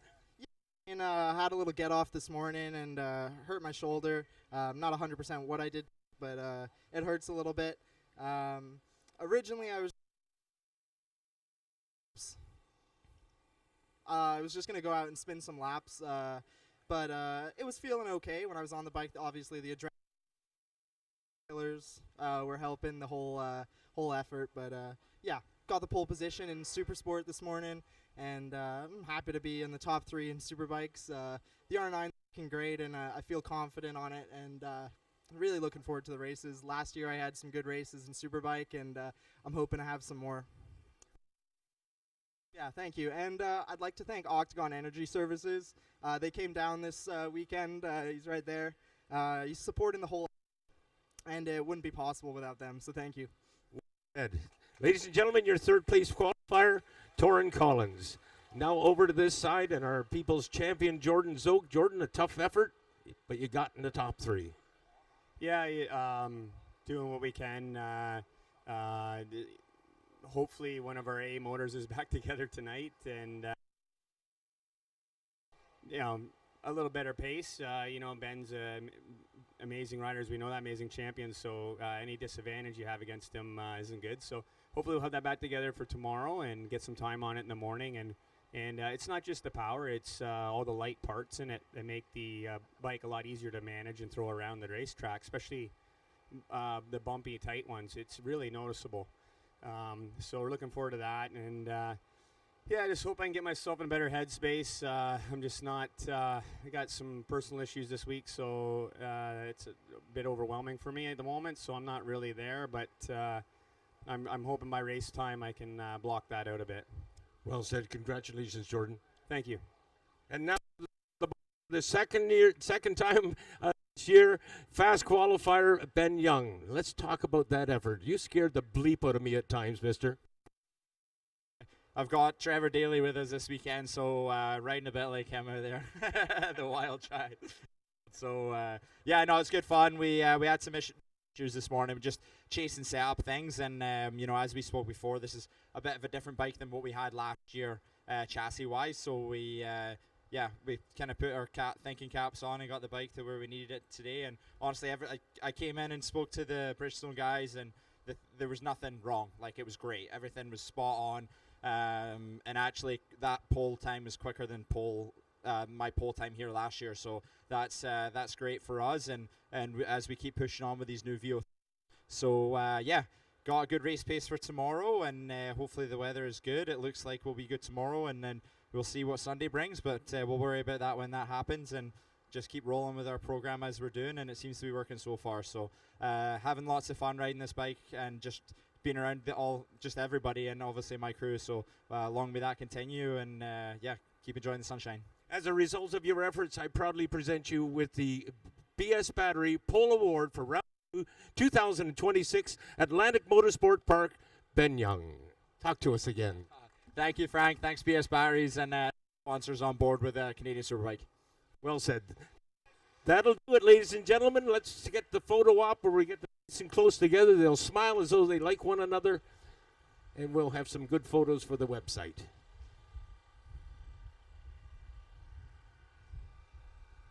Right then, let's get on with qualifying, shall we?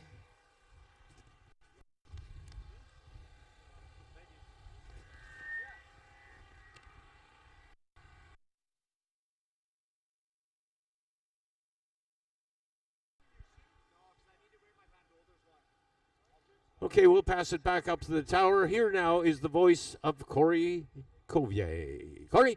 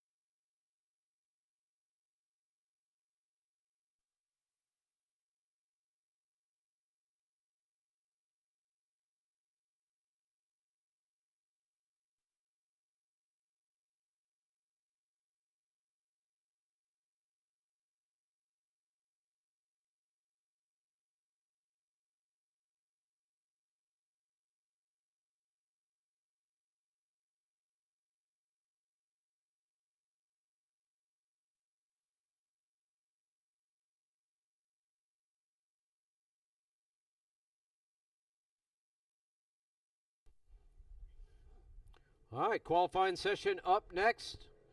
The Supersonic Road Race School lightweight sport bike 20-minute qualifying session. A few of the riders right there ready to go.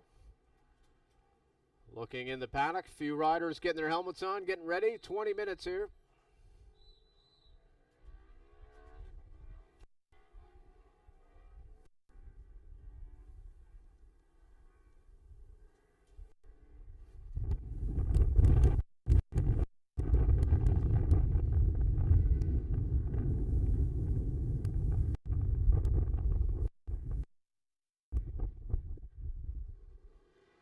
Just heading out to get their warm-up laps underway, heading down the back straightaway. Local rider Matt Covey making his way down pit lane, ready. That's a new bike for Matt Covey. Originally was on the CBR 500, now he is on the Kawasaki 500, getting acclimated to the new machinery.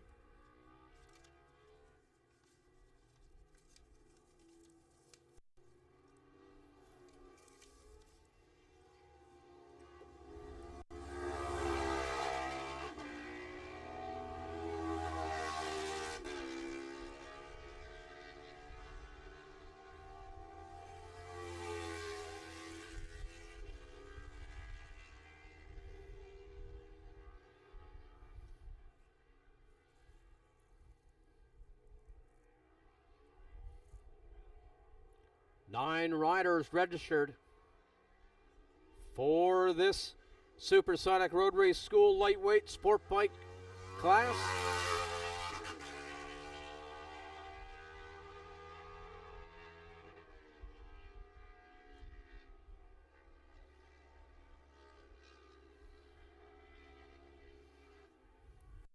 Should start to see some lap times coming in here now as they got a couple of warm-ups in there.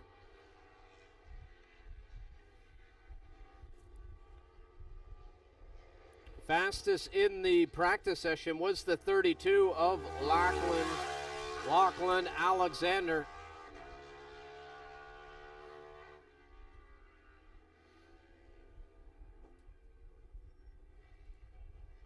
Corey Canfield finished the practice session in second, followed by Matt Covey, Sebastian Silva, and Mason Archer.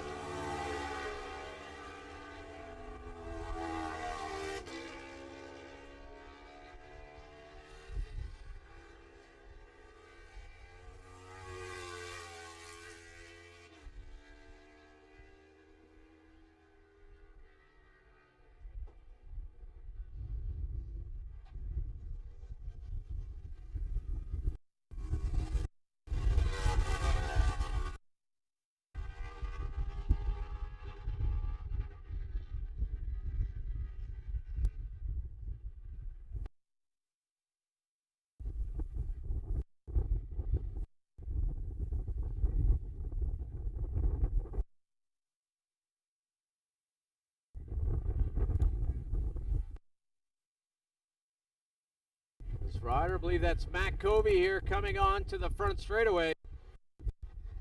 We'll see what kind of lap time's coming in here.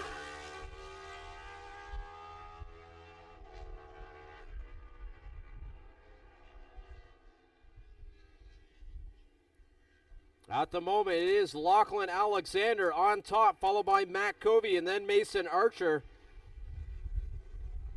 Lachlan down into the 17s.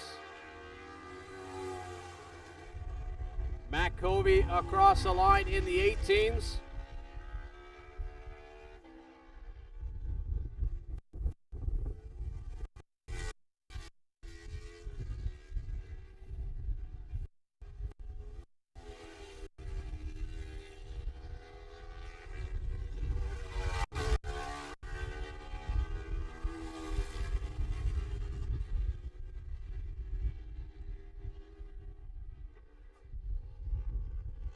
Now 5 minutes into this qualifying session. Continues to be Lachlan Alexander on top, followed by Matt Covey. Sebastian Silva is moving him up into the top three.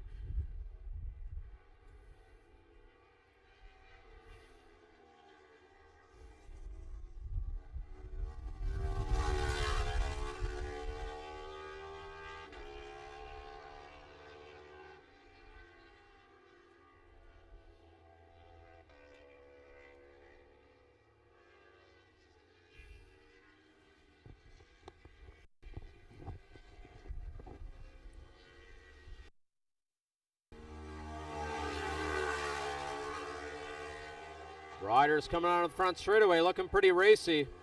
Sebastian Silva and Mason Archer.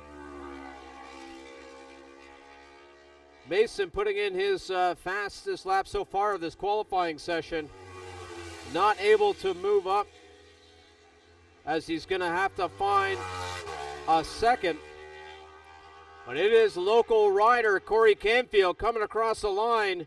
First rider in this qualifying session into the 16s, moving to the top of the field.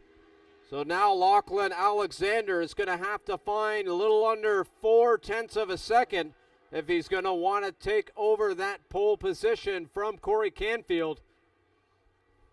Canfield, of course, a little charged up after his emotional interview here. He talked about grandfather and the family that's been racing here for years. There's a rider, Corey, as you well know, competed in the sport bike class and in superbike racing, and finally ended up selling the high-powered bikes and jumping on a little 400, and is enjoying the bleep out of it. Yeah, we have a big field here, Frank, in our regional round with 24 riders taking up our field here in the lightweight category. So lots of battling happening there. And right now, sees himself on the top of the box. He has this reference here. We'll see if that's able to help him out. Good lap time, minute 17 flat. Not able to improve his time, but Lachlan Alexander was able to improve his time, but still needs to find 4/10 of a second if he's going to want to move up to the top step and take pole position for the race tomorrow of this Supersonic Road Race School lightweight sport bike race one of the weekend. Well, good or bad, Corey, it's certainly evident that the field has really spread themselves out around this race course. Now, in previous classes, we have seen a couple of riders hook up and tow one another, improving their lap times. But that ain't going to happen, at least not until they bunch up a bit. Across the line, Matt Covey able to improve on his time down to a 1:18.2. He is a second away, though, from Lachlan Alexander.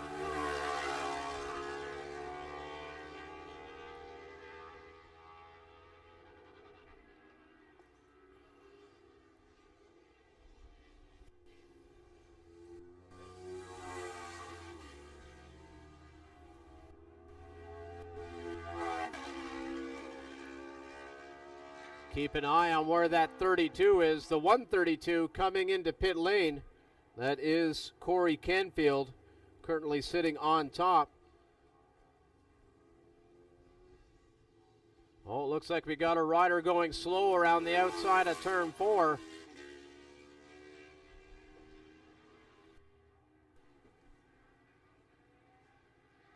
Not sure who that is, Frank, but right now it looks like he's stopped on the outside of turn 4. So now yellow flag flying there. Not in a very good position. I have a feeling they may throw out the red flag if that bike can't move. Not in a very good position, Frank. So, yeah, I assumed red flag coming out.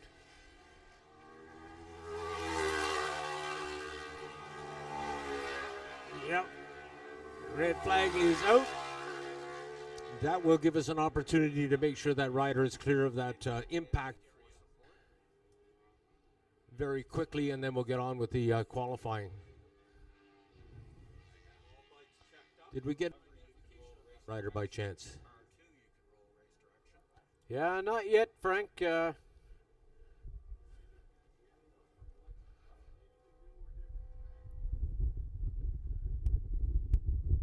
Looks like it might be the 66 of Matt Covey.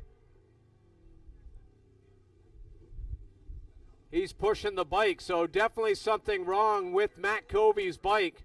Tough break for the Dartmouth rider to have that problem here at his home track, but he's well off track now. But still, I don't know if you'd consider that an impact zone or not, Corey. It's on the outside of the corner. He's not that far off, so. Nonetheless, the red flag is out. We will make sure that that area is clear and safe, and then we will restart. How many minutes we got left here? Can you see down there, Corey? We got only halfway through this qualifying session, so I'm sure they'll restart this again.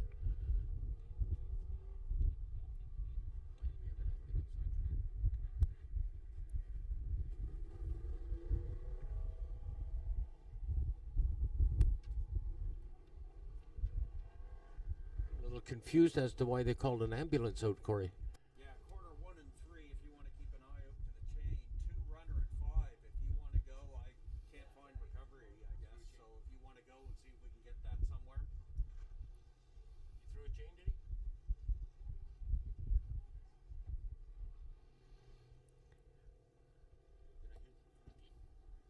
Yeah, I think so, Frank. I think what we heard up here in the tower is maybe a chain there on that I was going to say CBR. That's what Matt Covey has run here locally up until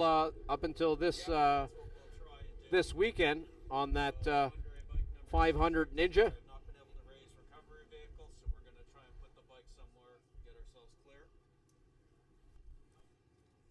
For Covey. That's going to put him at the back of the field for the national championship tomorrow and Sunday. Well, fortunately, Frank, he was able to get into a couple of fast laps in there. Right. So currently he's sitting third with a 1:18.2. He is about 0.6 of a second ahead of Sebastian Silva, who has a 1:18.8.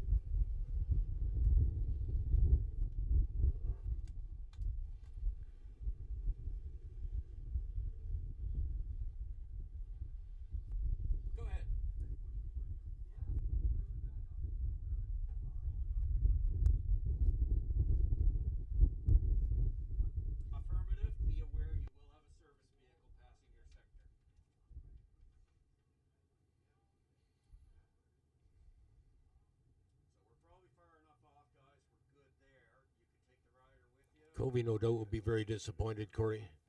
If he was fast at that point, I'm going to suggest that perhaps he had a chance of taking first eventually.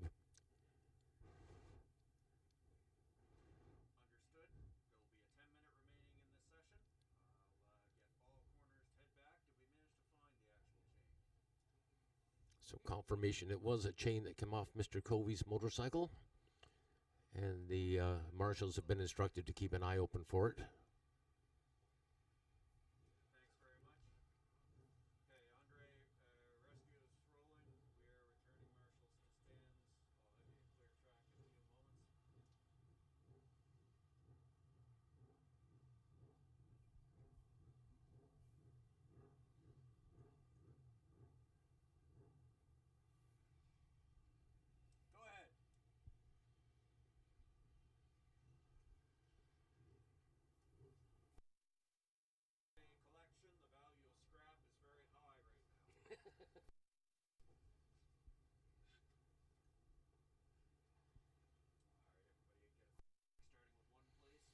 Corey, opportunity to acknowledge the marshals around this race course and to thank them for being here for us. We simply can't do this without them. That's for sure, Frank. Their voluntary work never goes unnoticed as on the podiums here at during our regional rounds. It is never not gone unsaid by the racers on the podiums, thanking the marshals. As you mentioned, we can't race without them, so thank you to all the marshals. They fortunately had a fun weekend last weekend, 2 weekends ago. All of them headed to Formula One in Montreal. Oh, lucky dogs. Yep. I heard some from Shannonville as well. Some of the marshals made their way up there, and some of the other local tracks here in Canada able to take hold in those facilities. You know, when I think of the marshals, I think of that poster that they have soliciting marshals, you know, come out and get trained and be a marshal, and the fact that you have the best seat in the house.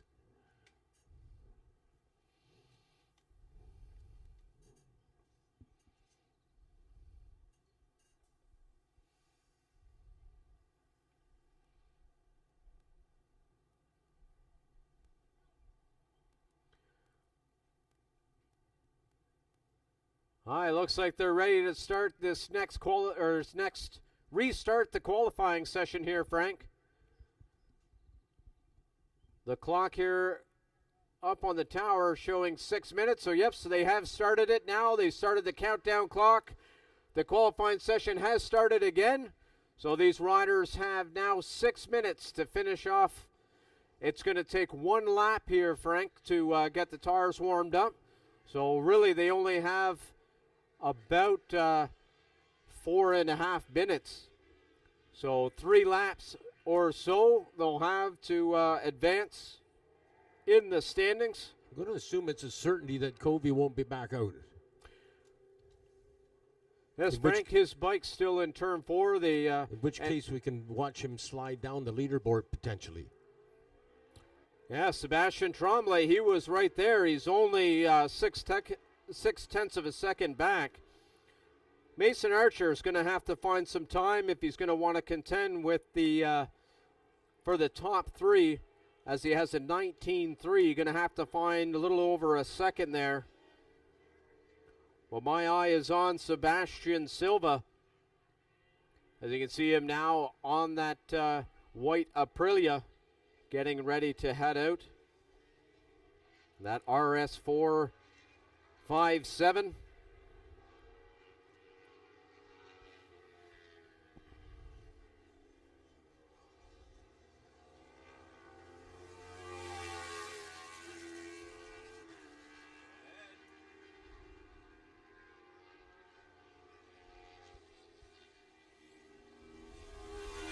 Interesting to note the brand mixture in this class, Aprilia and Kawasaki mostly, but we do have one rider that's mounted on a Yamaha, hailing in from St. Raymond, Quebec, Thomas Lane.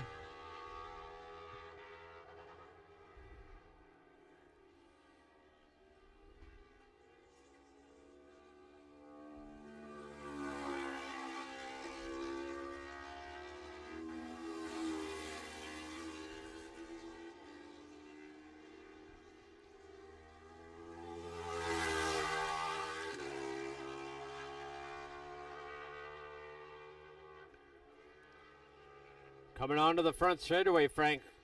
Lachlan Alexander using all the real estate coming onto the front straightaway. Interested to see what happens here. He's only 0.4 of a second back, so quite interested to see what happens here these next couple of laps.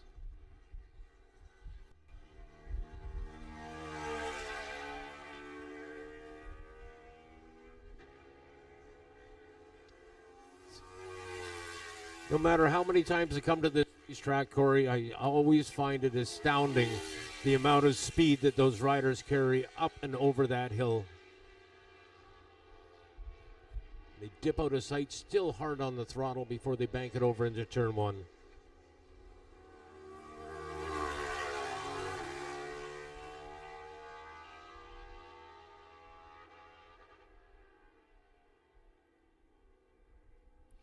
Scott Zolos in that other Ninja 500 out there this afternoon sees himself move up one position up into sixth.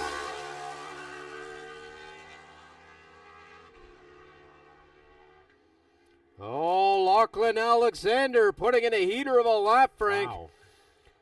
Sees himself with a 1:16.5, moving to the top of the field on provisional pole position. 0.4 of a second faster than Corey Canfield. Frank, that lap he found 0.7 of a second from his fastest lap.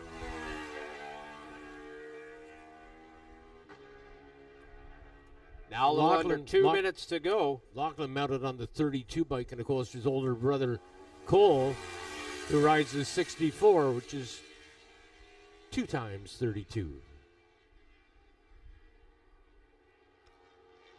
Corey crossed the line, rider in second, not able to contend with that 1:16 mark. He's going to have 2 laps left to go as he's coming out of turn 2. Doesn't, looking from up here, it looks like he's kind of going a little bit slow around turn 3. Oh, he may be giving himself some distance between him and that rider in front of him.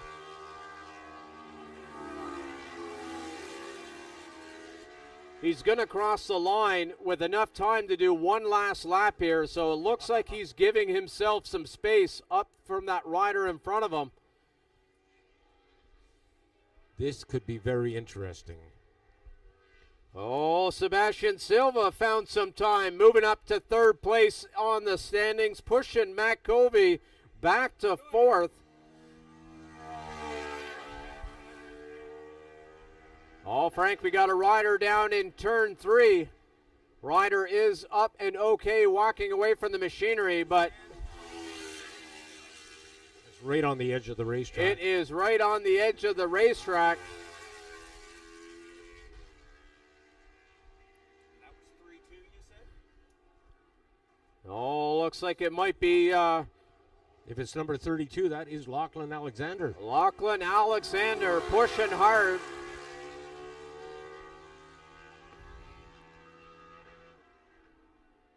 Now, the big question is, has Corey Canfield got enough time to take a stab at the cat? No, the checkered flag is out. Checkered flag is out on this session. Checkered flag. Last time by, Corey Canfield with a 17-2. So he does get one more.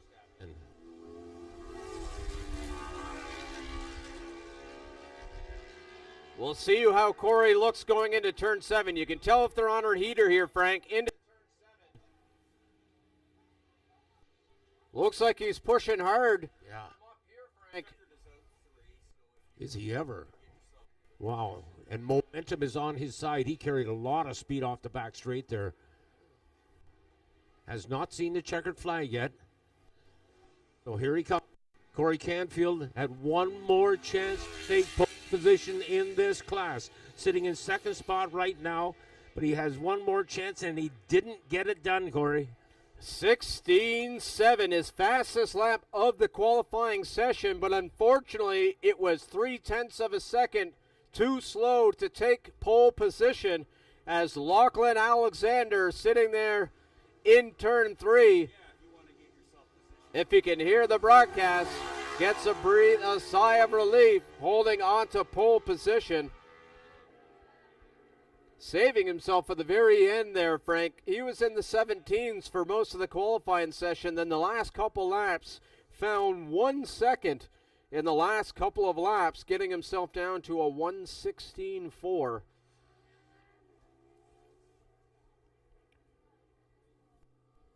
Sebastian Silva, couple laps ago, able to find a low 1:18. As I mentioned earlier, finds himself on the front row. In 3rd, that pushed Matt Covey, unfortunately not able to improve his lap time after kicking the chain off his Ninja 500 in turn 4. Sees himself in 4th. Mason Archer sitting in 5th, followed by Scott Zolos and Jacob Abnett. David Walker in 8th, followed by the 153 of Thomas Lane making up the field.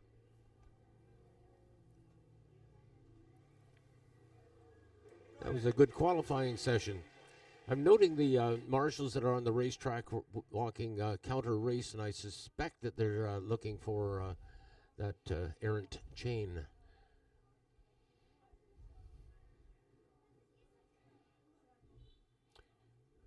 Yeah, that, Frank, and it looks like they're taking recovery out, so they're going to have to pick up a couple of bikes here, as now the recovery bike recovery vehicle heading out there down turn 1.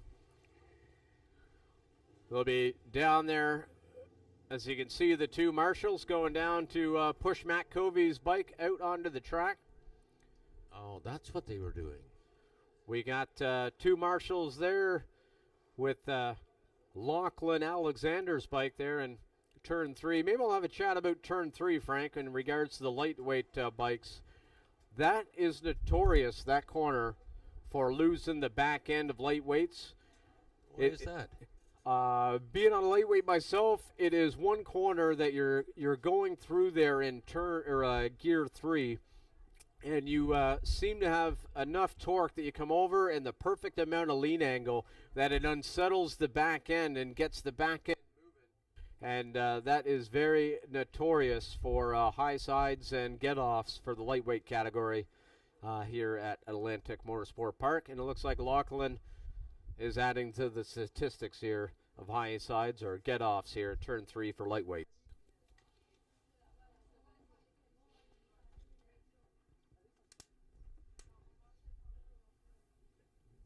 Up next, Frank, we got the AIM Insurance Amateur Superbike qualifying session.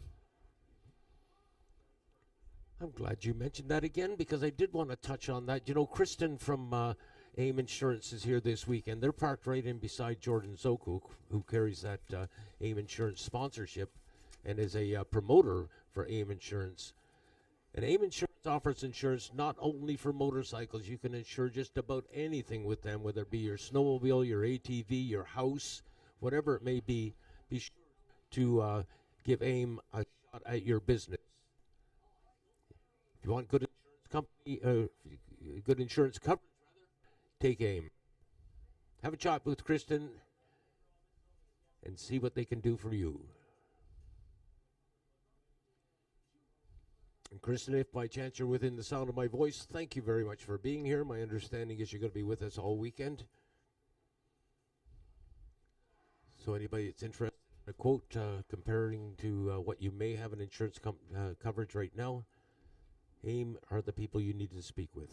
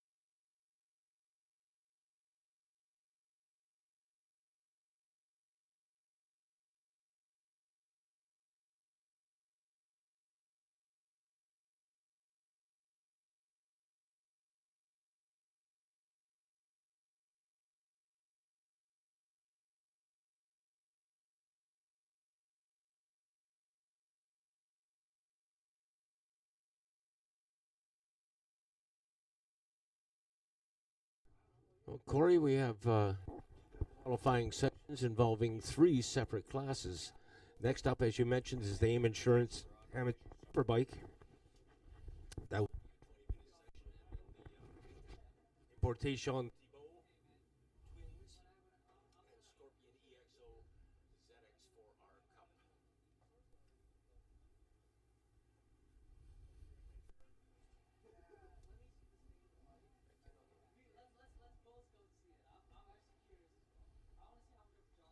You know, earlier on at the Superbike qualifying was mentioning Tommy Casas and the fact that he didn't really need to try that hard in Superbike. But it was pointed out to me that Tommy is a racer. Of course he tries hard.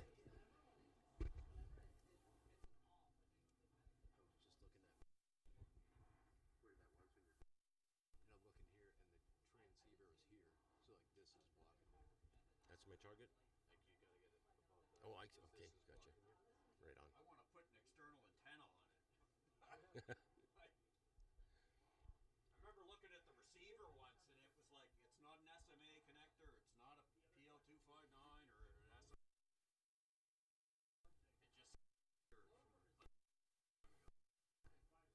Corey, I mentioned rather one of the things that that we were really missing at round one down at Shannonville was swag. There was a bunch of stuff that was supposed to be coming in for the Bridgestone CSBK team, and unfortunately it didn't arrive in time for Shannonville, but it is here. So be sure to check that out. The official CSBK swag that's available, you'll find that in our paddock area. And you're welcome to wander the paddock area, by the way.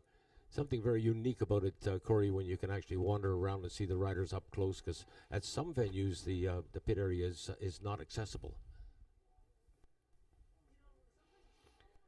Speaking of the fans as well, Frank, they're starting to come in here. We can see them on the infield down there in turn 2, making their way onto the front straightaway. So fans are starting to come in here as they get off work and can spend the weekend here at the track.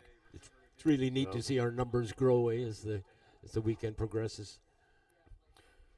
Well, for anyone listening at home, if you're on the fence of coming here, if you're close, just know this is some of the cheapest form of racing you can watch here, and you get to camp the whole entire weekend hanging out here with the racers. You can there's some trailers down there in turn 3 on the outfield side of it. It was packed there when I came in this morning, so now the campers they have a tunnel here to get under the track to get onto the infield, and it's starting to come in droves. So if you're close by listening to the feed, hop in your vehicle, get down here, throw a tent in the back, or if you just want to come for the day, close by, come here to Atlantic Motorsport Park, see the fastest riders here in Canada putting on a show for us all weekend long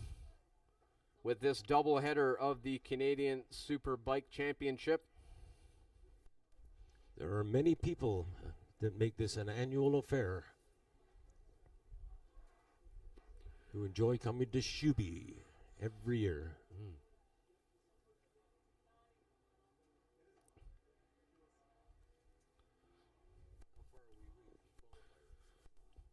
All right, the recovery vehicle is now coming through turn 8, heading towards turn 9, so I'm sure we are close.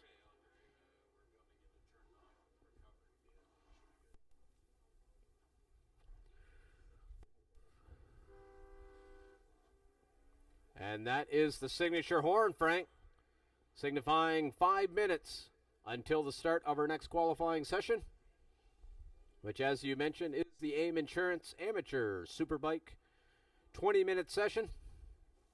How fast this day has gone by, Corey. We only have 2 sessions left, both of 20 minutes duration. Confirming AIM Insurance Amateur Superbike is up next for 20 minutes, and then shortly thereafter we'll roll out the Importation Thibault Twins class, and the combined with the Scorpion EXO ZX4R Cup.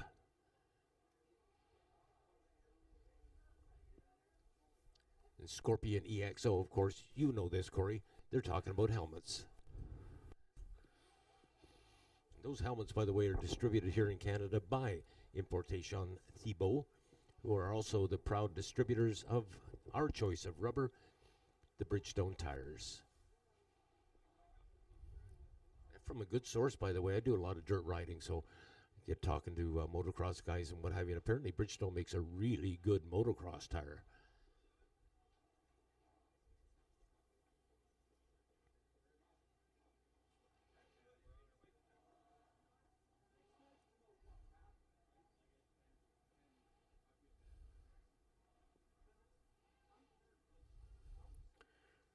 From up here, looks like Lachlan's bike has minimal damage there.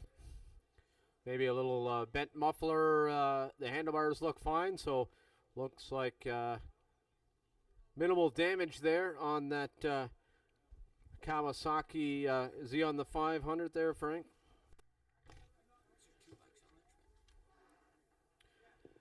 Yeah, the other bike was Matt Covey there with the chain.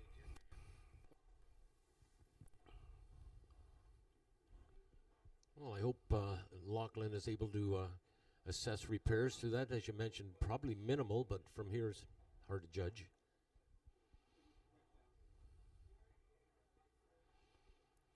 All right, now 2.5 minutes before we start the qualifying session for all the riders. For a heads up, we got 2.5 minutes for you make your way down to pit lane. Always tough to judge the time. You got 20 minutes, but you want to keep the tire warmers on for the last possible minute, Frank, to keep as much heat in the tires as possible before you head out onto the track. So there's always that juggling act of knowing exactly when to pull them off, but now down to 2 minutes.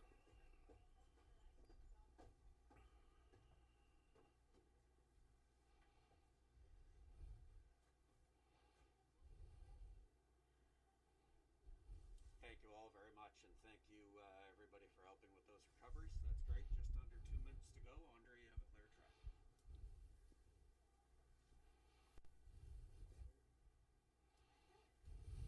Next up, amateur superbike.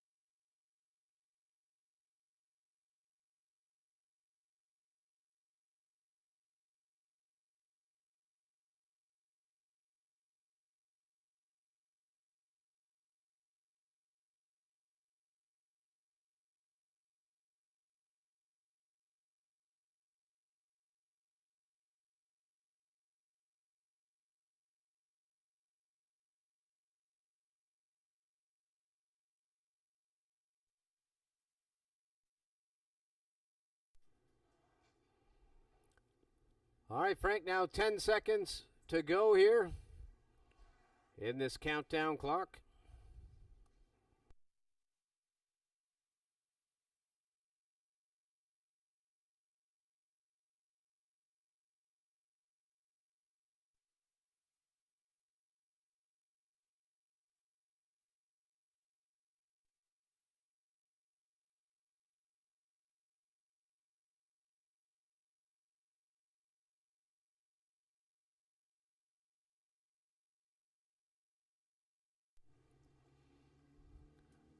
Bikes making their way now down pit lane. 3 riders there, couple out already out onto the track. Frank, as you mentioned before, hard to believe we only got 2 sessions left. Where did the time go by today? Great racing, made the time just fly by here.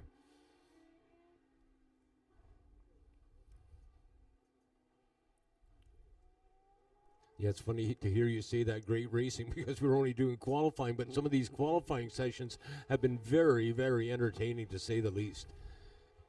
And that's distinctly possible in this amateur superbike category as presented here in Canada. AIM. Reminder, when it comes time for insurance, take AIM. Run through some times here of the practice session. It was Bailey Ives on top with a 1:13.3. 0.6 of a second back was the 1:46 of Alex Baudouin. And then the 37 of Andy Hutchinson.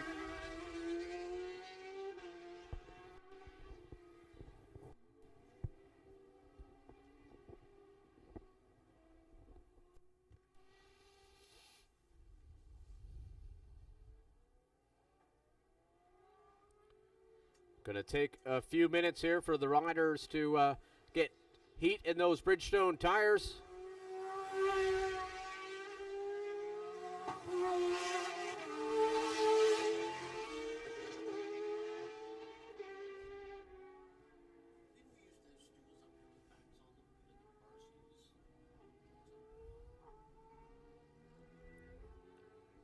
Local rider Andy Hutchinson making his way down pit lane.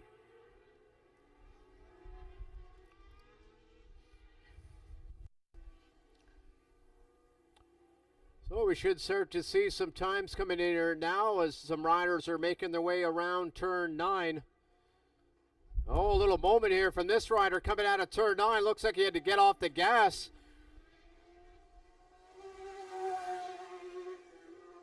Again, off the gas onto the front straightaway. Pushing hard is Alex Baudouin.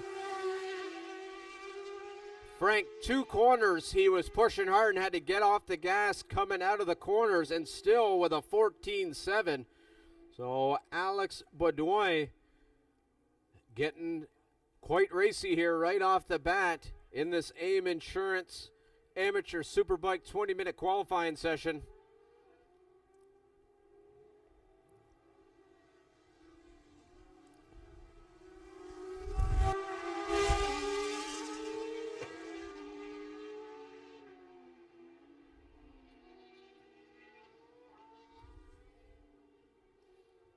Well, that last pass, the timing shunted Julia Kranz up into 4th spot. She had been in 5th. Now she's up into 4th spot just behind Nicholas Kranz. So it's a family affair out there. Nicholas on board the 46.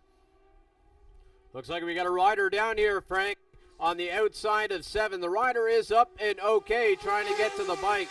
But that is not in a very good spot here, so I'm sure they're going to wait to see if the rider can get that bike out of the way. Not in a very good spot because you can't really see your exit of turn 7. I believe that is Alex Baudouin, rider that's slated to try to fight for the podium position. Baudouin is number 146. Have we got a number on him? Bailey Ives sitting in 2nd spot in qualifying here on the number 6. He's trying to get the bike into neutral to try to start it. As I mentioned, I have a feeling they may stop this qualifying session if that rider can't move the bike.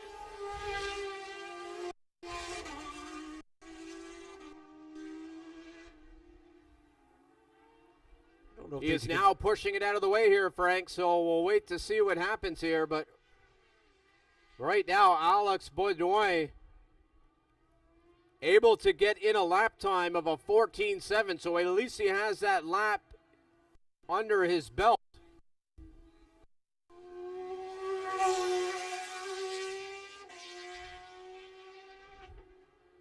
I don't think he's in an impact zone. I know there was rumors of a flag, but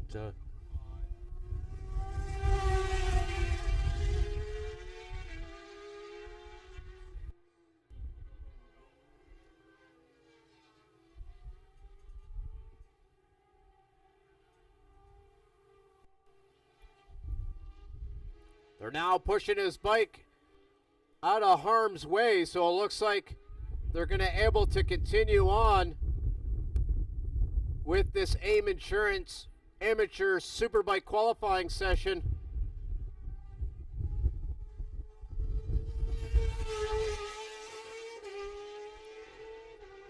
That rider's going to have to wait to the session before we fetch that motorcycle, Corey.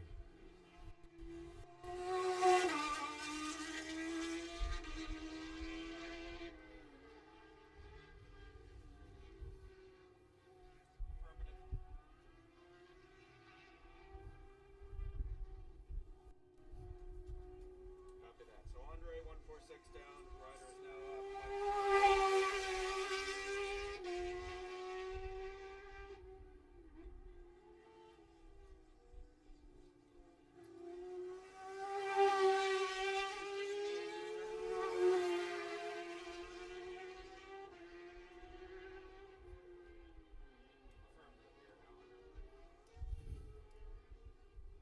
Thank you. And Andre also. Cross the line, Bailey Ives able to take over the top of the leaderboard with a 140 or 114.345. So now it looks like it's going to come down to whether Andy Hutchinson can find some time here. Looking at the lap times from practice, it looked like the pole position was between three riders, which was Bailey Ives, Alex Bedoy, and Andy Hutchinson. Those three riders into the 13s and 14s. Michael Scott had a 116, electing not to go out. I can see him there in the paddock. Oh, he's heading out there now, getting his gloves on.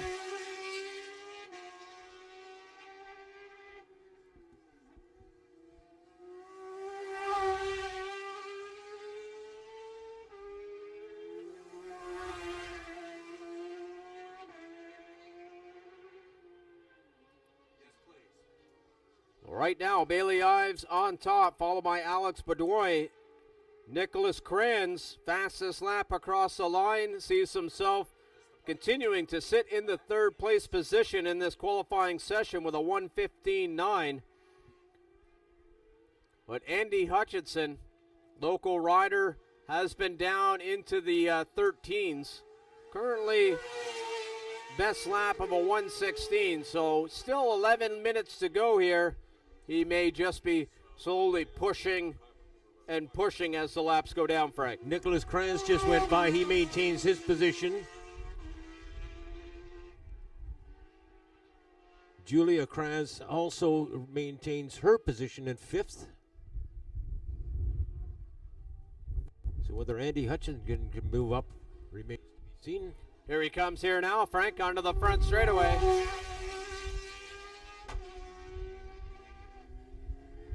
Still not able to find the time.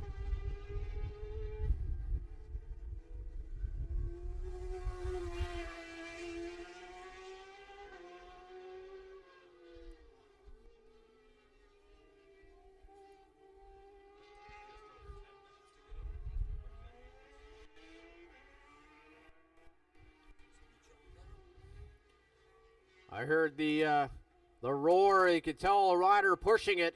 It is Bailey Ives, who is now coming through 10, making his way to the front straightaway. We'll see. Oh, sorry, that is the 46 of Nicholas Kranz. He sounded pretty racy. Not able to improve his lap times, but definitely pushing it out there this afternoon.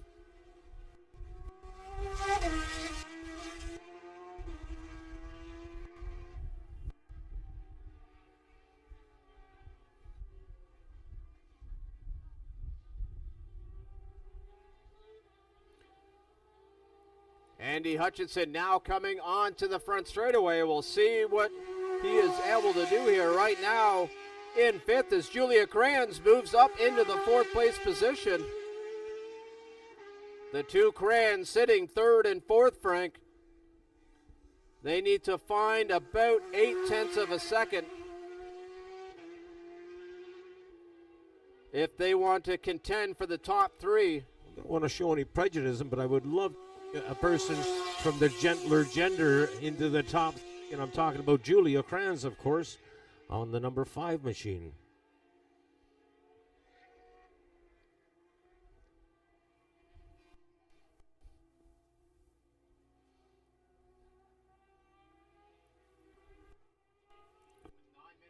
Oh, we got a rider coming in here.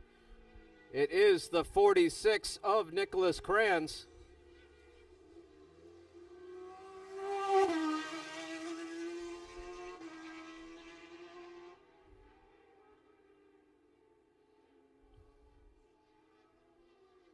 Again, another situation in qualifying here, Corey, where we have lots of space.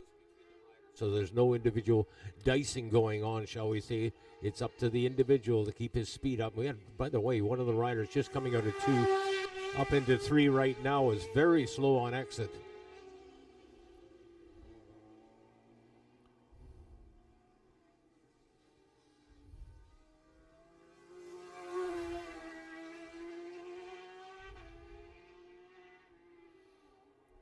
Bailey Ives across the line, putting in his fastest lap of this qualifying session.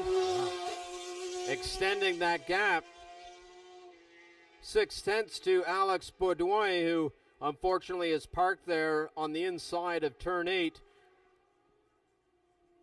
Nicholas Kranz continuing to hold off 3rd place, followed by Julia Kranz in 4th and Andy Hutchinson.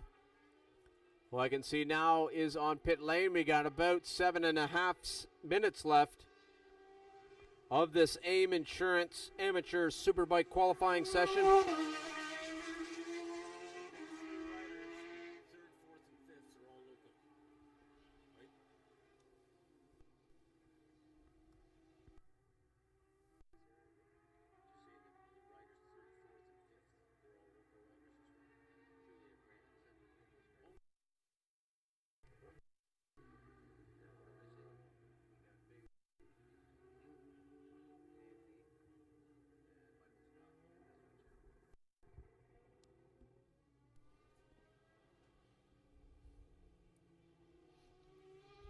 Few of the riders there now making their way down pit lane. Bailey Ives.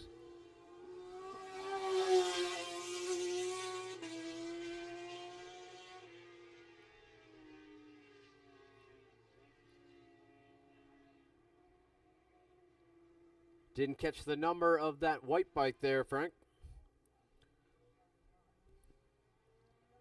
Only a couple riders there now out on the track. I see Michael Scott crossing the line. He put in his fastest lap of the race, down to, or I should say, qualifying session. I'm feeling racy, Frank. Yeah, I hear you, buddy. There's Julia Kranz again.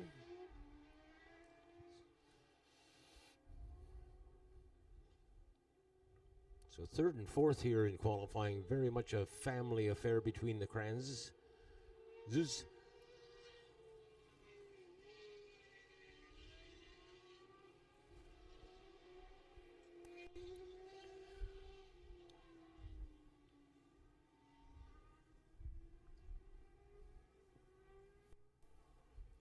Now we got Michael Scott coming out of turn 9.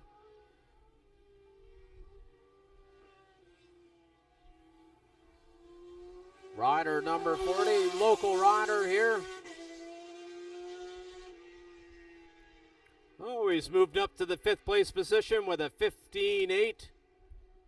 Sees himself 1/10 of a second back from the 4th place rider of Julia Kranz.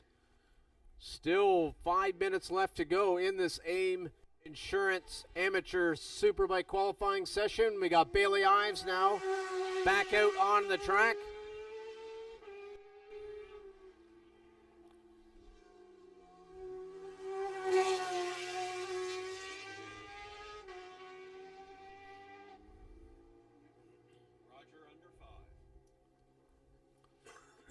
Julia Kranz on pit road.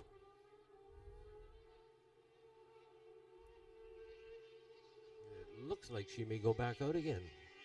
Yep, that is the case. Not sure what that was all about, Corey. She was close to a rider there, so maybe just giving her some breathing room out there.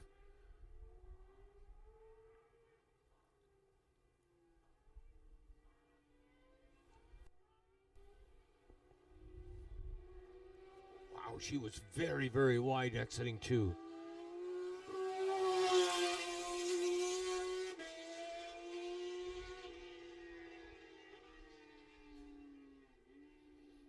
Michael Scott across the line, not able to improve his lap time there. as we now have 4 minutes left in the session. Around 3 laps left here for these riders as we got Bailey Ives coming on to the front straightaway.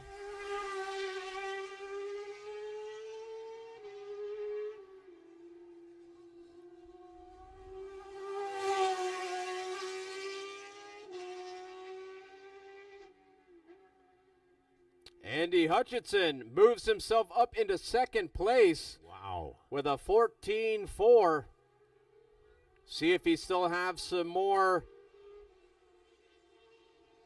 in the tank there, as he's only a little over 0.3 of a second back from Bailey Ives.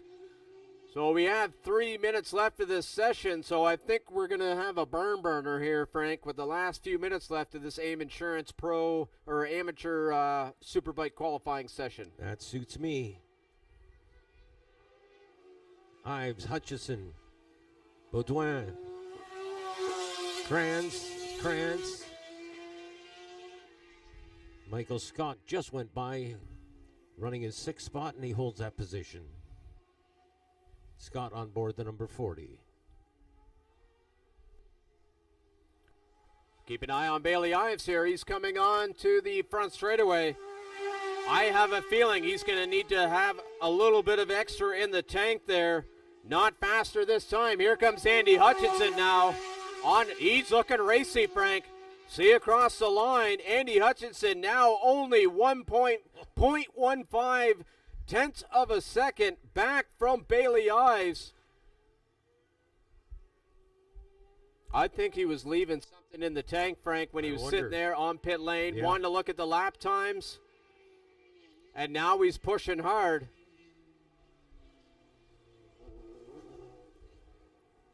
The track is his. He's got a wide open track in front of him now. Now onto the back straightaway.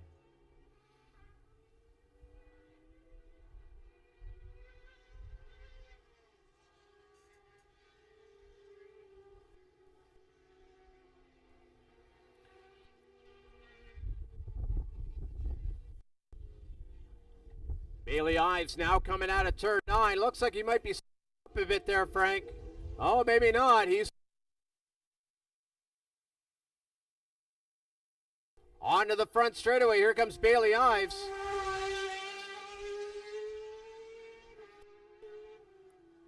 Oh, he gave himself some room. A 14.1. Andy Hutchinson, does he have that 0.2 of a second he needs? Not fast enough. This is going to be his last lap here as he crossed the line with a 1:13 left in the clock there. So his last time was a 1:15. So I think this is the last lap for Andy Hutchinson. Bailey Ives cleared with about a minute and a half left. So he should have 2 laps left to go. So Frank, it's down to the last couple laps here in this AIM Insurance Amateur Superbike qualifying session. Is he the one that's going to know about that sponsor for the?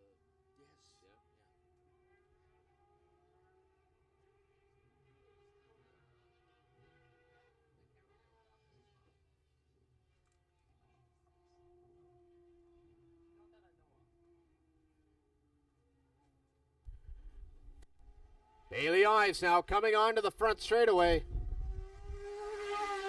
with 14 seconds left to go, so he will have one more lap to go. A 13.8 from Bailey Ives.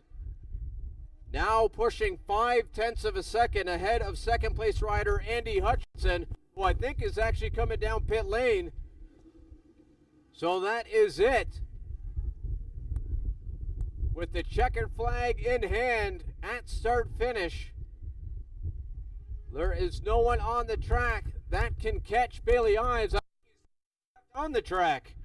So Bailey Ives is going to be the pole sitter for the 2 races starting tomorrow of the AIM Insurance Amateur Superbike. Race 1 tomorrow, race 2 on Sunday. It was unfortunate there, Frank, for Alexis Baudouin. Didn't have a chance to battle for that pole position. Only 2 laps in Fortunate he was able to get a fast one there with that 14.7 to at least be on the top 3. I'm sure he and others were expecting better, though.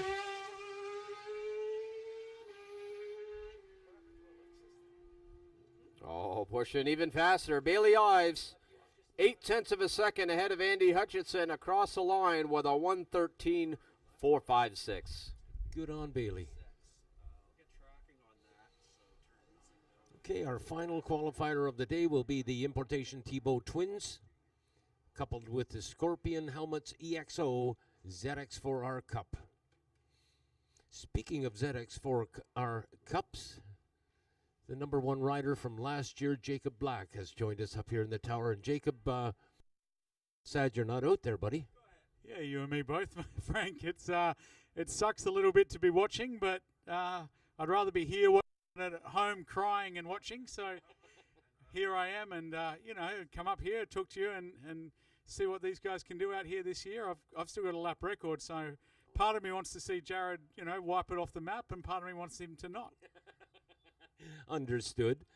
Well, when we talk about Kawasaki's, we have to mention Connor Campbell. Another tough weekend for the 8-wheeler, and you'll remember back to Shanaville, he was so gracious in giving Jordan Zoke his 1,000cc motor to make sure that Jordan had a chance to score some points and pad up his wallet a bit. So, your thoughts on that?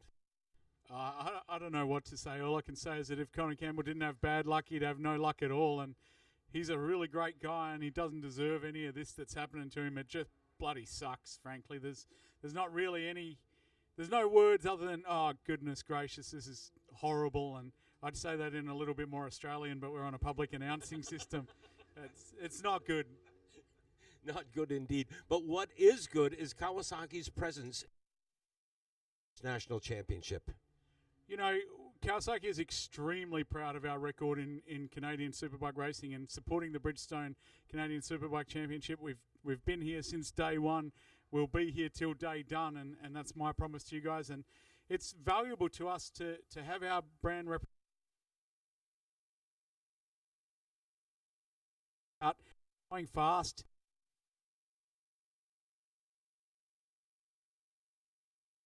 Part of it, proud to support. We'll here this week, so glad to see Thomas Kazis out here. Glad to see Ryan McCowan out here, and I'm proud that we were able to help them make it happen, as well as supporting a host of Kawasaki riders. Well said. Speaking of Kawasaki riders, the season started off a little rough for the People's Champion, Jordan Zoke. Yeah, I mean, since when have you ever seen two motors launch themselves within a couple of minutes of each other in the same corner on the same day? It wasn't pretty for sure, and it's definitely set a spanner in the works. I know that Jordan came into this season with a lot of momentum and feeling pretty pleased and excited with the package that he's got under him. He worked hard in the off-season to build a bike and build a rig that was a serious weapon and seriously capable. He feels like he's riding well. He looks good on the bike. If we can get that thing hooked up and dialed and actually running properly for the rest of this season, I think he's a much bigger threat than people give him credit for. Jacob, if you've been around this sport long enough, we went through a period of time where Jordan was very, very, very dominant in this racing, to the point that one of his sponsors actually said, we need him to slow down. We need him to make a race of it. But, of course, that ain't going to happen with Jordan Zoke or any other racer for that matter. But it shows the dominance that he had. And many people would say, oh, I don't want to go to the races because you go to the races, Zoke wins every race, That's not the case anymore. There are a very large number of people that would love to see the People's Champion score at least one national championship win and maybe one more number one plate before he hangs it up. I think a lot of people are pulling for that, myself included, and I think it's very, very achievable. I mean, that's why Kawasaki is supporting Jordan, is because we think that he can achieve those goals, and that's why we're behind him. And watching the fire in his belly, anyone that thinks that fire decreases with experience hasn't met Jordan Zoke. So I think he's got a fair bit to go on with. I think we've got a lot of unfinished business here this season as well, Kawasaki as a whole.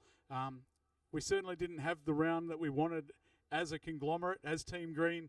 Shannonville wasn't kind to us, but that's why there's 4 other rounds in the season. What's the chances we're going to see you back? It depends on who you talk to. If you talk to my girlfriend, you're not. If you talk to my doctor, you might. But I went to Quebec this week and bought a replacement bike. So I'll see you at Grand Bend. Awesome. Great to hear. Maybe you'll end up in the championship chase after all. You've only missed well, I guess you missed 2 rounds now, but fight back. I think the championships are probably out of things, but I think I still think we've got pace on hand. I think we had a lot more pace to show at Shannonville than what we did. Frankly, I think I can win races this year again. So whether that's at Grand Bend or at Mosport, I don't know, but I think that we've got a lot to show, and I'm looking forward to bringing the fight up to Jared and seeing what I can achieve. Obviously, we know how talented he is on that Snow City back to ZX4 RR. Jared's a phenom, but I've been riding well. I've been working hard at trying to build speed the right way, and yeah, I've got a little, I don't know, I feel like 2026 owes me a little bit, so I'm going to go get it. Attaboy. And if you have to hand over that number 1 plate at the end of the year, which is likely, it may well go to a Kawasaki rider. Yeah, I think that number 1 plate's going to go to a Snow City back to Kawasaki rider. I think of the specific one, and there's not many people more deserving of a number 1 plate. I think Jared's been a champion in other classes.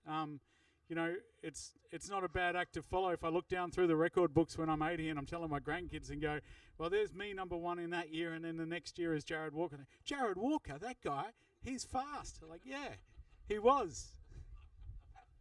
Well said.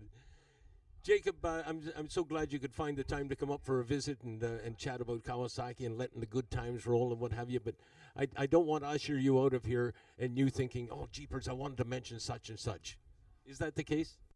No, I mean, we've got a lot of people to thank as well for putting on this weekend. All the marshals here at AMP, the Sale Club, the supporters here. Coming down east is always an exciting and fun time for us. That's why we send the truck out here, because it's worth bringing the truck out here and being part of the show and helping bring the show. I want to thank Rob Egan and his team for bringing this truck out here.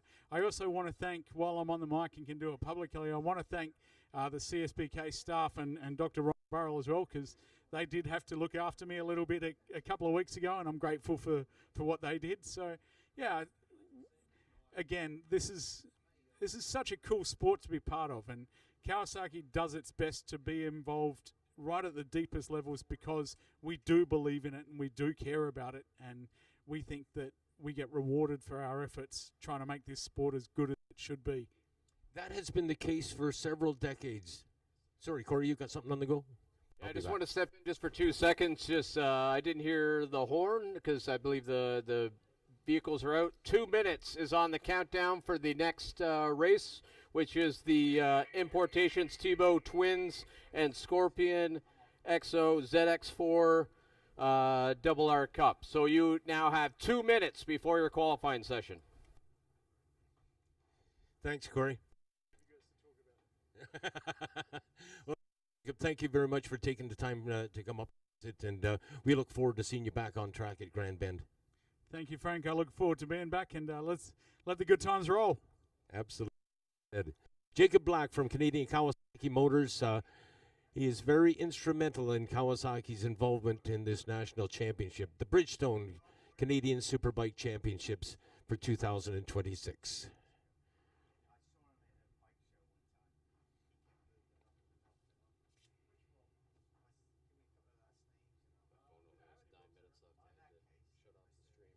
Corey, I don't know if you saw any of the footage. Oh, I know something I wanted to mention to Jacob before.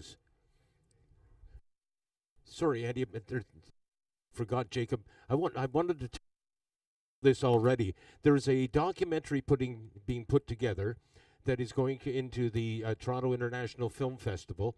It's called The Changing of the Guard, and it's the story of Jordan Zoke taking the number 1 plate after Don Monroe had held it. It's a Kawasaki story.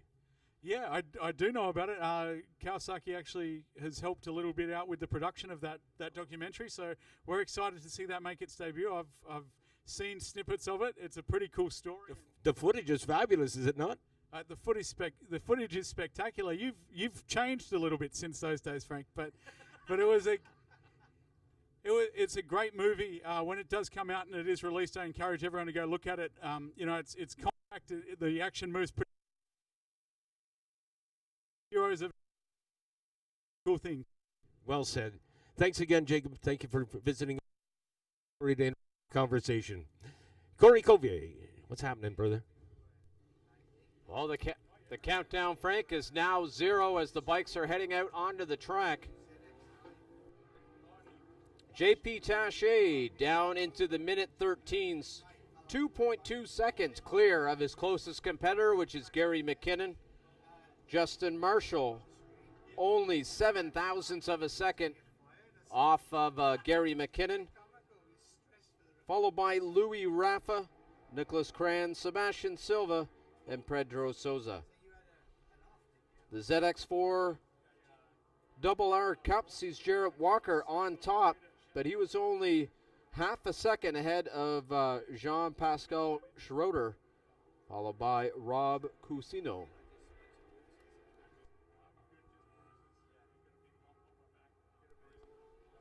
As I've mentioned before, the first couple of minutes is going to be the riders getting themselves stretched out, getting their acclimated to the afternoon conditions, as well getting heat in those Bridgestone tires.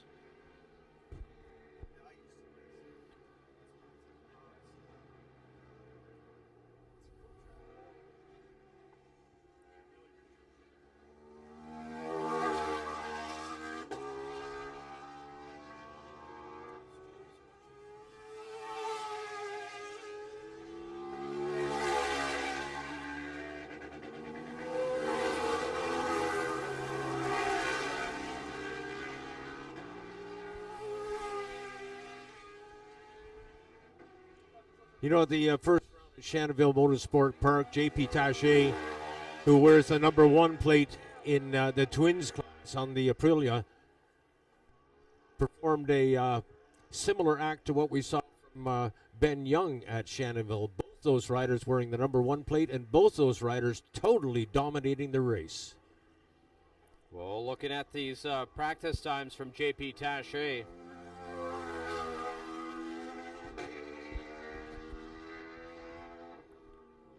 2 seconds ahead of Gary McKinnon. Gary McKinnon has got his work cut out for him. 2 seconds over McKinnon. Wow, that's bragging rights.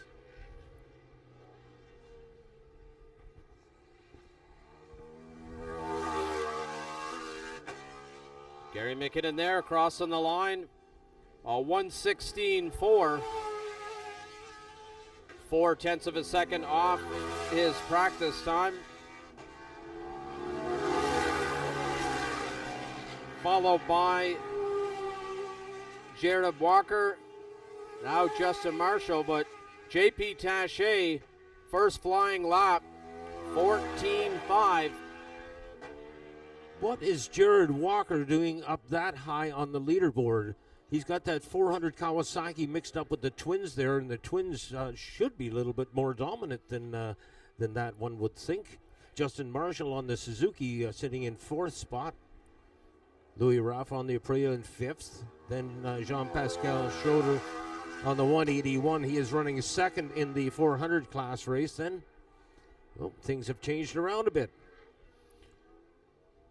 Yeah, Jared Walker able to find,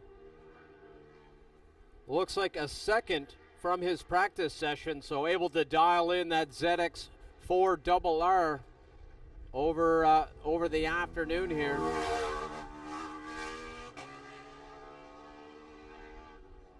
Gary McKinnon with a 15.2.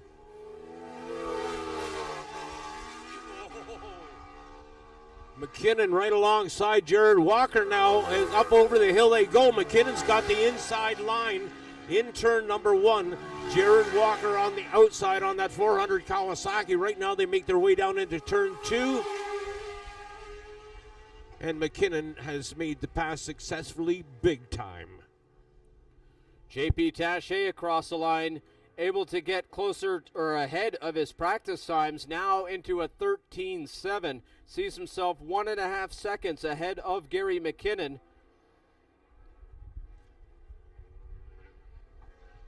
Here's Gary McKinnon now coming into turn 7.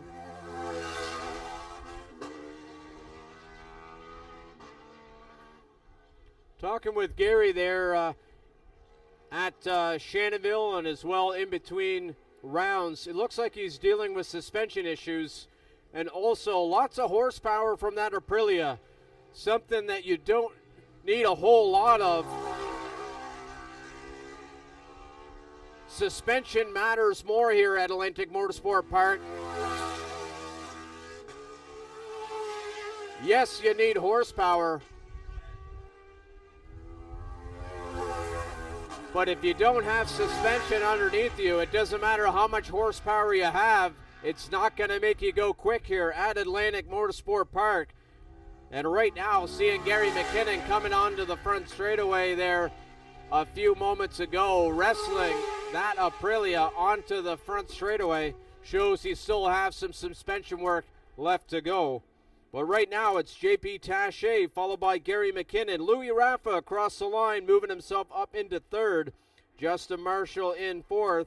Jared Walker, the first of the ZX4RR.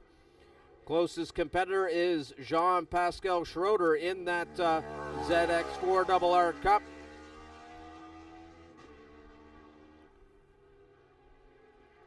Frank, from practice till now, Jared Walker has found 2 seconds out there this afternoon.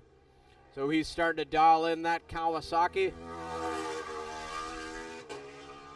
Walker on the back straightaway now.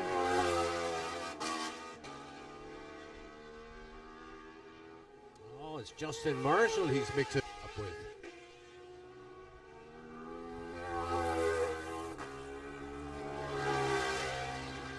Walker now the top end of the racetrack through turn 8. He is in chase of that twin-cylinder Suzuki in front of him.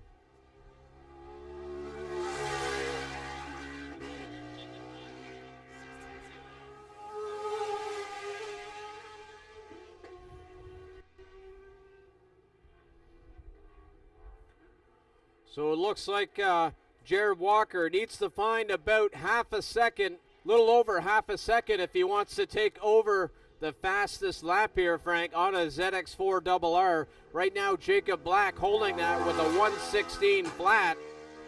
So it'll be interesting to see here with 12 minutes left to go if Jared Walker is able to find another half a second to take over the fastest lap here at Atlantic Motorsport Park on a ZX4RR. Well, Jacob won't be too happy about that. However, losing the title of the fastest guy here will be somewhat softened if by chance Jared Walker should beat him to that. At least it will go to a Kawasaki rider. And Walker has now pitted.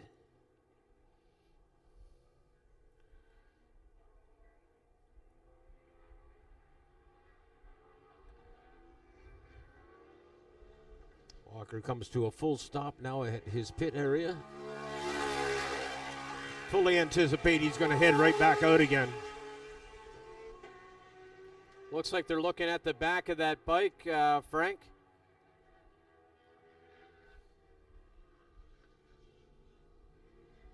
Yeah, they are very intent on the rear end of that motorcycle. I wonder what's going on there. Sure, Jared Walker probably had some feeling in the back end he didn't like, and now they're starting to look over it, see what's going on there. Right now with that, the look of his pit crew, looks like there's definitely something wrong with that machinery. But I'll run you through the order as we now are almost halfway through this importation Thibaut Twins and the Scorpion EXO ZX4RR Cup. JP Taché has pitted on the number 1 Aprilia, and he comes to a full stop. Give us that rundown, Corey. Currently on provisional pole position is JP Taché of the Twins, followed by Gary McKinnon and Louis Raffa. In fourth, Justin Marshall, followed by Nicholas Kranz. In sixth, Sebastian Silva, followed by Pedro Sosa. For the ZX4RR, we have Jared Walker, followed by Rob Cousino, who has now moved up into the second place, followed by Jean-Pascal Schroeder. They're only 0.3 of a second separating the second and third place rider, so we'll see what happens here with still 10 minutes left to go of this session, Frank.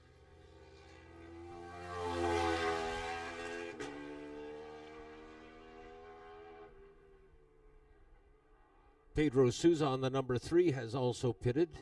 Interesting story of the Souza brothers. Marco Souza and Pedro Souza both competing here this weekend.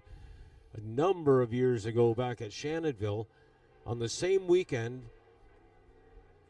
Pedro Souza won the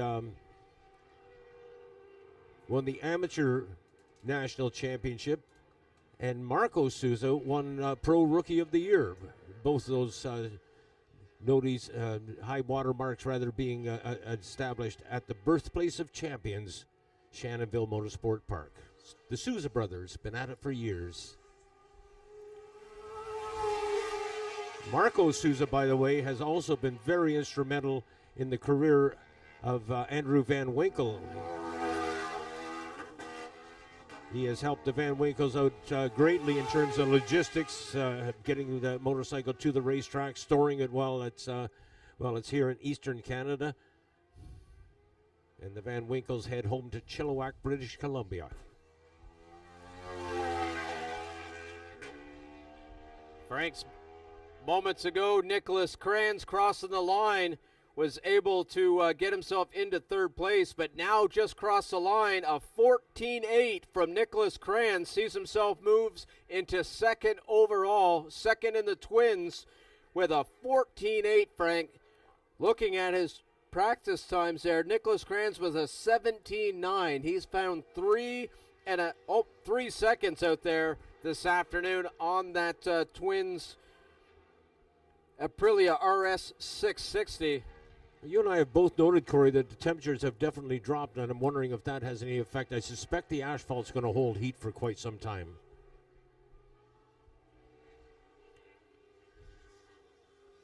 I think a piece of it too, Frank.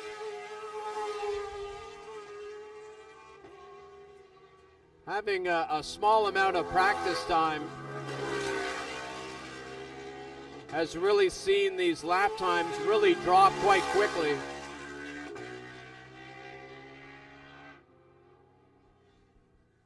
That was interesting. Jared Walker having a peek over his shoulder, actually under his arm, to check on the rider behind and see how pressed he was.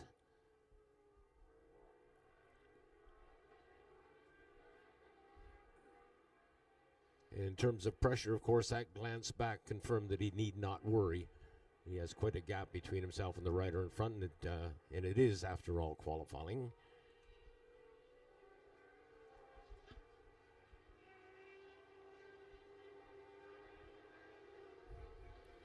Another session where, good or bad, the riders have really stretched out around the race course. Makes it much easier to keep track of them. Wow. We just had a very close pass made going into turn number 9 and a repass coming back out.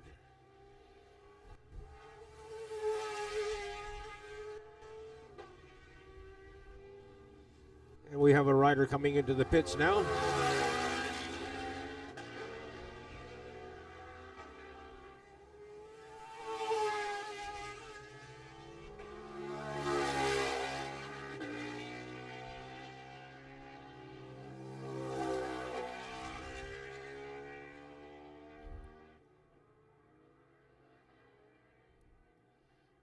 Not much moving here, Frank, in the leaderboard. Lap times here kind of starting to settle in here. I did see Gary McKinnon down here with the Bridgestone crew looking over the tires and everything. I didn't get a chance to see if he headed back out again, because right now he is sitting in third. He needs to find 0.3 of a second.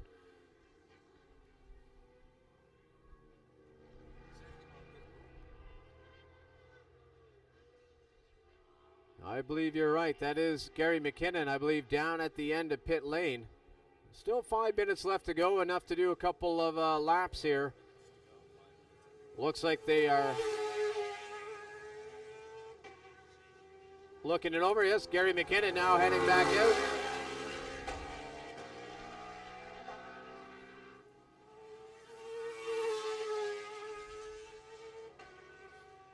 Interesting to see there. Looks like a rider was waiting for Gary to go out.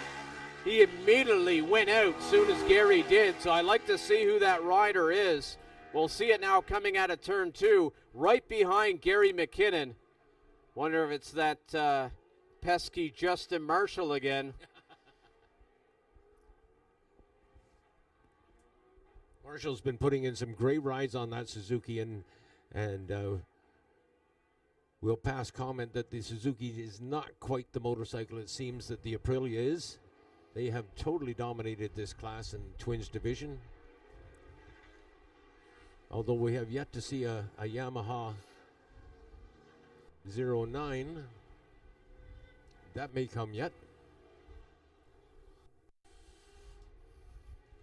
Well, Corey, just moments ago we talked about how spread out the riders were around the racetrack. Fact of the matter is right now they're starting to bunch up.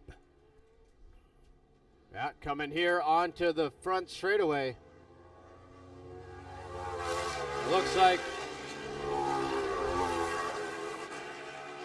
it was Louis Rafa who went out immediately behind Gary McKinnon. So an experienced rider from Louis Rafa getting right behind Gary McKinnon. We'll see what happens here as there's now a little over 3 minutes left to go.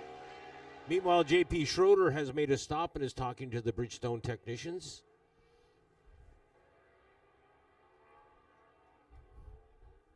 Across the line, the 98 is Sebastian Silva, able to find some time his last time by, able to get down into the 16s, but needs to find a little less than a second if he wants to contend with the 5th place rider of Justin Marshall.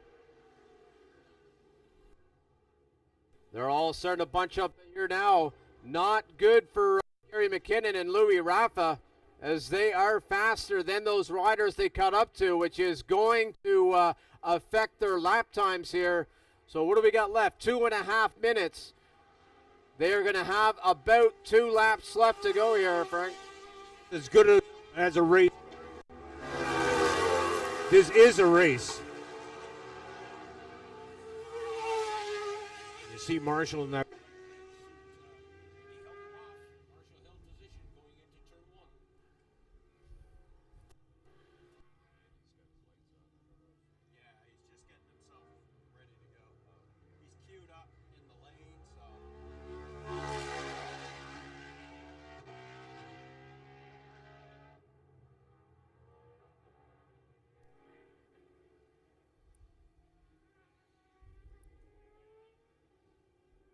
This is going to be close here, Frank. My phone's got 3% left on it.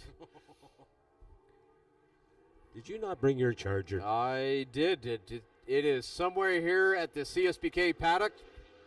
Unfortunately, not up here with me. I think we're going to wind down before you need to worry about it, Corey. But this has been a qualifying session here. And as I mentioned last time around, this ain't qualifying. This is a race. They were going at it. And here comes this race now. I believe it's led by Gary McKinnon. On to the front straightaway, followed by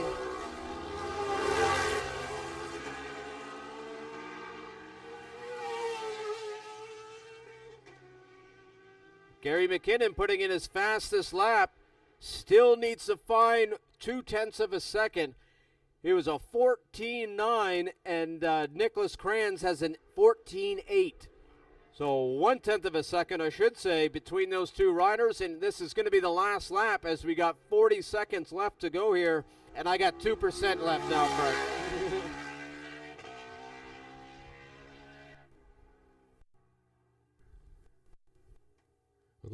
Riders just now going through 3, 4, and 5 are rapidly joined by Jared Walker. It's too bad this wasn't going on a little bit further.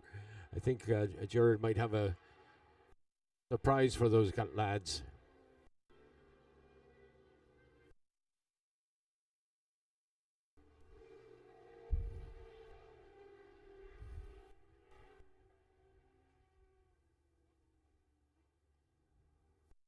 Here we go, Frank. Gary McKinnon coming here onto the front straightaway. We'll see if he's able to move ahead of Nicholas Kranz.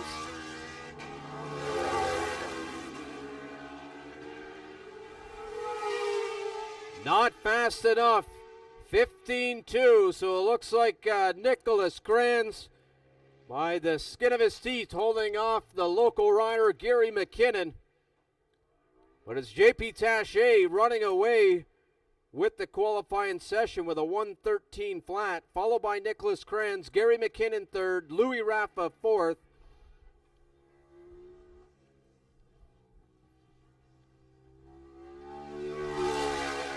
First of the ZX4RR riders is Jared Walker, 0.6 of a second off the outright track record here on that ZX4RR. Justin Marshall pushed back to 5th of the twins, followed by Sebastian Silva. Last time by his fastest lap, able to get a little closer to Justin Marshall, back by about 0.8 of a second. Skin of my teeth, Frank. 1% left on my phone.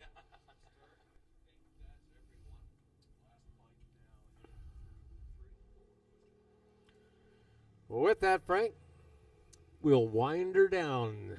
Thus ends the day, the qualifying day for round 2 here at Atlantic Motorsport Park. Tomorrow we get into race 3 of the 2026 Bridgestone Canadian Superbike Championships here at the Fun One, Atlantic Motorsport Park. I want to thank all the fans for coming out.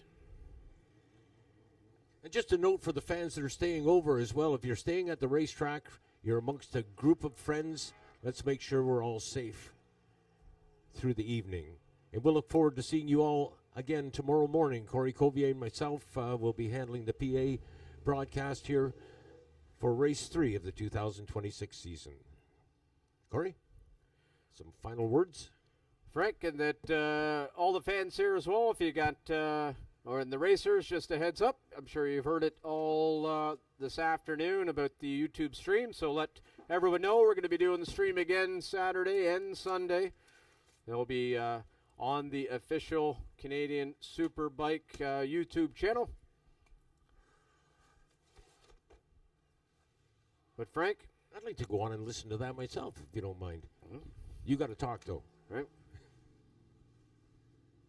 But with that, Frank, I usually have a little sign-off I do here at Atlantic Motorsport Park. Let's hear it. Until tomorrow, the lights are out at AMP. See you tomorrow, folks. Have a safe night.